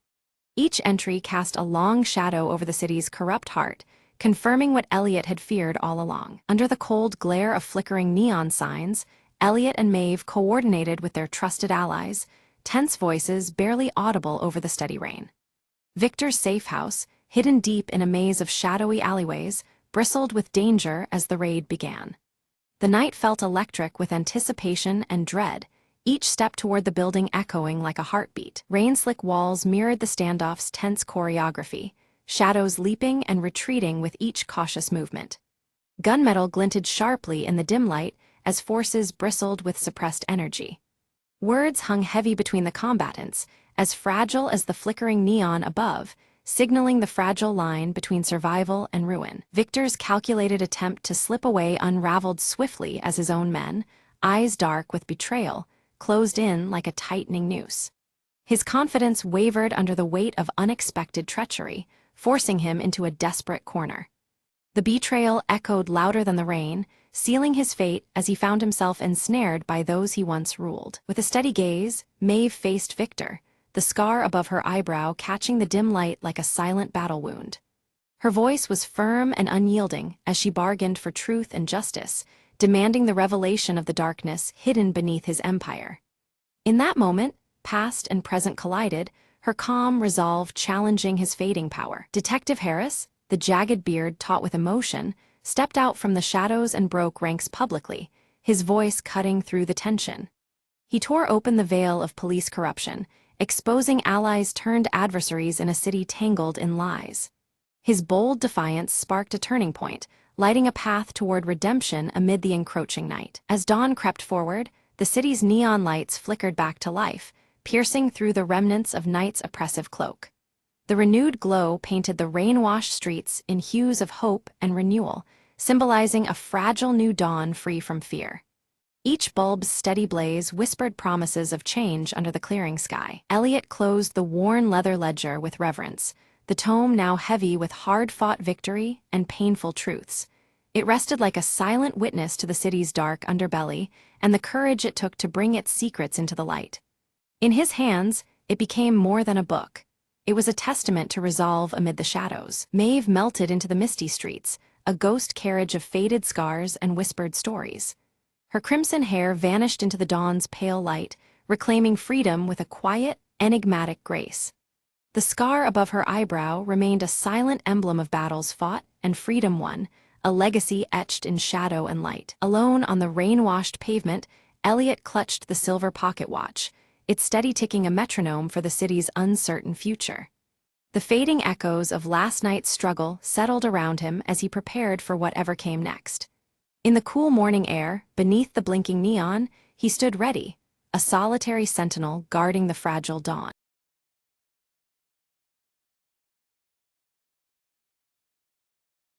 The clock struck midnight as Emma sat alone by the window, clutching a worn envelope. She hesitated, fingers trembling, then unfolded the brittle paper inside. "If you're reading this," the letter began, "it means I never made it back." Her heart pounded, It was her brother, Alex, lost at sea months ago. He wrote of regrets, dreams, and a secret he had kept about their childhood. Emma's eyes filled with tears, but she kept reading, drawn into his words. "I've hidden something in the old oak tree by the river.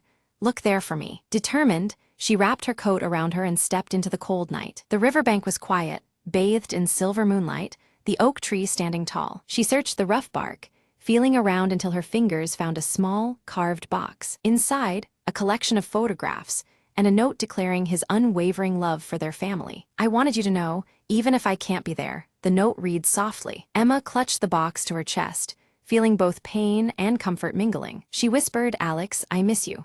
But now, I have a part of you to hold on to." As dawn approached, Emma sat beneath the oak tree, the weight in her heart beginning to lift. The letter had given her closure she never thought possible, a final connection. Slowly, she smiled through tears, ready to face the days ahead with newfound strength. "Goodbye for now," she murmured, "and thank you for the memories." The sun rose, casting warm light over the river, a new day beginning for Emma. She stood, carrying her brother's love with her, finally at peace.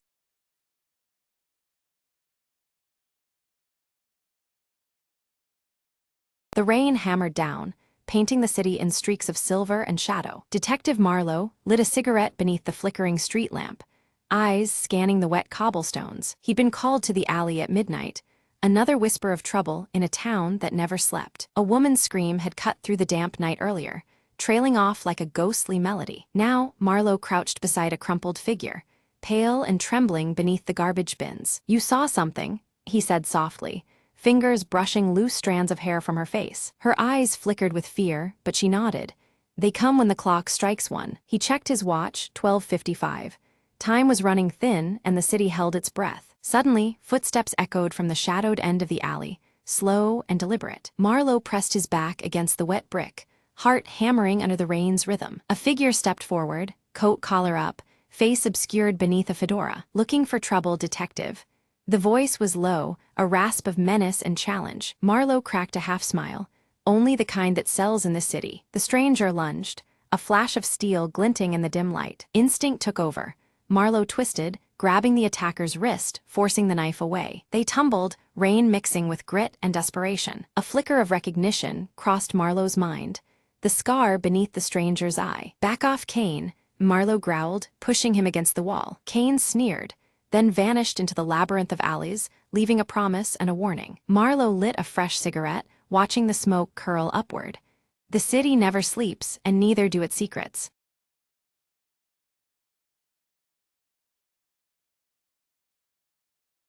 The clock in the hotel lobby struck midnight, its chimes swallowed by the creeping fog outside. Detective Margot slipped inside room 7, her flashlight cutting through the darkness. The door creaked open to reveal nothing but an empty bed, untouched since noon, the room unnervingly silent. She inspected the window.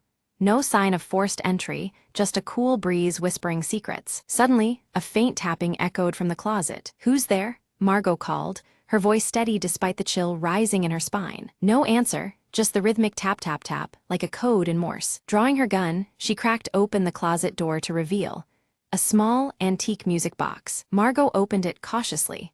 A haunting melody spilled into the air, matching the tapping perfectly. Behind the music box, she found a folded note taped to the wall. Unfolding it, she read, "Find the truth beneath the floorboards." Kneeling, she searched the rug for a trapdoor, fingers brushing against a loose plank. With effort, she pried it open, revealing a narrow space beneath the floor. Inside lay a weathered journal, its pages filled with frantic scrawls detailing secret meetings and betrayals. One entry caught her eye. "The visitor at midnight knows the real story." Margot glanced toward the clock. It was midnight now, the hour when the mystery came alive. Footsteps stirred above. She heard a door shut softly, then silence again. Clutching the journal, she smelled a faint trace of perfume, familiar yet elusive. Emerging from the floor, she whispered. The key was hidden in the echoes all along. As dawn broke, the truth unraveled, and Room 7's secret finally found its voice.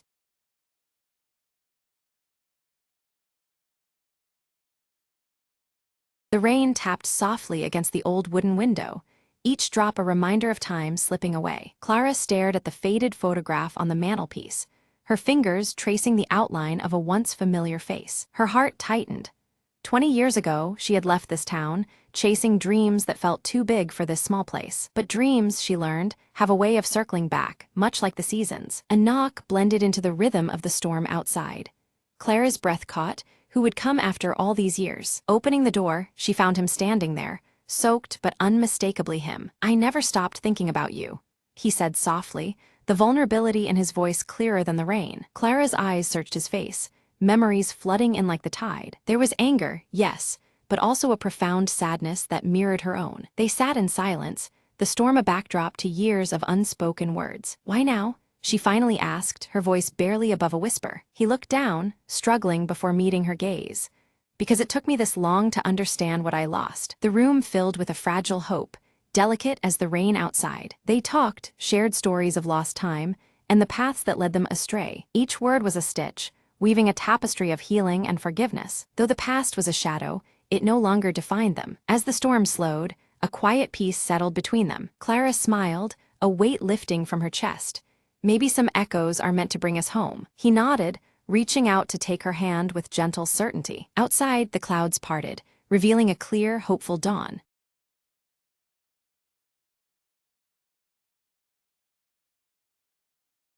It was the perfect crime, or so Dave thought as he tiptoed into the kitchen at midnight. The prize, the last cookie in the jar, sitting on the counter like a delicious jewel. Dave glanced over his shoulder. The coast was clear.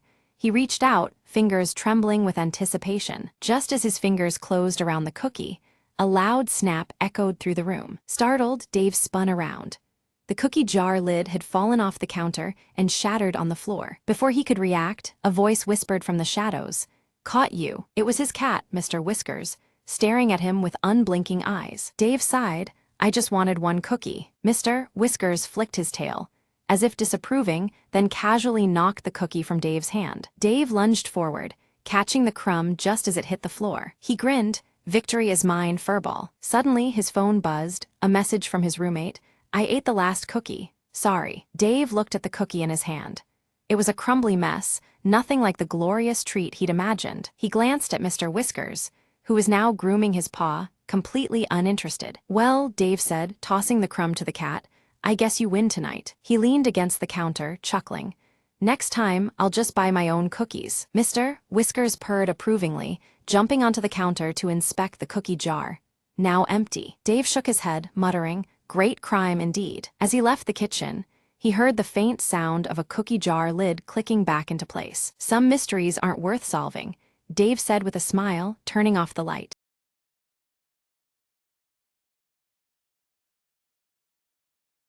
At dawn, Ira trains beneath towering stone arches, their surfaces carved with ancient runes that pulse faintly under the early light. Her piercing emerald eyes mirror the shimmering veil overhead, its translucent threads weaving subtly in the morning breeze. Kalen approaches quietly, the gravity of his expression deepening the early serenity. He bears dire news about the veil's weakening threads, warning that the very balance of their world teeters on the edge. Together before the ancient veil, Ira and Kalen observe faint tears forming along its delicate surface. A soft, almost mournful hum vibrates through the air, signaling the veil's distress. From the mist, Silas emerges silently, his ash-gray hair catching the pale light. His piercing eyes sweep the horizon with a tension that speaks of unseen dangers lurking beyond sight. Ira clutches the Everlight amulet near her heart, feeling its glow shift from calm blue to an urgent crimson. The shifting light echoes the rising peril coursing through her veins. Suddenly, a vision blazes before her. Fractured memories and shadows mingle, revealing glimpses of a forgotten past, and a looming cataclysm threatening their world's fabric. Kalen breaks the silence, reciting a prophecy that foretells the unraveling of time itself if the veil breaks completely. The weight of his words presses on all present. Ira and Silas exchange a charged glance. Her fierce determination contrasts sharply with his wary skepticism, hinting at a fragile alliance poised on the edge of trust. The earth trembles beneath their feet as shards from the veil flutter down like fallen stars, each one a warning that time's fabric frays dangerously close to collapse. Resolved, they set out on a quest to recover lost talismans essential to mending the veil's rift. starting with the elusive whispering stone said to whisper secrets of the past. Ira scales jagged cliffs beneath gathering storm clouds, the Everlight amulet pulsing erratically with uneasy energy, matching the tempest around her. Scylla's threads cautiously through shadow-laden forests, where eerie whispers slither through the air, carrying secrets half-spoken and warnings unheeded. By flickering candlelight, Kaelin pore over ancient texts, piecing together elusive clues long buried and overlooked by time itself. Unseen by the group, an ominous figure cloaked in shifting shadows mimics the veil's ethereal patterns, watching silently from the distance. The stakes crystallize.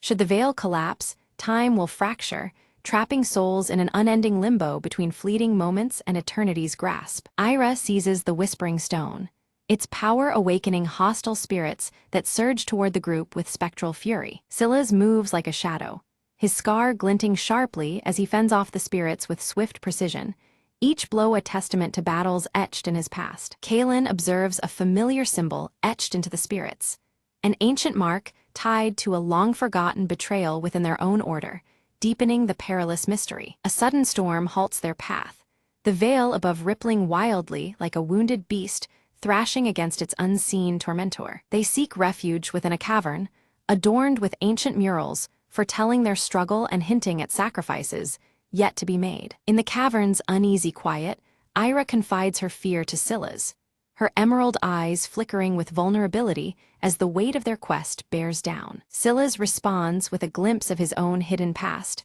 revealing a lost bond intertwined with the veil's very creation, forging a fragile thread of trust between them. Deep within a crystalline grove, they uncover the second talisman, the luminous leaf, glowing with otherworldly radiance embedded in icy branches. As Ira extracts the luminous leaf, a burst of blinding light erupts, disorienting them momentarily and awakening ancient guardians bound to the grove's defense. Amidst the chaos, Kaelin's steady voice guides them through darkness, his presence a steadfast beacon anchoring the group to resolve and purpose. In the mist-shadowed depths of the forest, Ira and her companions confront the shadowy figure cloaked in tattered robes.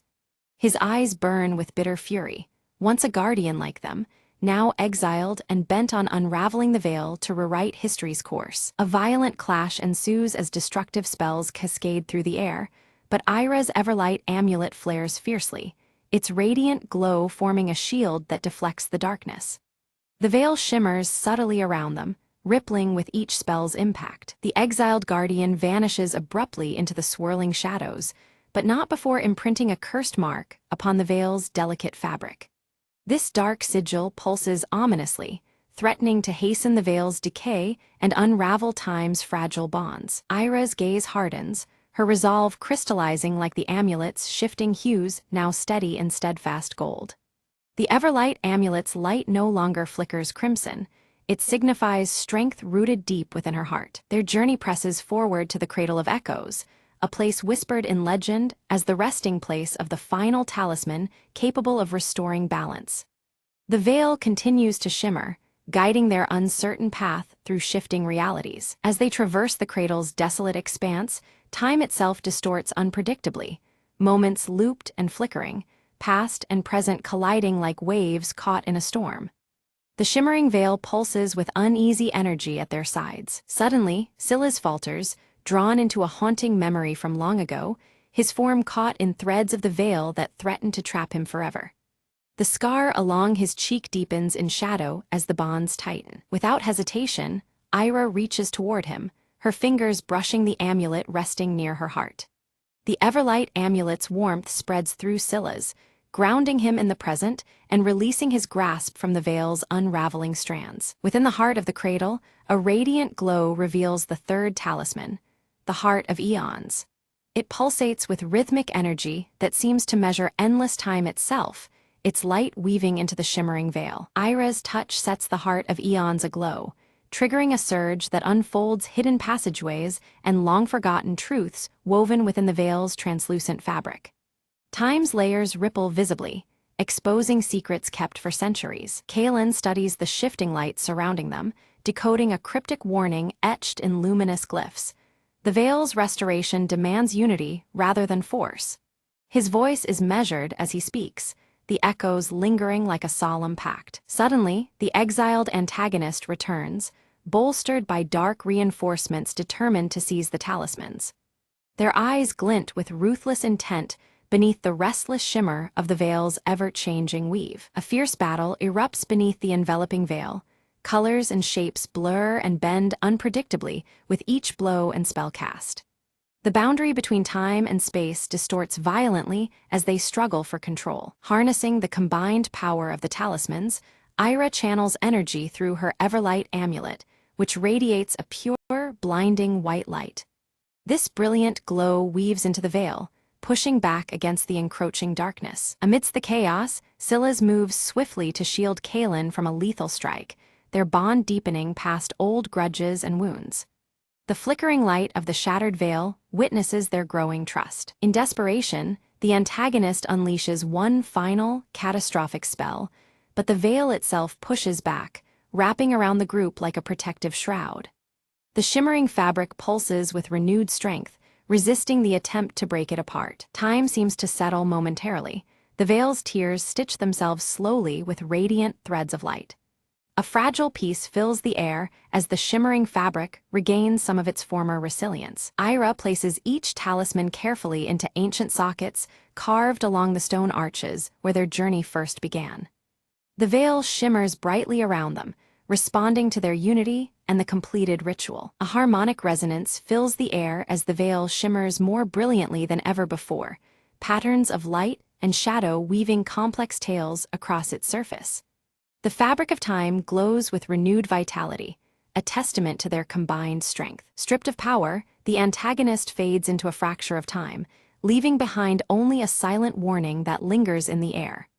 The shimmering threads of the veil flutter softly, cautious but undefeated. With the veil stabilized yet still fragile, Ira reflects quietly on the cost of their victory and the delicate balance they have preserved.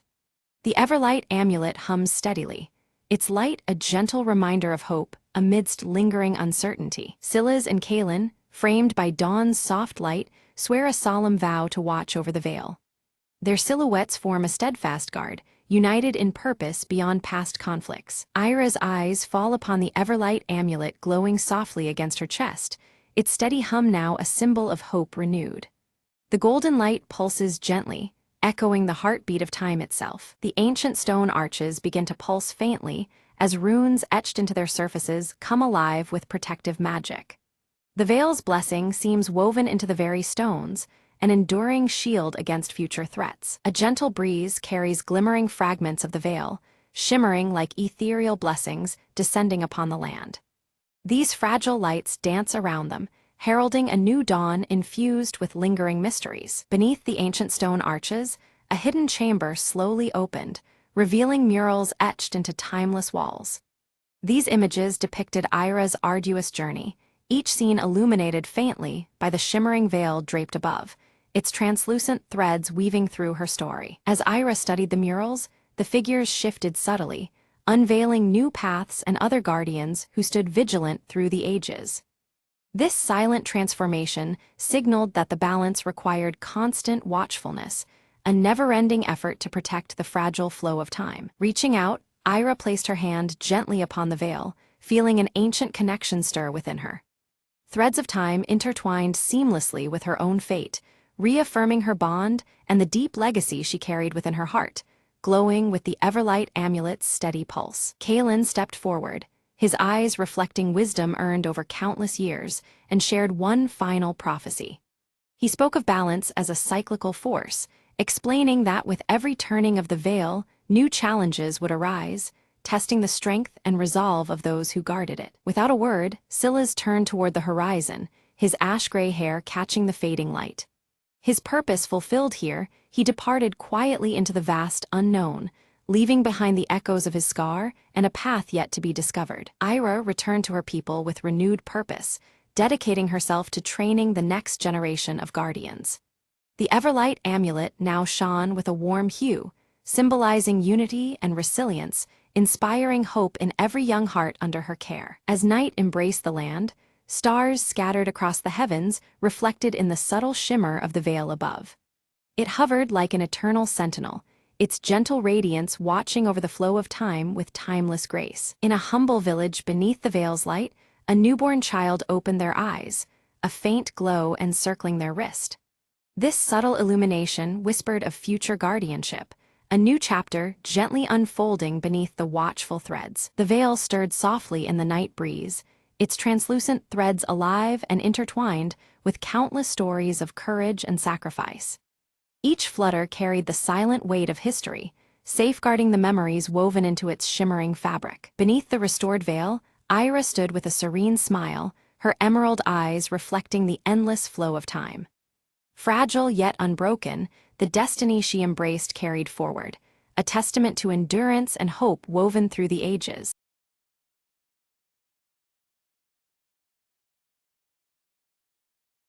In the heart of the Whispering Woods, an ancient lantern hung from a silver branch, glowing faintly. Ilara, a young wanderer with curious eyes, discovered the lantern while chasing fireflies one twilight. She reached out, her fingers brushing the cool metal, and suddenly the forest around her shifted. Trees whispered secrets, and the air shimmered with magic that hadn't stirred in centuries. A soft voice echoed, "Guardian of Light, your time has come to awaken Eldara's flame." Ilara's heart raced.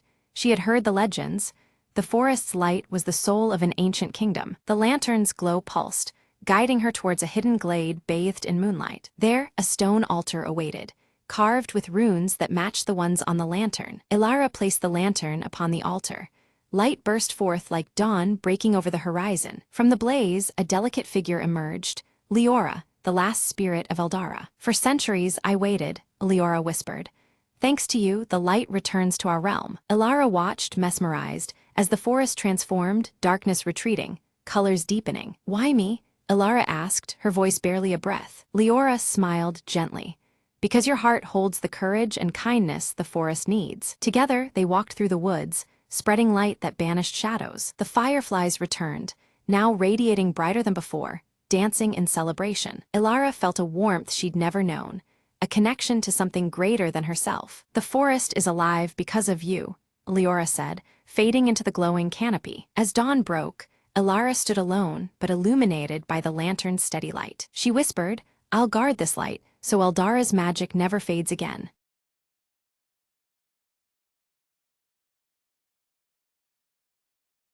Beneath the ancient oaks where the sunlight barely touched the forest floor, a silent secret stirred. Ira, a curious girl from the nearby village, ventured deeper than ever before, chasing a melody only she seemed to hear. The whispers grew clearer, weaving through the leaves like a forgotten song of old. She paused, heart fluttering, listening to the voices of the woods. Suddenly, a silver stag stepped into a clearing, its eyes glowing with an otherworldly light. "Follow me," it seemed to say, its antlers brushing the low-hanging branches. Entranced, Ira moved forward, feeling the forest pulse around her as if alive. The path twisted and turned, until it opened onto a glade bathed in ethereal light. At its center, an ancient stone stood, covered in runes that shimmered softly. Ira reached out, her fingers tracing the markings, unlocking memories not her own. Visions of forgotten times flooded her mind, the grove as a sanctuary, guardian of balance between worlds. The stag bowed before her, acknowledging her as the new keeper of the sacred trust. "The voices will guide you,"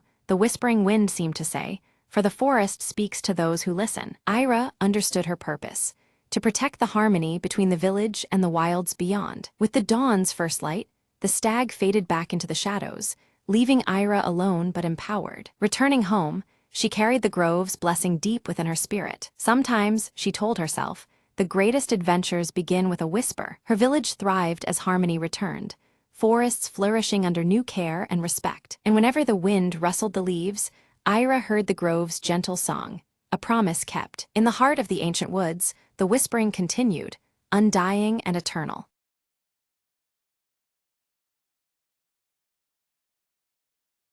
Leora stood by the window, her violet eyes reflecting the luminous full moon as she gripped the ornate silver locket tightly.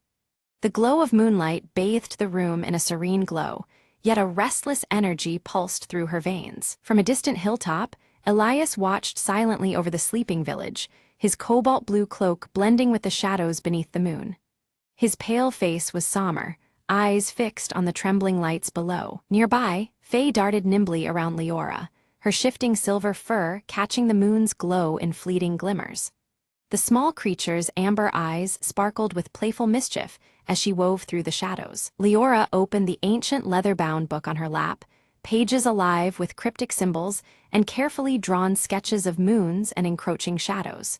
Her fingers trembled as she deciphered the arcane script, searching for a clue. Suddenly, a cold shadow swept across the room, and Leora gasped, dropping the heavy book onto the wooden floor with a heavy thud. The silence that followed was thick, the air charged with unspoken danger. The silver locket in her hand began to vibrate softly, emanating a faint, pulsing light that was caught by the cracked mirror nearby. Reflections danced across the fractured glass, hinting at secrets hidden within its depths. Elias descended the hill, his pale face now illuminated fully by the moonlight as his voice murmured incantations under his breath.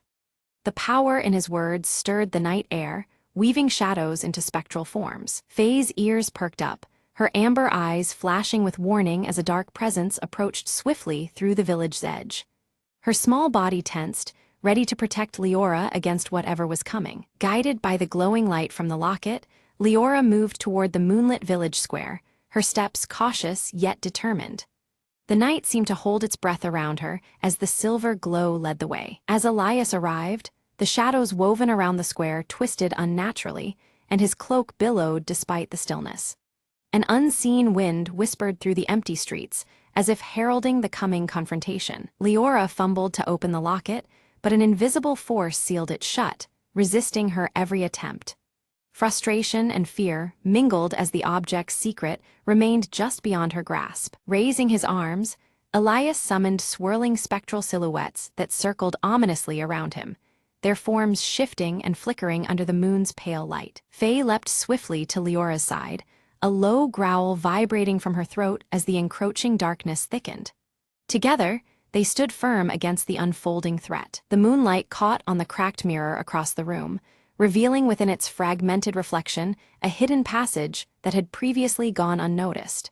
The secret doorway teased with promise and danger. With her heart pounding fiercely, Leora stepped toward the mirror, every shadow seeming to stretch and pulse in the silent room. The stakes rose palpably, and she knew the night held more than mere mysteries. The passage unfolded before her, revealing a spiral staircase bathed in an eerie moonlit glow that spiraled downward into unknown depths. Each step seemed to echo with ancient whispers as she descended cautiously. Elias's spectral silhouettes reached out with ghostly fingers toward Leora as she made her careful way down the staircase, their forms rippling with dark intent. The air grew colder, shadows threatening to engulf her. In a fluid movement, Faye shifted briefly, transforming into a small glowing orb that floated ahead, casting a soft light upon the dark stairwell.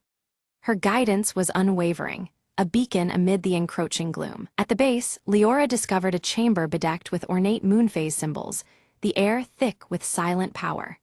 She placed the silver locket ceremoniously upon a stone altar carved with ancient runes. The locket burst forth with a powerful light, waves of radiance pushing back the gathering shadows and causing Elias's spectral forms to dim and recoil under its brilliance. Recoiling but undeterred, Elias shouted a fierce chant, his voice resonating through the chamber as the altar trembled beneath their feet. The darkness rallied, unwilling to concede ground. Fissures appeared in the chamber walls, letting cascades of pure moonlight flood into the enclosed space, strengthening Leora's resolve and weakening the shadows around them. Faye's silver fur brightened intensely, illuminating a hidden inscription etched into the wall, its words glowing softly in the newfound moonlight. The revelation promised vital knowledge on their dire battle. Tracing the inscription carefully, Leora unlocked a secret knowledge about bending the veil between worlds, a power both awe-inspiring and daunting. The weight of responsibility settled heavily on her shoulders as she absorbed the ancient truth. As Elias's cloak flared wildly and the ground shuddered beneath them, the chamber threatened to collapse, the chaotic energies at their peak. The night teetered on the edge of upheaval, every moment fraught with peril. Leora clutched the ornate silver locket tightly, whispering ancient incantations to awaken its latent power. Moonlight spilled into the chamber, its glow stabilizing the shimmering veil that protected the village from encroaching darkness. Her violet eyes reflected determination as the locket pulsed steadily against her heart. Suddenly, the locket's glow intensified, bathing the room in radiant silver light, but from the shadows emerged Elias, weaving darker magic in opposition. His cobalt-blue cloak billowed as a swirling storm of shadows erupted, threatening to unravel Leora's protective veil. The opposing forces clashed, casting flickering patterns across the cracked mirror's surface. Shards of the cracked mirror began to float around Leora, each fragment capturing faint images under the moonlight. Memories of the village's history shimmered inside them, festivals, laughter, and quiet nights bathed in silver glow. The reflections whispered stories long forgotten but etched deeply into the land's spirit. One particular shard revealed a startling image: Elias in his former human state, eyes filled with hope before the curse took hold. The once tall and gaunt figure appeared alive, untouched by the shadowy magic that now gripped him. This glimpse unsettled Leora, suggesting there was more beneath his eerie facade. A wave of hesitation washed over Leora as she sensed a conflicted heart within Elias. Doubt crept into her mind, whispering that his intentions might not be purely malevolent. Could the enemy she faced be bound by chains she had yet to understand? Breaking through the tempest of shadows, Elias's voice came, raw and desperate. "Release me," he pleaded, the gauntness fading for a moment to reveal pain buried deep within. His words echoed against the chamber walls, blending with the moonlight's gentle hum. The shadows faltered, trembling under the locket's persistent light, granting Leora a fleeting chance to tip the scales. Seizing the moment, she steadied her breath and focused all her energy on bolstering the veil. The balance hovered delicately as the two forces waged silent war. Faye darted around the chamber in swift circles, her amber eyes blazing with fierce determination. Each burst of her luminescent silver fur pierced the shadows, disrupting Elias's dark enchantments.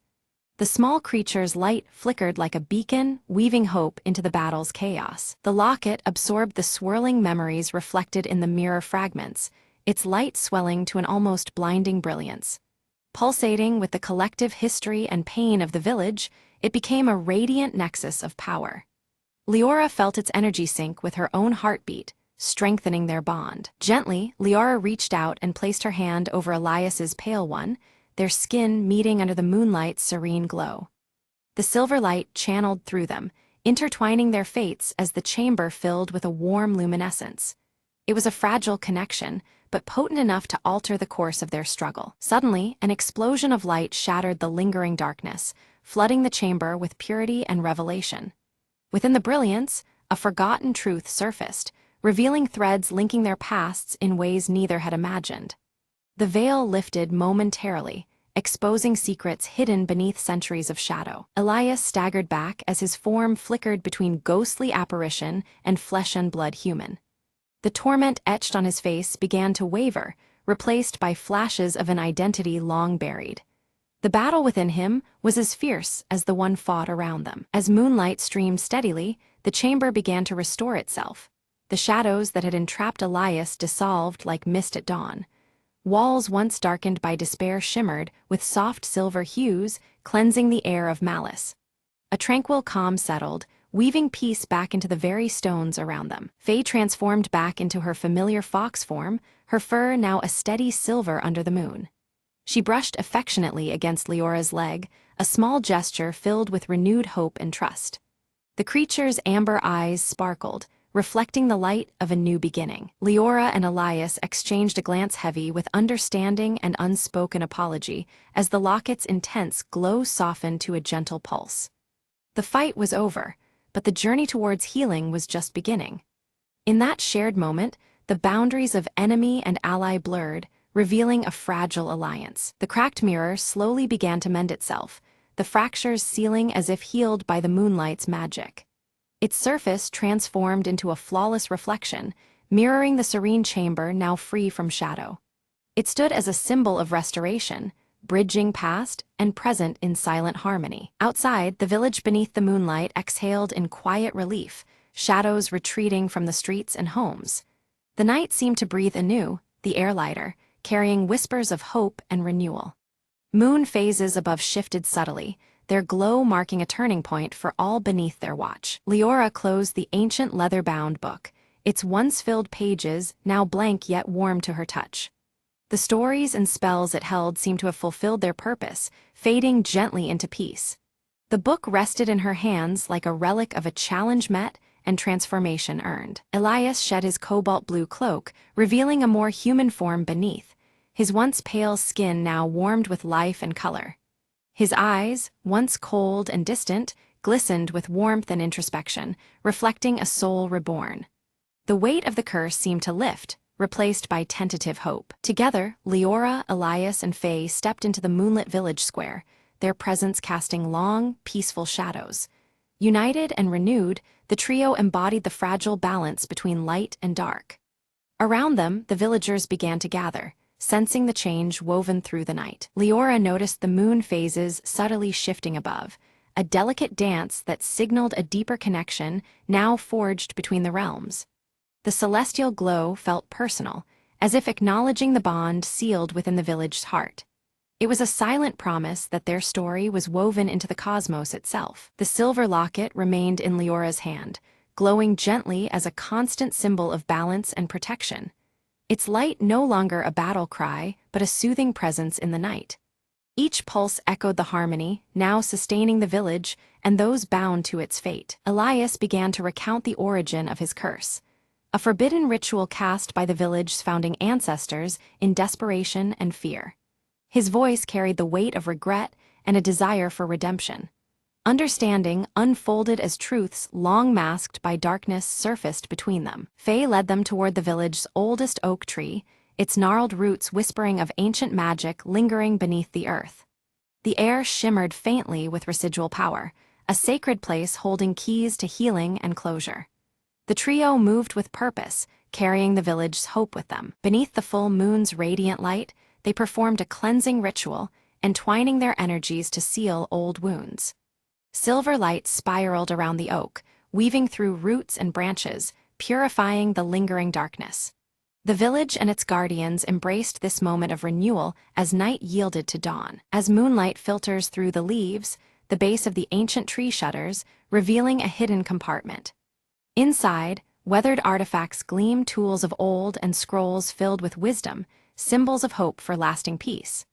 The discovery ignites a spark of resolve within Leora, signaling a new chapter for the village. With care, Leora places the ornate silver locket into a carved wooden box, its surface worn but sturdy. She secures the lid, locking it tight to shield the locket's power from those who might exploit it.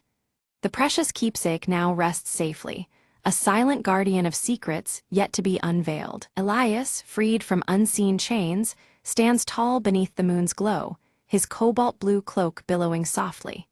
He solemnly pledges to watch over the boundary between worlds, joining Leora and Faye in their sacred duty.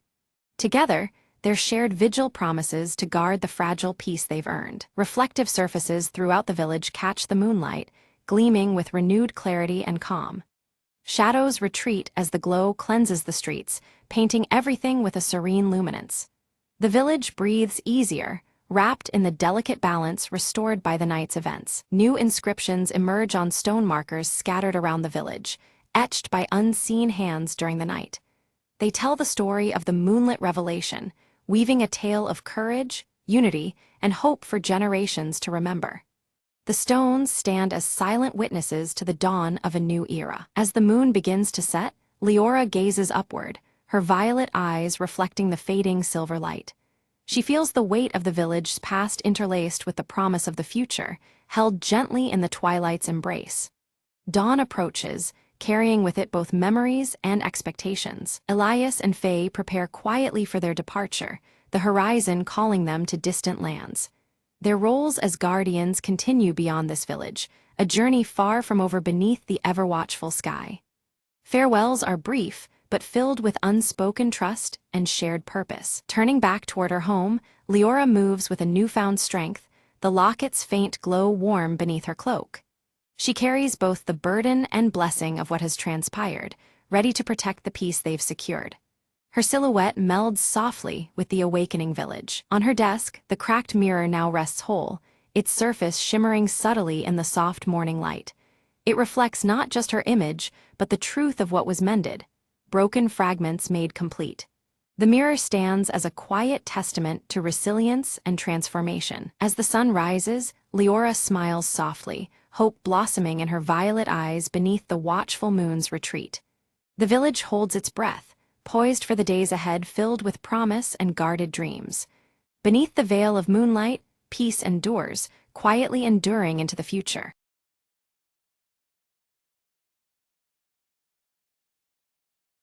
The old lighthouse stood towering against the stormy sky as Meyer approached, her heart racing with anticipation. She clutched a worn leather map, its edges frayed from years of searching for the rumored treasure hidden nearby. Lightning cracked overhead, illuminating the daunting steps spiraling up the lighthouse's narrow shaft. Maya hesitated, but then pressed her hand on the cold metal railing, beginning her ascent. As she climbed, whispers of the past seemed to echo through the walls, urging her forward. At the top, the door creaked open, revealing a dusty lantern and a faded journal resting on a wooden table. She flipped open the journal, discovering entries from a lighthouse keeper who spoke of a secret passage beneath the rocks. Without delay, Maya descended carefully, her boots echoing in the empty tower. Outside, rain battered her face as she followed the journal's directions toward the cliff's edge. A narrow cave entrance lay hidden behind a curtain of ivy, just as the journal described. Lighting her lantern, Maya stepped inside, the walls closing in around her as she ventured deeper. Suddenly, the tunnel opened into a cavern glowing with the shimmer of countless shells and glittering stones. In the center, a chest lay half buried in sand, its lock rusted but intact. With a deep breath, she pried it open, revealing an assortment of old coins, maps, and a compass unlike any she had seen. Maya smiled, realizing the true treasure was the adventure and the history she uncovered. She carefully packed the items, planning to share the story and preserve the legacy of the lighthouse keeper. As she exited the cave, the storm was clearing, and the first rays of dawn painted the sky in soft gold. Maya looked back once more at the lighthouse, feeling a profound connection to its silent sentinel. "Some secrets are worth the journey," she whispered, tucking the journal safely into her pack. With a steady heart, she walked away, ready for whatever new adventure awaited beyond the horizon.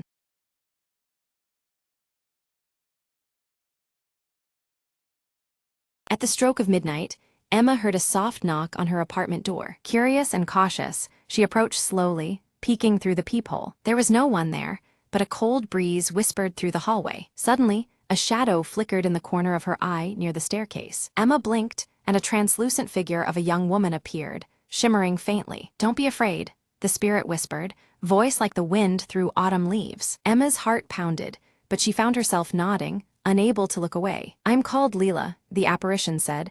"I need your help to find peace." Leela explained she was trapped between worlds, bound by a forgotten promise. Emma felt an unexpected warmth, despite the ghostly chill around her. "What promise?" Emma asked, determined to uncover the truth. Leela told her about a lost locket buried beneath the old oak tree in the park nearby. Without hesitation, Emma grabbed her coat and followed the spirit into the night. Under the silver moonlight, they reached the gnarled tree, roots tangled like secrets. Emma dug through the cool earth, fingers brushing against metal, a delicate locket. As she lifted it, Leela's form brightened, the sorrow in her eyes starting to fade. "Thank you," Leela said softly. "Now I can finally rest." With a gentle smile, the ghostly figure dissolved into a shower of twinkling lights. Emma stood alone, heart full, the cold night now feeling warm and inviting. From that night onward, her apartment door never echoed with mystery, just peace.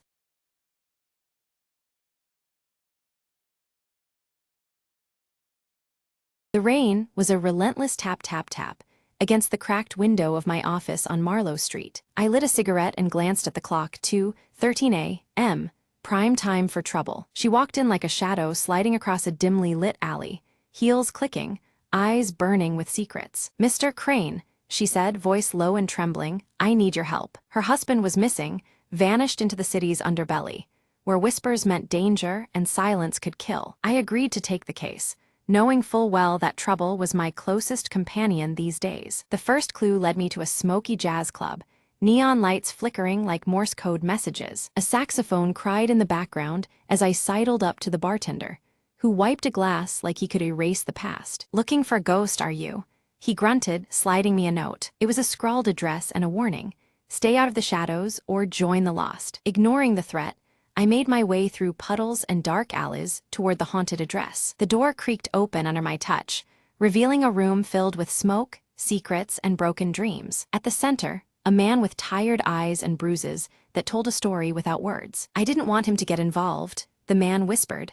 They're watching every corner. Suddenly, the room was bathed in red light, a warning or an ambush. I dove behind the battered furniture as footsteps thundered closer. A tense silence followed, broken only by my own ragged breath. When the danger passed, I helped the man escape into the night, vowing to bring the truth into the light. By dawn, the missing husband was safe, shadows lifted by the city waking to a new day. As she thanked me and disappeared into the crowd, I flicked the cigarette butt into the rain and muttered, "Another night, another story ended."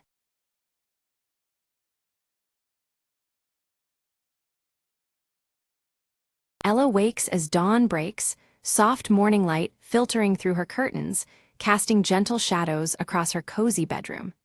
The faint ticking of an old wall clock melds with the quiet beginning of the day. Max, her golden retriever with a small scar above his right eye, stretches lazily at the foot of her bed. He senses the morning stirring, his red collar catching the early sun. Ella draws aside the curtains to watch Willow Lane slowly come to life, the street bathed in warm golden hues. Leaves flutter softly in the breeze, and the neighborhood seems wrapped in tranquility. Sitting by the window, she opens her worn journal and scribbles her morning thoughts, capturing the scent of fresh coffee mingling with the crisp dawn air. The silver streak in her hair gleams as she writes. Max lets out a soft bark, signaling his readiness for their morning walk.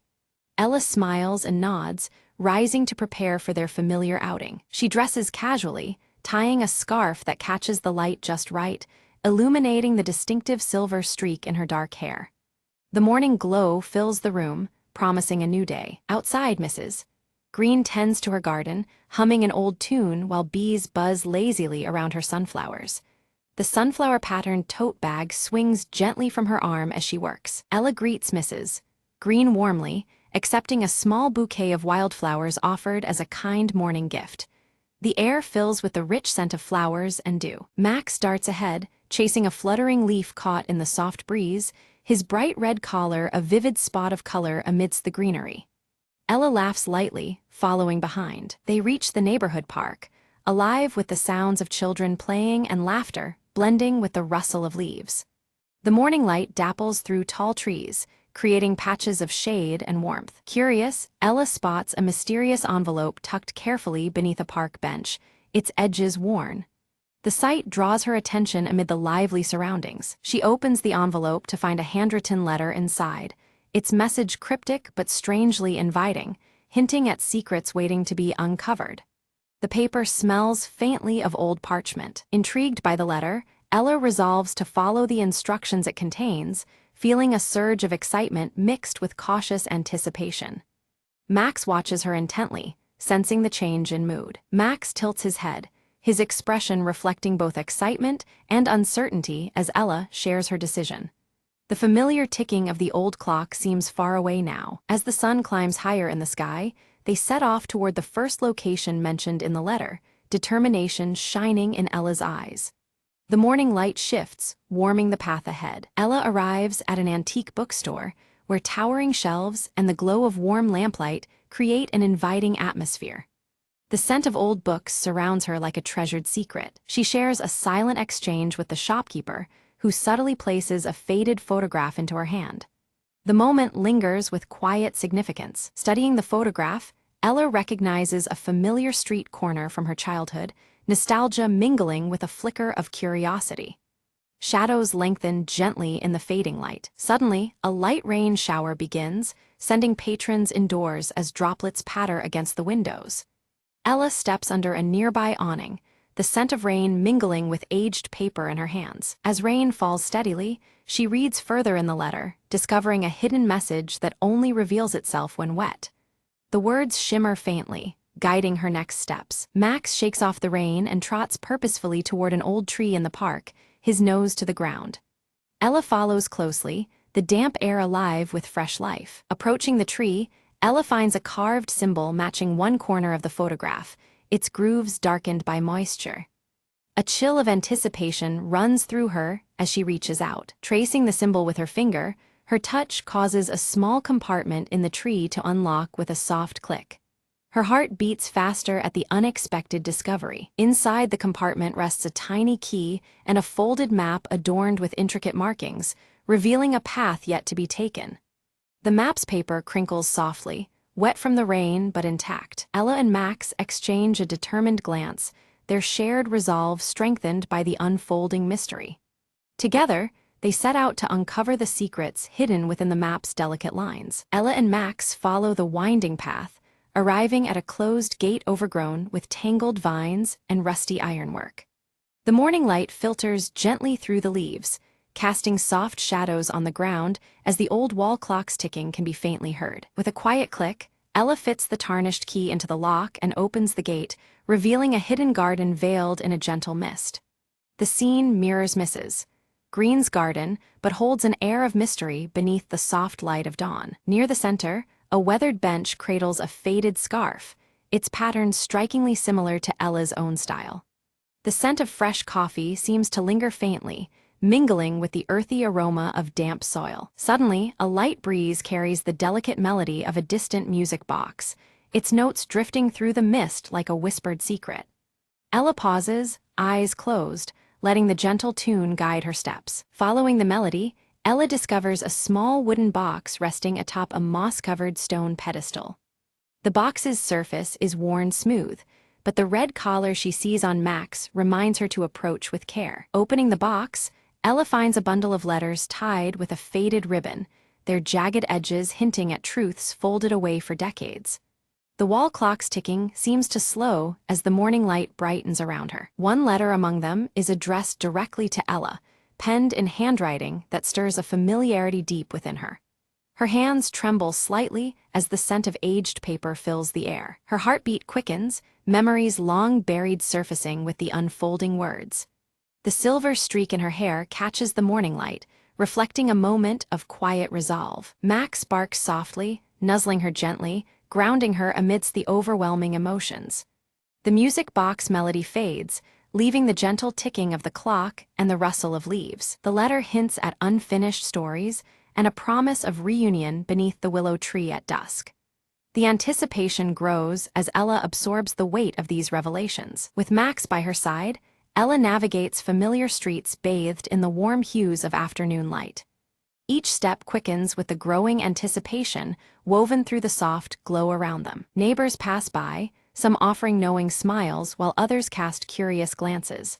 The sunflower-patterned tote bags sway gently in the breeze, linking the community in shared secrets. At the willow tree, in the shifting light, Ella finds an old friend standing quietly, hands trembling with restrained emotion.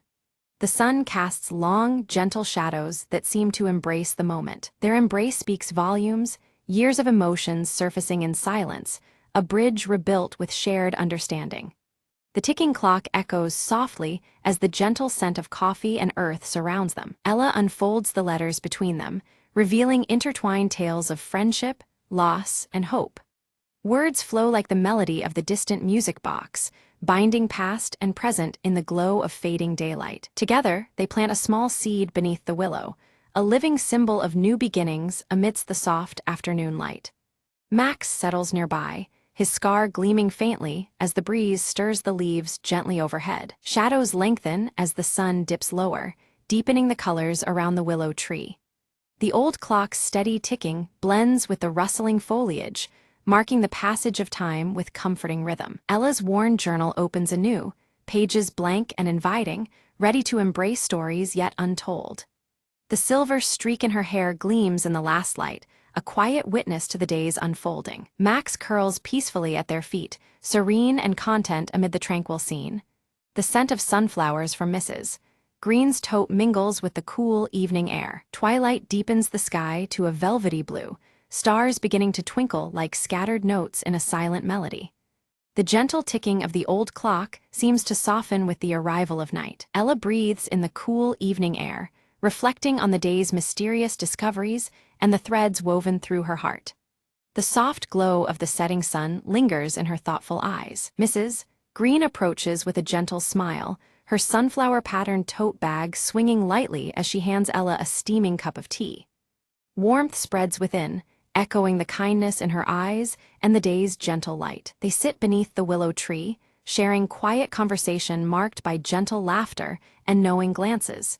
The music box melody feels just out of reach, a tender echo weaving through the night air. From Ella's bag, the old wall clock ticks softly, a steady reminder of the comfort found in returning home.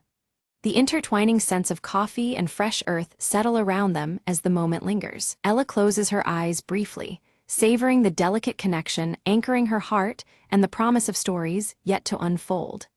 The twilight sky above offers a quiet witness, stars twinkling obediently in the gentle night. As Ella inhaled deeply, the familiar scent of jasmine wafted through the air, suddenly unlocking a vivid memory from her childhood. This fragrance transported her back to a secret moment long forgotten, revealing a connection to her past she had never fully understood. In the flashback, a younger Ella and a childhood friend sat beneath the sprawling branches of the willow tree, sharing whispered promises and dreams. Their bond was tender and unspoken, sealed with hopes of a future where their differences would no longer matter. Awakening to the present, Ella grasped the true significance of the letters she had found. They were more than words, they were bridges to heal wounds left untouched. Understanding their power filled her with an urge to mend what time had frayed. Max nudged her hand gently with his nose, his warm brown eyes steady and reassuring. His presence was a comforting anchor, pulling Ella back from the depths of memory into the gentle morning light surrounding them. With renewed resolve, Ella made the heartfelt decision to reach out and reconcile with those she had once parted from. Embracing the future meant letting go of old grievances and welcoming the possibility of peace. Together with her friends, Ella began drafting plans to restore the hidden garden near the willow tree, transforming it into a shared sanctuary of growth and connection. The project symbolized new beginnings and the strength found in community. They organized a small gathering, inviting neighbors and friends to join in the celebration of renewal and hope. The gentle ticking of the old wall clock matched the anticipation that fluttered through Willow Lane as invitations spread. As dusk settled, laughter and music floated through the air, mingling with the soft glow of lanterns strung between the trees. The community came alive, united under the embrace of the willow's watchful branches and the warm morning light now fading into evening. Sitting quietly, Ella penned the final entry in her journal, capturing the day's unfolding joy and the healing she felt within. With each word, she closed a chapter marked by uncertainty and welcomed one illuminated by gratitude and hope. Night folded Willow Lane into a peaceful hush, with the willow tree standing tall and steadfast as witness to stories both past and new. Under the starlit sky, the gentle ticking of the clock and the lingering scent of jasmine promised that this was just the beginning.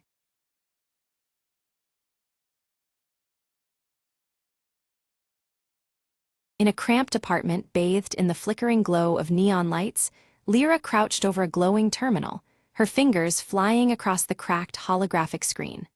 Wires tangled around her like vines, while streams of encrypted data pulsed rhythmically on every monitor. From a shadowed doorway, Cade stood tense, his tall silhouette barely illuminated by the neon buzz outside. His cybernetic left arm twitched subtly, muscles ready to spring into action at the slightest threat. Suddenly, Lyra's console flashed an urgent alert, unauthorized access detected dangerously close to their location. The glitching data streams seemed to ripple with alarm as she absorbed the warning. Outside, the streets were alive with neon signs flickering erratically, while a mysterious encrypted drone hovered silently overhead, its sensors scanning for any hint of forbidden activity. Without hesitation, Lyra yanked her data jack from the terminal, silver-streaked hair pulled back tightly to avoid distraction as she prepared for what came next. The room thrummed with a tense urgency as her blue eyes darted to Cade. Cade's voice was low but firm, urging them to move quickly. The drone's advanced tracing capabilities made lingering a grave risk that could jeopardize their entire mission. Every second counted now. Flickering images from the past flashed across Lyra's mind. Dangerous missions and close calls because of her relentless quest to find Nexus, a lost AI rumored to hold secrets powerful enough to change their world. Oren appeared suddenly as a hologram, his auburn hair catching the skewed light, face lined with worry.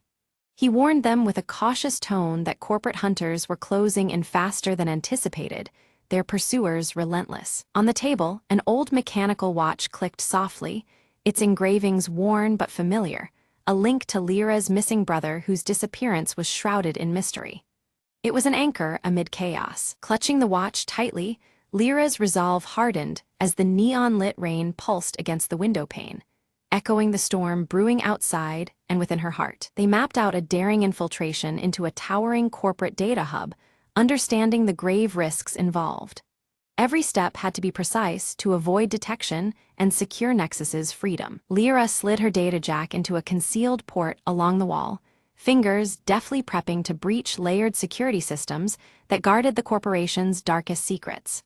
Her screen flickered with complex code. Meanwhile, Cade ran diagnostics on his cybernetic arm, the systems humming quietly as he scanned the perimeter for patrolling drones, each a potential threat waiting in the shadows. Oren's hologram flickered intermittently, his cautious voice cautioning patience and careful timing, reminding them how unpredictable corporate security had become in recent days. Outside their hold, the cityscape glowed with an ominous hue neon lights casting elongated shadows, an unsettling reminder of the deadly stakes surrounding their mission. Lyra slipped silently past laser grids, her fingers dancing rapidly over the console to decrypt firewalls layered in complex algorithms, each successful bypass painting a fragile path deeper inside. Cade struck swiftly when a security drone approached, disabling it with a precise pulse blast from his cybernetic arm, metal sparks raining softly as it fell silent. Suddenly, a rogue power surge sent holographic screens glitching wildly,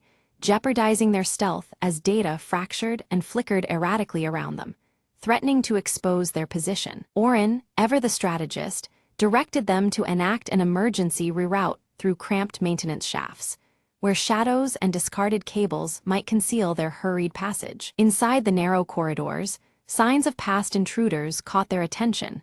Discarded tech fragments and faint footprints told a story of failed attempts and dangers ahead. Lyra's heart skipped as she found a data chip engraved with her brother's initials, a chilling reminder of how deeply personal this mission had become and how far she was willing to go. An alarm shattered the tense silence, piercing through the corridors. Corporate hunters had anticipated their every move, closing in with ruthless precision and determination. Cade assumed a defensive posture, his cybernetic arm glowing faintly as he repelled waves of security bots with swift, calculated strikes, metal clashing amid the neon-lit chaos. Confronted by a locked console demanding unique biometric verification she did not possess, Lyra struggled against the digital fortress barring their progress, frustration flickering in her glowing blue eyes. Oren's flickering hologram suggested a desperate measure: to utilize the mechanical watch's embedded microchip as an override key, a fragile lifeline woven from the past into their precarious present. Cade's presence is a shield as Lyra delicately implants the tiny chip from the aged mechanical watch into the console's interface. His cybernetic arm tenses, eyes scanning every corner, ready for any threat, while flickering neon lights cast shadows over his sharp features. The console hums and accepts the chip, but abruptly, an alarm blares and the facility initiates a lockdown protocol. Heavy security doors start sliding shut, a series of clicks echoing as they seal every exit with chilling finality. The corridors bathed in neon shimmer as shimmering, heavy security doors slam closed, trapping Lyra and Cade inside. The cold, flickering light reflects off cracked holographic screens, heightening the oppressive atmosphere of their entrapment. Using her data jack, Lyra penetrates the building's core infrastructure, fingers dancing across a virtual interface to override the lockdown remotely. Encrypted data streams pulse around her vision, a digital battleground beneath the physical chaos. Outside, corporate hunters mobilize swiftly, coordinating a ruthless sweep through the building as their radios chatter. The echo of their boots grows closer, a deadly flush operation converging on Lyra and Cade's position. Suddenly, the lights cut out, plunging the corridors into darkness save for the eerie glow of emergency LEDs. Neon flickers in weak pulses, the glitching holograms casting long, jittering shadows that dance in the dark. Cade's cybernetic arm flares softly with internal light, activating enhanced sensors that pierce the gloom. His form moves like a shadow, muscles coiled, leading them through the pitch-black passages with precision. From the implanted chip, Lyra extracts a second encrypted message, layers of cipher revealing hints of deeper conspiracies hidden beneath the surface. The encrypted code weaves patterns that suggest far more than a simple infiltration. Orin's hologram materializes with a flicker, his scanning algorithms detecting an anomaly within the corporate network, a concealed node harboring the elusive nexus. The discovery sends ripples through their mission's urgency. The trio races through winding passages as armed guards sweep the area, security drones' mechanical whirring oppressing the silence between gunfire and footfalls. Neon signs flicker erratically, marking a frantic dance through hostile terrain. A false step in the debris-strewn corridor nearly seals Lyra's capture, but Cade's swift reflexes catch her arm, pulling her back into safety.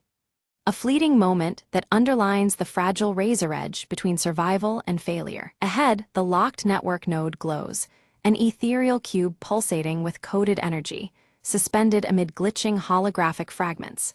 Its shifting light mirrors the encrypted mysteries they strive to unveil. Lyra begins the painstaking download of Nexus, the AI's fragmented voice filtering through layers of static and data corruption. Each byte retrieved feels like breathing life back into a ghost entombed in circuits. Without warning, corporate hunters breach their sanctuary, armed and relentless. The team braces for a desperate stand to protect both the download and their lives within the crumbling fortress. Cade fights with brutal efficiency, his cybernetic arm delivering precise blows while absorbing minor damage. His defense buys precious moments, a wall of defiance shielding Lyra as she works. Lyra's download slows alarmingly as a corrupted firewall materializes, its digital tendrils throttling the data flow. The system's defense appears almost alive, a venomous barrier threatening to sever their vital connection. Orin hacks remotely, weaving through the virtual battlefield to counter the firewall's decay. His voice crackles with urgency, warning Lyra of escalating system instability as the network threatens to collapse around them. The mechanical watch begins to resonate with an ancient energy. Its worn engravings unlock hidden pathways in the system's code. This unexpected synergy reveals secret routes, bypassing corrupted firewalls and granting elusive access. Nexus's holographic form finally emerges, shimmering and shifting between pure light and shadow, a spectral figure alive with digital consciousness.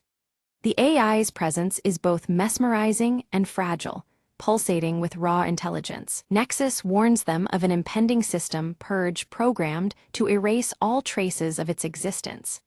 Time is rapidly running out.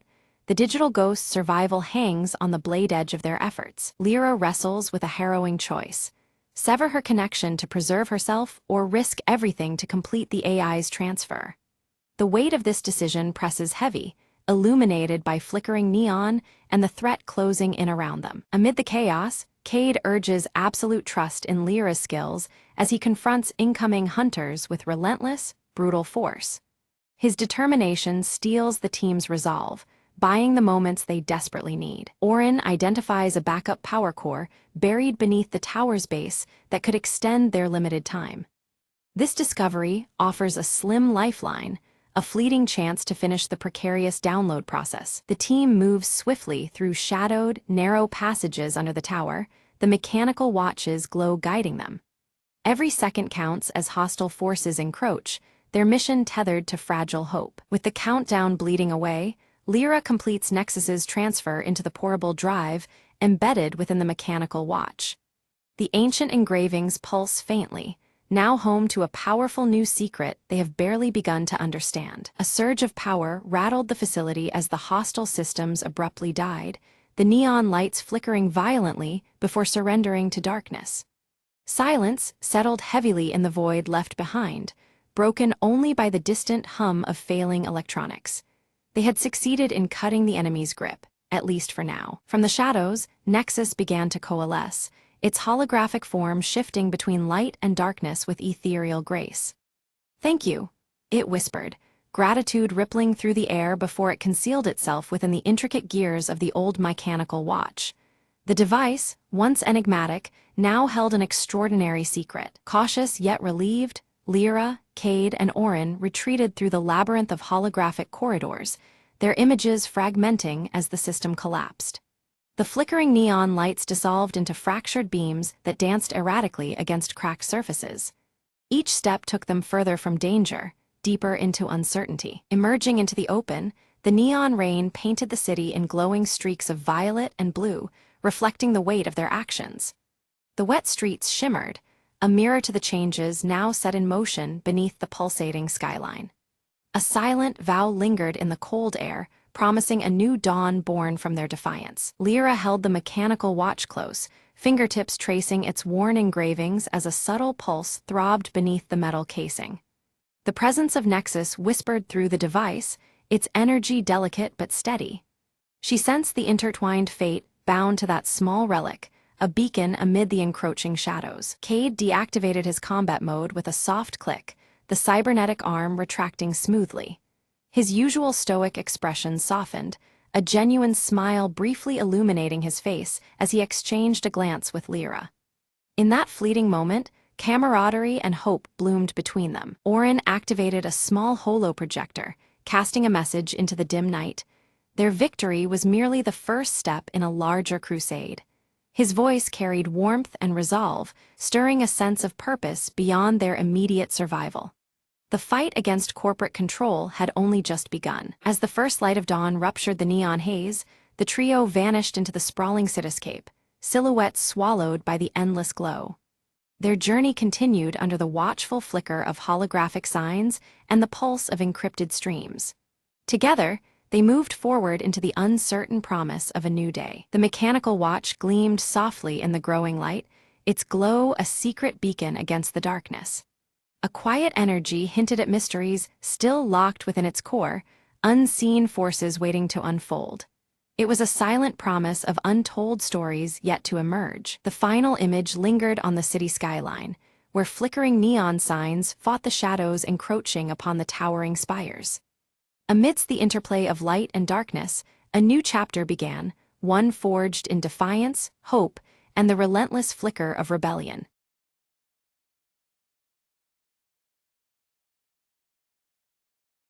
The sky split silently just after midnight, casting a pale glow over the deserted city streets. Lena's fingers trembled as she adjusted the settings on the quantum scanner, her breath shallow with anticipation. If these readings are right, she murmured, we're staring at a rift in space-time itself. The device buzzed, emitting a steady hum that resonated through the hollow chamber where Lena worked. Suddenly, a ripple shimmered in the air, a translucent tear revealing glimpses of a parallel world. She leaned closer, eyes wide, watching shadows dance across the surface, foreign yet familiar. It's like looking into a pond reflecting another life, the voice behind her whispered. Startled, Lena turned to see her colleague, Mark, illuminated by the eerie light from the rift. This changes everything, Mark said, his voice filled with awe and fear. Without warning, a figure stepped through, unstable but unmistakably human. Lena reached out, heart pounding as the stranger's hand met hers, a bridge between realities. We don't have much time, the visitor warned.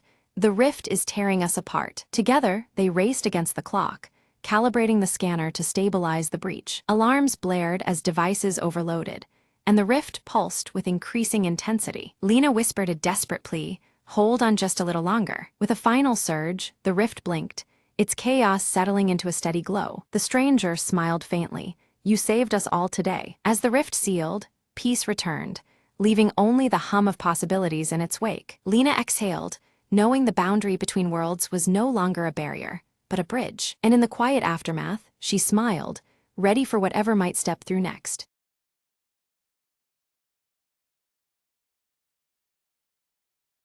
Max bursts through the office door, a box of fresh donuts clutched in his hand, his crooked glasses teetering as he beams with anticipation. Ellie greets him cheerfully, her oversized sweater sleeves partially covering her hands as she eyes the tempting box and tucks a loose curl behind one ear. Mr. Crumb storms in behind them, grumbling about looming deadlines, his coffee-stained tie flapping dramatically as he clutches a stack of documents. With a flourish, Max sets the donut box center stage on the shared desk, declaring them the perfect morale booster for a tough day ahead. Just as Max turns to fetch coffee, Ellie reaches eagerly for a pink frosted donut, but the box suddenly slides away from her grasp without explanation. Max and Ellie exchange bewildered glances as the donut box vanishes completely from the desk, leaving behind only a slight wobble where it sat. From the doorway, Mr.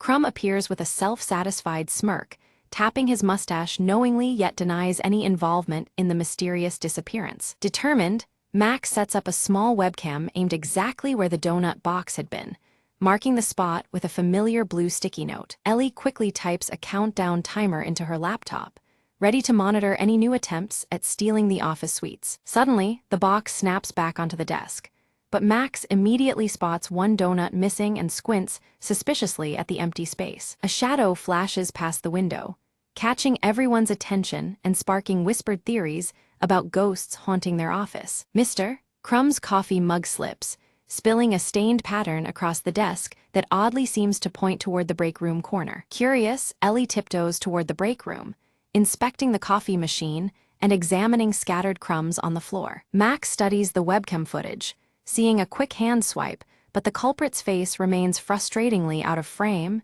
deepening the puzzle. Teaming up, Max and Ellie plan a lunch hour stakeout, vowing to catch the elusive donut thief red-handed. During their surveillance, Max accidentally bumps a chair, clattering loudly and startling them both, yet no donut thief appears amidst the chaos. Ellie notices a trail of frosting smears, leading from the desk area toward the ventilation vent near the ceiling. Mr. Crumb insists again that he's innocent, offers a peace offering of donuts, but his fingers betray him with a subtle nervous twitch. Climbing a ladder, Max peers cautiously into the vent and discovers only dust bunnies and a crumpled blue sticky note doodled with a donut symbol. The office phone suddenly rings off the hook, forcing everyone to abandon their focus and answer in bursts of hurried chatter. Ellie rigs a donut-shaped trap on a chair, complete with a dangling string tied to a small bell, hoping it might alert them to the next thief. The trap activates, but instead of a stealing culprit, it unleashes a spray of confetti,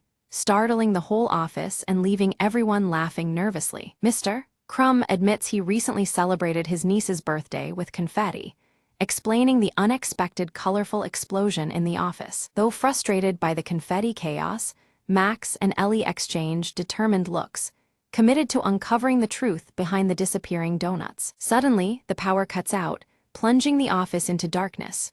Muffled noises and faint laughter echo as tension rises with the blackout. Emergency lights flickered, casting an eerie glow across the office as Mr. Crumb emerged, clutching a single donut. His sheepish grin and amused eyes betrayed a playful secret behind his unusual presence. Ellie's sharp eyes caught the absence of the blue sticky note from its usual spot near Max's workspace. In its place was a handwritten riddle, its curling letters teasing an unknown clue. The riddle spoke cryptically of a secret meeting place, described as where hands meet and heads nod in unison. Its enigmatic tone sparked curiosity and a sense of adventure among the trio. Max quickly surmised that the riddle referred to the conference room, a spot fitting the description well. With the donut box in hand, they cautiously advanced, ready for whatever awaited. Just as they crossed the threshold, the conference room door creaked loudly and snapped shut behind them, locking automatically without warning. The sudden confinement added a jolt of tension to the moment. Inside, the lights revealed a festive scene, a donut-themed surprise party meticulously arranged by Mr. Crumb to lift everyone's spirits. Donut decorations and cheerful banners transformed the space into a warm refuge. Ellie burst out laughing, the tension melting away as she realized the theft was a playful ruse by Mr. Crumb. This light-hearted prank had sparked unexpected excitement and joy in the office. Max examined the donut box, now brimming with an assortment of colorful treats, feeling gratitude mixed with amusement at the prank. The donuts that started the mystery were now the centerpiece of celebration. The trio exchanged goofy, knowing smiles as a playlist of funky tunes filled the room, inviting laughter and relaxed camaraderie. The atmosphere changed markedly from the week's earlier gloom. Ellie's gaze caught a discreetly positioned hidden camera, its lens capturing their surprised and joyful reactions. It seemed their moment was being immortalized for a future office memoir video. In his delight, Max bit into a jelly-filled donut only to have the filling squirt unexpectedly onto his glasses.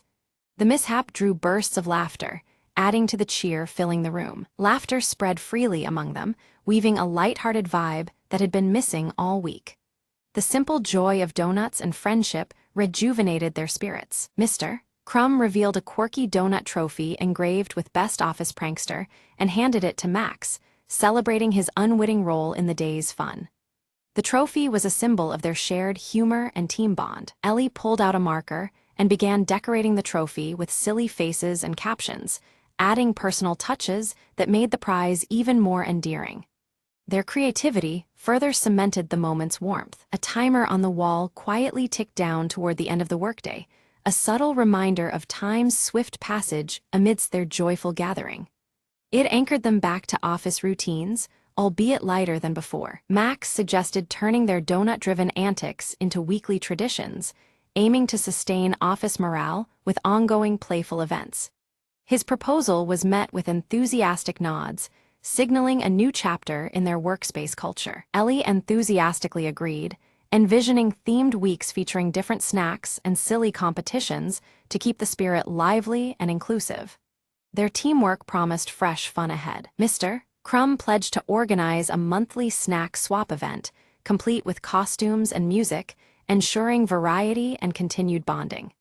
His commitment was met with cheers, revealing his deeper role in fostering joy. Together, they posed for a group photo holding the donut trophy, their broad smiles immortalizing the day's newfound camaraderie. The snapshot was a testament to their shared journey from mystery to celebration. As lights dimmed, they returned to their desks, still chuckling and exchanging leftover treats. The office felt transformed, lighter and more connected by the warmth they had created. Suddenly, the blue sticky note reappeared, now stuck on Max's computer monitor with a hand-drawn smiley face. Its return hinted at more surprises lurking just beneath the surface. Just then, the office printer whirred to life, ejecting a fresh message that read, "More surprises await." The cryptic line electrified the room with anticipation once more. Ellie leaned over to read the note aloud, her voice tinged with excitement and curiosity. The mysterious message promised that their day of fun was only just beginning. Mr. Crumb winked knowingly and raised his coffee mug in silent toast, signaling the start of ongoing merriment and teamwork in the office. His gesture unified them in shared anticipation of what was next. Max glanced at his watch, astonished at how swiftly the day had passed amid laughter and camaraderie. The unexpected joy marked a memorable turn in their normally routine work life. The camera slowly zooms out, revealing a clumsy robotic arm clutching another box of donuts. Its jerky movements hint at future shenanigans that await the office team. From a hidden speaker, a playful jingle begins to play, celebrating the joy of donuts. This confirms that a new prank system has been installed, bringing a lighthearted energy to the workspace. Ellie presses a button on her laptop with a grin, instantly activating colorful lights around the office. Donut shapes project across the walls, filling the room with vibrant, whimsical patterns. Mr. Crumb sets up a leaderboard on a computer screen, tracking upcoming donut-related challenges and achievements. His thick mustache twitches with delight as he imagines the friendly competition ahead. Gathered together, Max, Ellie, and Mr.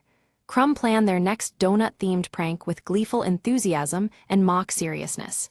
Their camaraderie fills the room, turning the office into their playful stage. Suddenly, a small drone buzzes near the ceiling, gracefully delivering a fresh box of donuts labeled for the next mystery.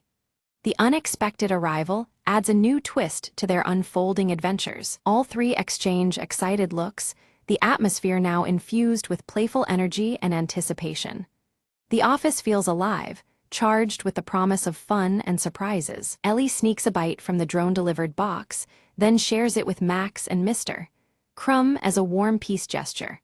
Their smiles and laughter echo the strong bond forged over countless donut escapades. The camera centers on the blue sticky note near their workspace, now adorned with tiny donut stickers and a cheerful smile.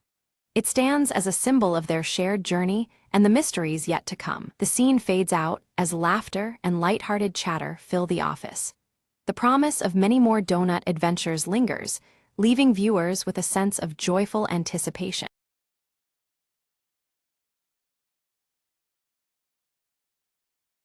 In the village of Elder's Hollow, no one dared to light the old lantern after dusk, except Mara. One foggy evening, Mara found the lantern hanging from a crooked branch deep in the woods. A soft glow flickered inside, and a whisper brushed against her ear, "Follow the light." Curiosity overcame fear as she lit the lantern, its flame burning with an eerie blue hue. The whisper grew louder, leading her along a winding path she'd never seen before. Branches seemed to bend away, shadows dancing just beyond the light's reach. At the path's end, a forgotten well lay shrouded in mist, its stones ancient and crumbled. The whisper urged, "Look within," and Mara peered down into the darkness below. Suddenly, a face emerged, a child trapped in twilight, eyes wide with hope. "Help me," the voice pleaded softly, the lantern's light pulsing in rhythm with her heartbeat. Mara grasped the rope tied to the well's edge and began to pull gently. With effort, the child was lifted into the cool night air, the mist parting as if in gratitude. The boy reached out,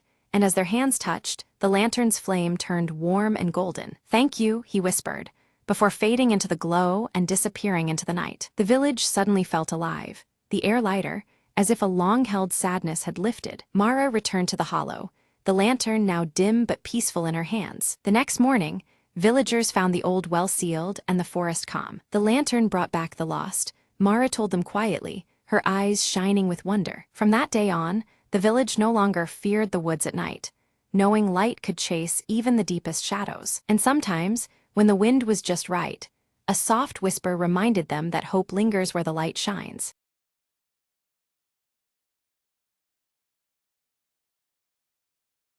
At dawn, Arius moved with focused grace near the ancient stone circle. His silver hair caught the first sunlight, shimmering as he swung his crescent-etched sword in practice.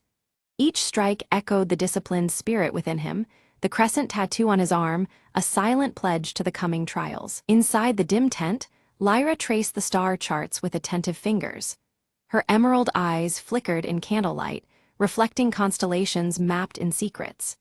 The star-embroidered cloak around her shoulders seemed to ripple with unseen energy as she pondered celestial patterns. Eldrin stood near the village gates, his white beard stirring in the cool morning breeze. His golden eyes scanned the horizon, gripping the rune-carved staff tightly as if anchoring himself against an unseen force. He sensed the boundary's thinness, aware shadows gathered beyond sight. A sudden chill swept the village as a shadow darker than night crossed its threshold. Cloaked in midnight robes, Sable moved silently, melding with the shifting gloom. No one noticed the figure's passage except the veiled glint of menace cloaked beneath the hood. With the rising crescent moon swelling unnaturally large, whispers stirred among the fearful villagers. They exchanged anxious glances under the veil of twilight as the moon's glow cast elongated shadows. The night felt charged, as if the world itself held its breath. Arius's crescent tattoo glimmered faintly, a spectral light matching the moon above. His hand instinctively rose to touch the symbol, sensing a surge of energy coursing through him. The connection between mark and moon pulsed, a silent call to rising peril. Suddenly, Lyra's vision unfolded, a veil tearing apart to reveal a dark, writhing force. The imagery left her breathless, the starry cloak tightening around her shoulders. The revelation unsettled her soul, warning of veils unbound and secrets unveiled. Eldrin gathered the village council under the growing shadows, his voice grave with ancient knowledge. He spoke of a prophecy tied to shifting shadows and broken veils, a destiny threatening to unravel their world. The weight of his words settled like a stone upon their hearts. In the bustling marketplace, Sable moved unseen, planting a sinister symbol etched in shadow. Most missed the act, but the faintest ripple of darkness lingered where the mark was left behind. Suspicion grew, though no face could be tied to the unseen sowing of discord. Alerted by unseen danger, Arius drew his crescent-etched sword, feeling its latent power awaken. Pulses of energy thrummed through the blade, synchronizing with the glowing tattoo on his arm. The weapon was alive, ready for the encroaching threat. Lyra deciphered the ominous mark as a harbinger, the veil of Orenthal growing fragile. The star symbols in her cloak seemed to resonate with this truth, each stitch a reminder of their fragile defense. The veil's weakening signaled coming upheaval, demanding urgent action. Under the pale moonlight, Eldrin led Arius and Lyra toward the Forbidden Library. The ancient tomes awaited, holding secrets cloaked by time and shadow. As they approached, the veil surrounding the village seemed to hum, as if aware of their quest. Shadows warped and twisted unnaturally as they neared the veil-like barrier. A chilling breeze carried whispers of realms beyond, the boundary flickering like a fragile membrane. The trio stepped cautiously, senses alert to encroaching darkness. The veil quivered suddenly, thinning to reveal fleeting glimpses of a deep and desolate realm beneath. Dark tendrils writhed behind this fragile curtain, veiling an ancient and terrible power. Fear tightened in their chests as the boundary between worlds grew unstable. Fear rippled among the villagers, spreading whispers that the veil might collapse entirely. The ancient evil bound for centuries below threatened return, its shadows inching closer. Anxiety thickened the night air, veils no longer safe sanctuaries but fragile shields. Arius tested his blade against advancing shadows, sparks igniting as steel met intangible darkness.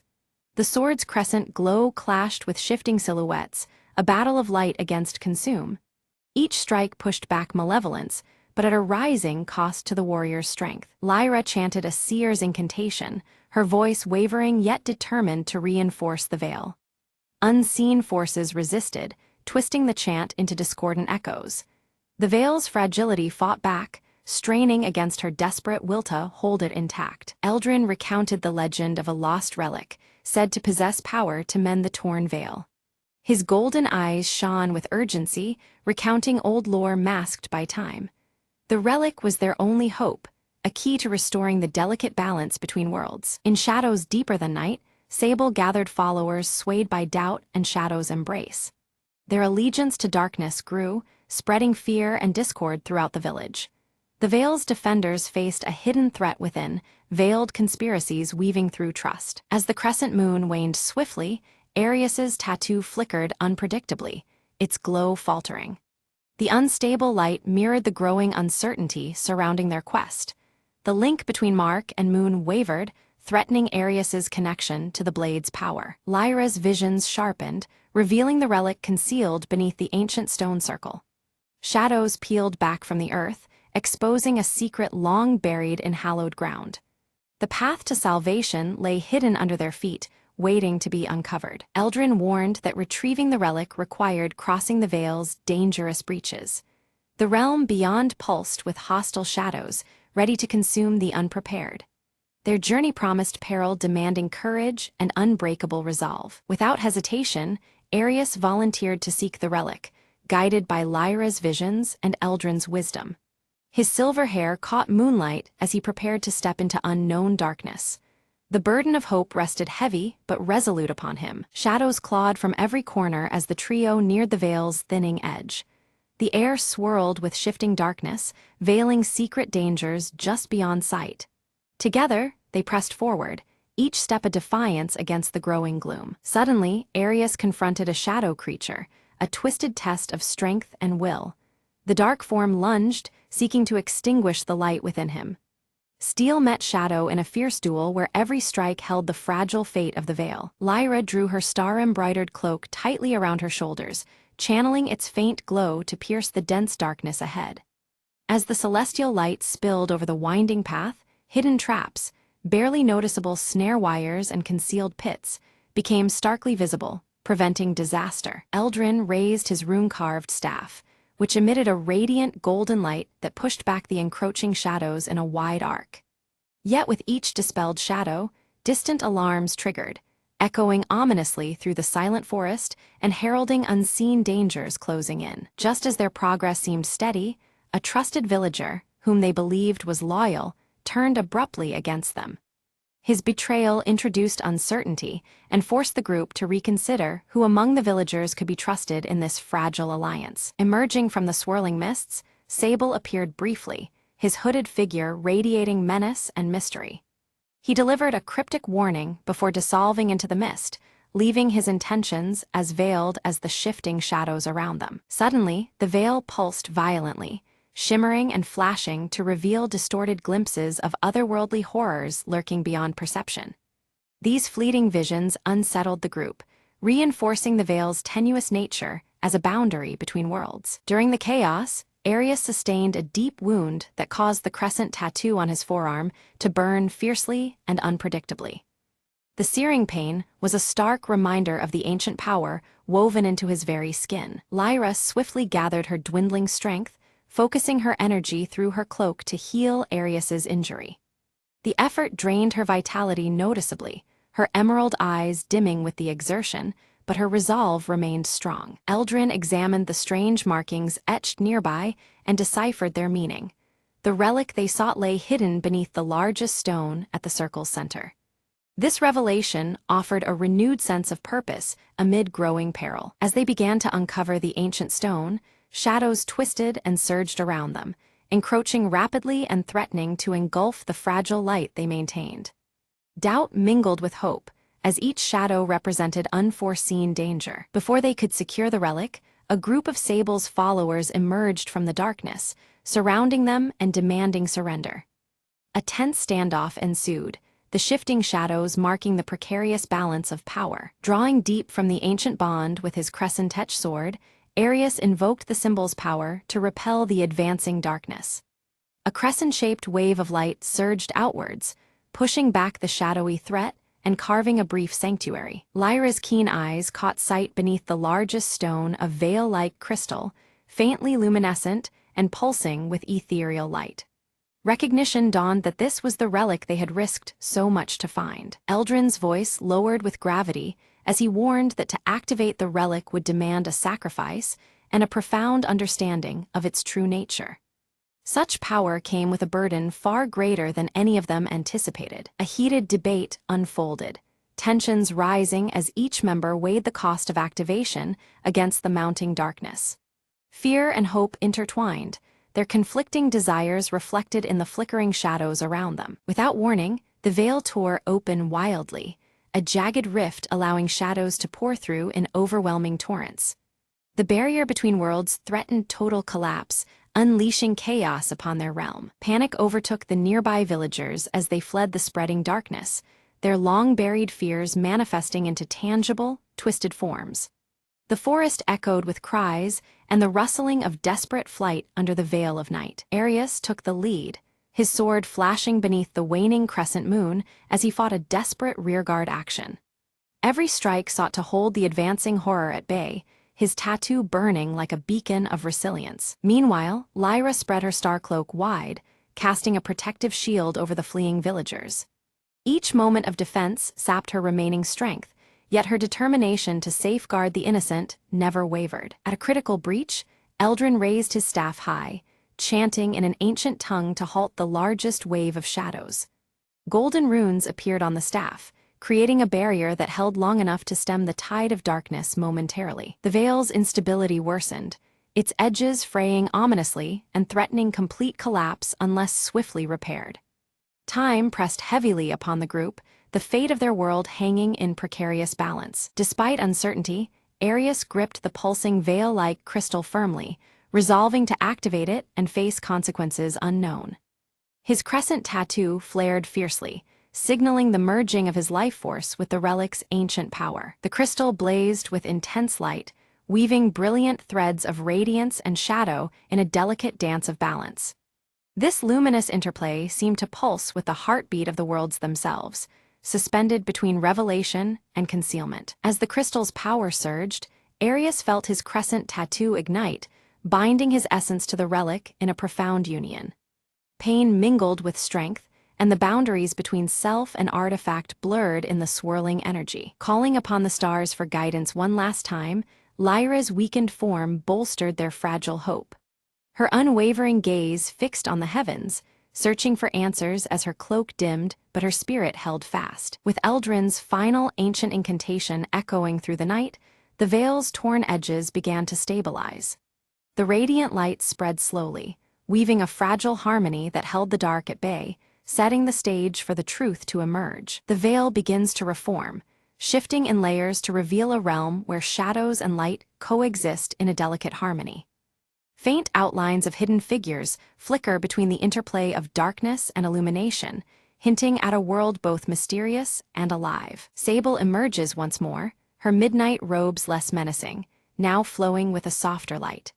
Her voice carries a new purpose, revealing that her allegiance lies not with destruction, but with maintaining the fragile balance between realms. Arius approaches cautiously, his crescent-edged sword lowered in trust as he seeks to understand Sable's change. Through their exchange, he uncovers the origins of the shadows, ancient protectors rather than mere threats, woven into the fabric of their world's natural order. Lyra's emerald eyes widen as a stirring prophecy unfolds within her vision. The shadows and light must coexist to sustain the world's vitality, not one to erase the other. Her star-embroidered cloak seems to shimmer with renewed significance, marking a turning point in their path ahead. Eldrin, gripping his rune-carved staff firmly, nods gravely in acceptance.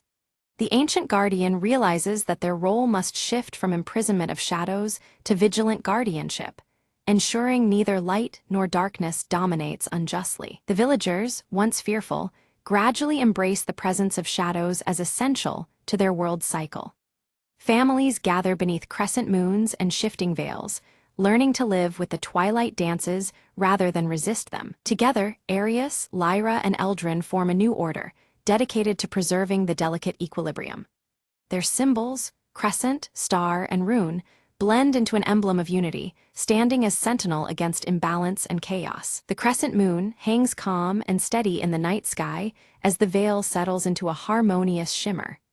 Shadows no longer lurk as threats, but flow gently alongside light, creating a serene tapestry across the horizon. The ancient stone circle, once dim and broken, is restored to radiant life.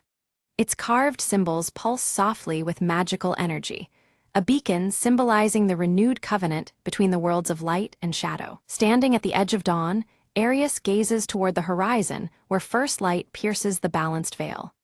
Hope glimmers in his deep blue eyes as the new day promises a future shaped by unity and acceptance.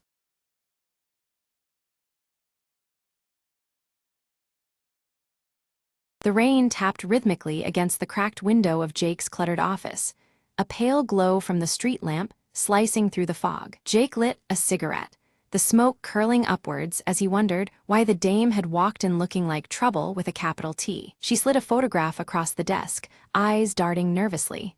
"Find him," she whispered, voice trembling more than her hands. Jake examined the photo, a man with a crooked smile, standing in an alleyway Jake knew too well. No questions asked, no promises made, but the cash in her hand decided the rest. The trail led to neon-lit bars and shadowed backstreets, whispers of the crooked smiles, misdeeds crawling through the city's underbelly. A bartender with tired eyes passed a coded note between gritted teeth.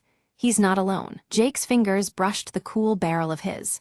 38 under the coat, a quiet reassurance in the stormy night. At the docks, moonlight danced on water slick with oil.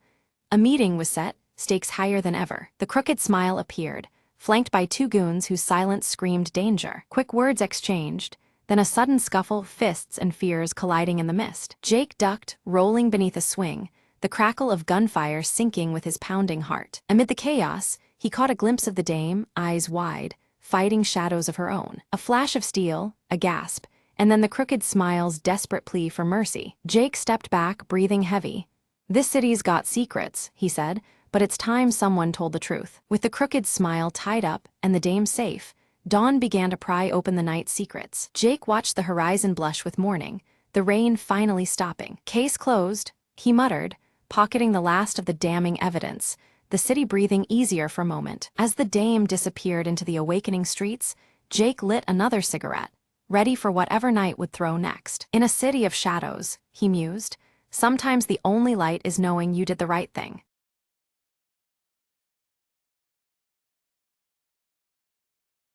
The village stirred beneath a sky where faint circular star patterns traced ancient constellations. Orin moved quietly through the morning mist, his footsteps soft as he approached the weathered stone circle at the village edge. From the shadows, Ren observed Orin with keen eyes, gripping the glowing pendant passed down from their grandmother. The orb's gentle light pulsed in rhythm with the restless beat of Ren's heart. Suddenly, the ground trembled beneath the stone circle, causing startled gasps to ripple through the nearby villagers. Dust and debris stirred, as the earth seemed to shudder with an unspoken warning. Orin gathered the elders, his voice low and grave as he spoke of a breach in the veil, the fragile boundary between their world and the unknown. Concern knitted their faces as each contemplated the consequences. Ren felt a strange pulse emanate from the pendant, the orb flickering with eerie light that seemed to echo the unsettled air. An inexplicable chill ran through them, as if the pendant carried a living warning. A shadow glided at the edge of the stone circle, barely perceptible against the dawn's light. Murmurs of forgotten warnings spread among the villagers, their eyes darting nervously toward the fleeting darkness. At the village border, the Veiled One appeared briefly, shrouded in dark fabric, unmoving and silent. Their presence was enigmatic and unsettling before they vanished as suddenly as they had come. Orin confirmed an ancient prophecy that linked the cycles of falling stars to the pendant's glowing orb. The alignment of these celestial events signaled a pivotal moment long foretold in their lore. Determined, Ren demanded to leave the village to seek answers beyond the distant mountains, clutching the pendant tightly as their guide. Their restless spirit burned brighter with resolve despite the unknown challenges ahead. The elders cautioned Ren of labyrinthine paths that spiral and twist, trapping souls in endless night. They warned that illusions laid by the veil might confound even the most vigilant traveler. As dusk fell, Ren departed, the rising wind swirling with patterns of glowing dust in circular arrays. Each step forward felt heavy with the weight of destiny and the pendant's steady pulse. Orin remained behind, meticulously tracing ancient inscriptions carved into the stone circle. Their worn surface whispered secrets of forgotten eras and the burden of the veil's weakening hold. Ren soon encountered a forest tangled with trees whose rings swirled unnaturally, resembling ripples on still water.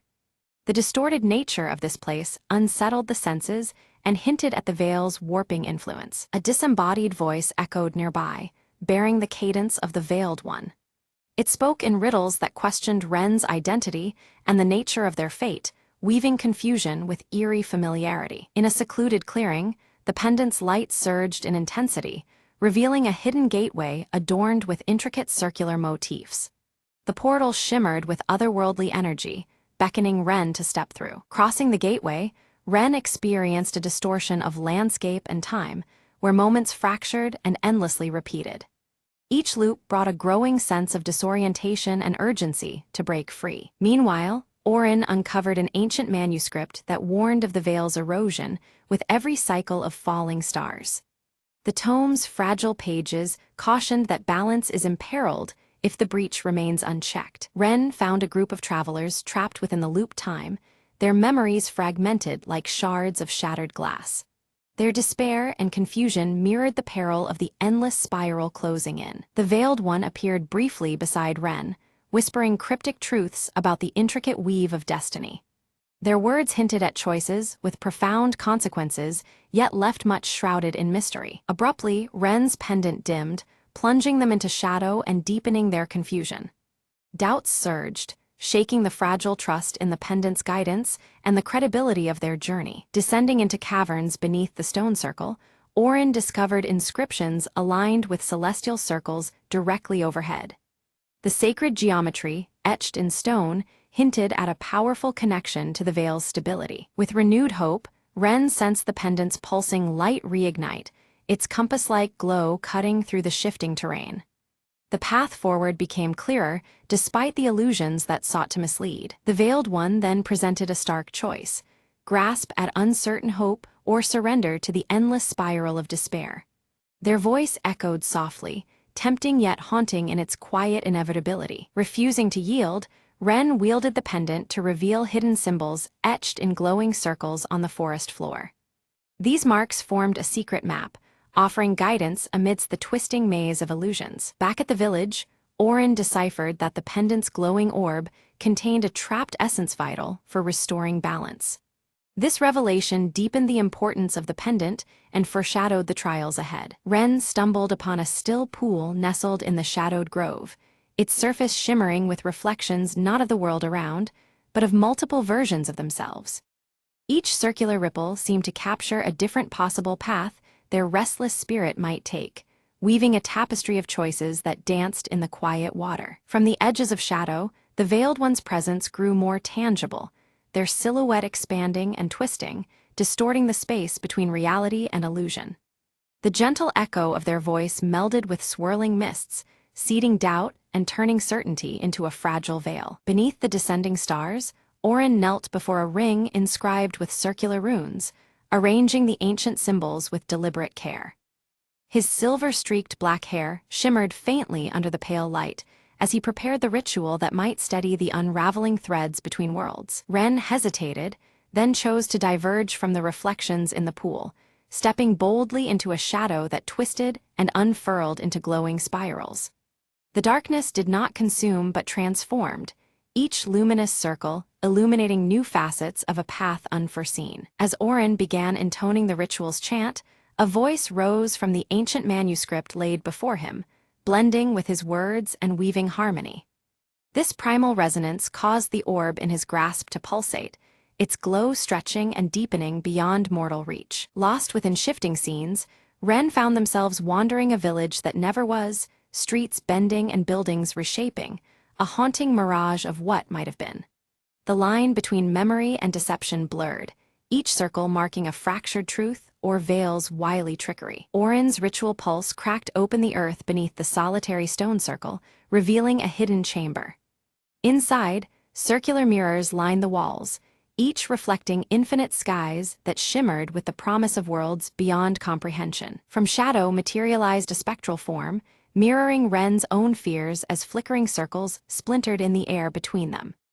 Each confrontation smashed another ring of light, a relentless cycle of challenge and resilience under the restless gaze of the moon. Amongst scattered fragments, Orin discovered a piece of the orb's lost counterpart, a small, etched sphere bearing concentric rings. This fragment throbbed quietly, hinting it was the key needed to unlock the pendant's full power. With a steady hand, Ren harnessed the pendant's renewed glow, sweeping away illusions like mist scattered before dawn. For a fleeting heartbeat, the Veiled One's lips curled into a rare, enigmatic smile, a silent affirmation of paths converging. As Orin completed the ritual, the energies swelling between them caused the skies of their realms to meld, colors and patterns twisting in tandem. Though apart in body, their journey now intertwined metaphorically, bound by the glowing orb's inexorable pulse. The ancient stone circle erupted with luminous energy, its concentric rings ascending like tethered stars against the night's velvet canvas. Circles of light spiraled higher, a heartbeat in the darkness signaling awakening. Within the wavering form of the Veiled One, glimpses of a face emerged, marked by intricate circular tattoos identical to those etched on village stones. The fleeting reveal carried a weight of forgotten histories and silent vows. Ren's restless heart paused with understanding. The Veiled One was no adversary, but a guardian bound by eternal cycles. This keeper upheld balance, weaving the fragile threads between veils seen and unseen. Through the burgeoning brilliance of the glowing orb, Orin and Ren shared visions, fragments of insight and understanding flowing freely between them. Words became unnecessary as a deeper bond formed, tethered by circles of light and shadow alike. A fierce storm roared into being, winds swirling in violent circular torrents aimed at unraveling the stone circle's power. Their faith and resolve trembled under the tempest's assault, the cycle's stability put to its fiercest test yet. Amidst the chaos, Ren raised the pendant's light, turning it into a beacon that cut through the wrathful night. Guided by this luminous pulse, villagers found sanctuary within the protective embrace of the stone circle. Orin's hands moved with finality, placing both orb fragments into the circle's heart, where light met shadow. The fusion sparked a surge, melding power with grace, and the ancient magic whispered of renewal and unity. Stepping fully into the luminous embrace, the Veiled One unveiled a serene face, timeless and calm. Their presence declared a balance restored, a cycle completed without fracture or loss. As the sky cleared, the patterns of circular stars pulsed rhythmically once more, their glow weaving the fabric of the mended veil. This celestial dance marked the completion of a sacred cycle, echoing through both night and dawn. Bathed in dawn's golden, circular glow, Orin and Ren stood before the village, embodiments of hope and renewal. Their journey reflected in their eyes was one of unity between realms and the promise of what lay ahead. The pendant, now whole and radiant, was shared equally between them, a symbol of unity bridging earthly and mystical realms. Its glow a testament to their intertwined fates and shared guardianship. Villagers gathered, hands crafting new tokens, adorned with circular motifs that shimmered with inherited power. These creations commemorated the cycle's renewal, binding community with ancient legacy. Orin imparted to Ren the songs and stories woven into the circular patterns, melodies and tales that held the wisdom of many generations. In this transfer, legacy was ensured, and their bond deepened through shared purpose. Without a word, the Veiled One departed quietly into the mists, leaving behind a single circular feather resting upon the village stones. This token stood as a silent promise of guarded peace and the eternal watch kept over the circle's ward. As the pendant pulsates softly in Orin's hand, a concealed vision unfolds before them, revealing the eternal nature of the cycles. Shadows and light dance together, showing the pendant's glow fading and rekindling with each passing night in an endless loop. Ren's restless gaze steadies, a quiet understanding dawning as they accept the perpetual journey ahead. Alongside Orin, they embrace their role as keepers who guard the fragile balance through countless circles yet to come. The villagers gather at dawn, crafting a new stone circle in the heart of their home. At its center, they embed the pendant's twin glowing orbs, a powerful talisman fashioned to protect and honor what has been passed down. The final scene shifts beyond the village, where circles emerge in natural wonders worldwide. Ripples in water, rings of trees, and wind-carved patterns in stone, connecting this small place's fate to the vast world beyond. Orin stands quietly beneath a spreading oak, their eyes tracing the delicate circles traced in earth and bark. In these patterns, they see the balance between the visible world and the mysteries lurking just out of sight, always entwined. Ren turns their gaze upward to the stars, the pendant warm against their chest. The glow feels like a silent vow, a steady promise to remain vigilant against any unraveling of the delicate weave they protect. Night deepens, but this time the stars above swirl gracefully in perfect circles. Their light remains steady and reassuring, a celestial echo of the cycles held sacred below. Under the silver glow of dawn, villagers dance in flowing, circular patterns, their steps weaving ancient rhythms anew. Each movement honors the legacy, breathing life into the cycle once more with joyous celebration. The story gently closes on a child, eyes wide with wonder, discovering a small glowing circle etched faintly into their palm. This mark, subtle yet profound, signifies the enduring legacy of the cycle continuing through generations. As the camera pans upward, the swirling stars gather to form one great luminous circle, vast and radiant. This celestial symbol unites completion with endless beginnings, a timeless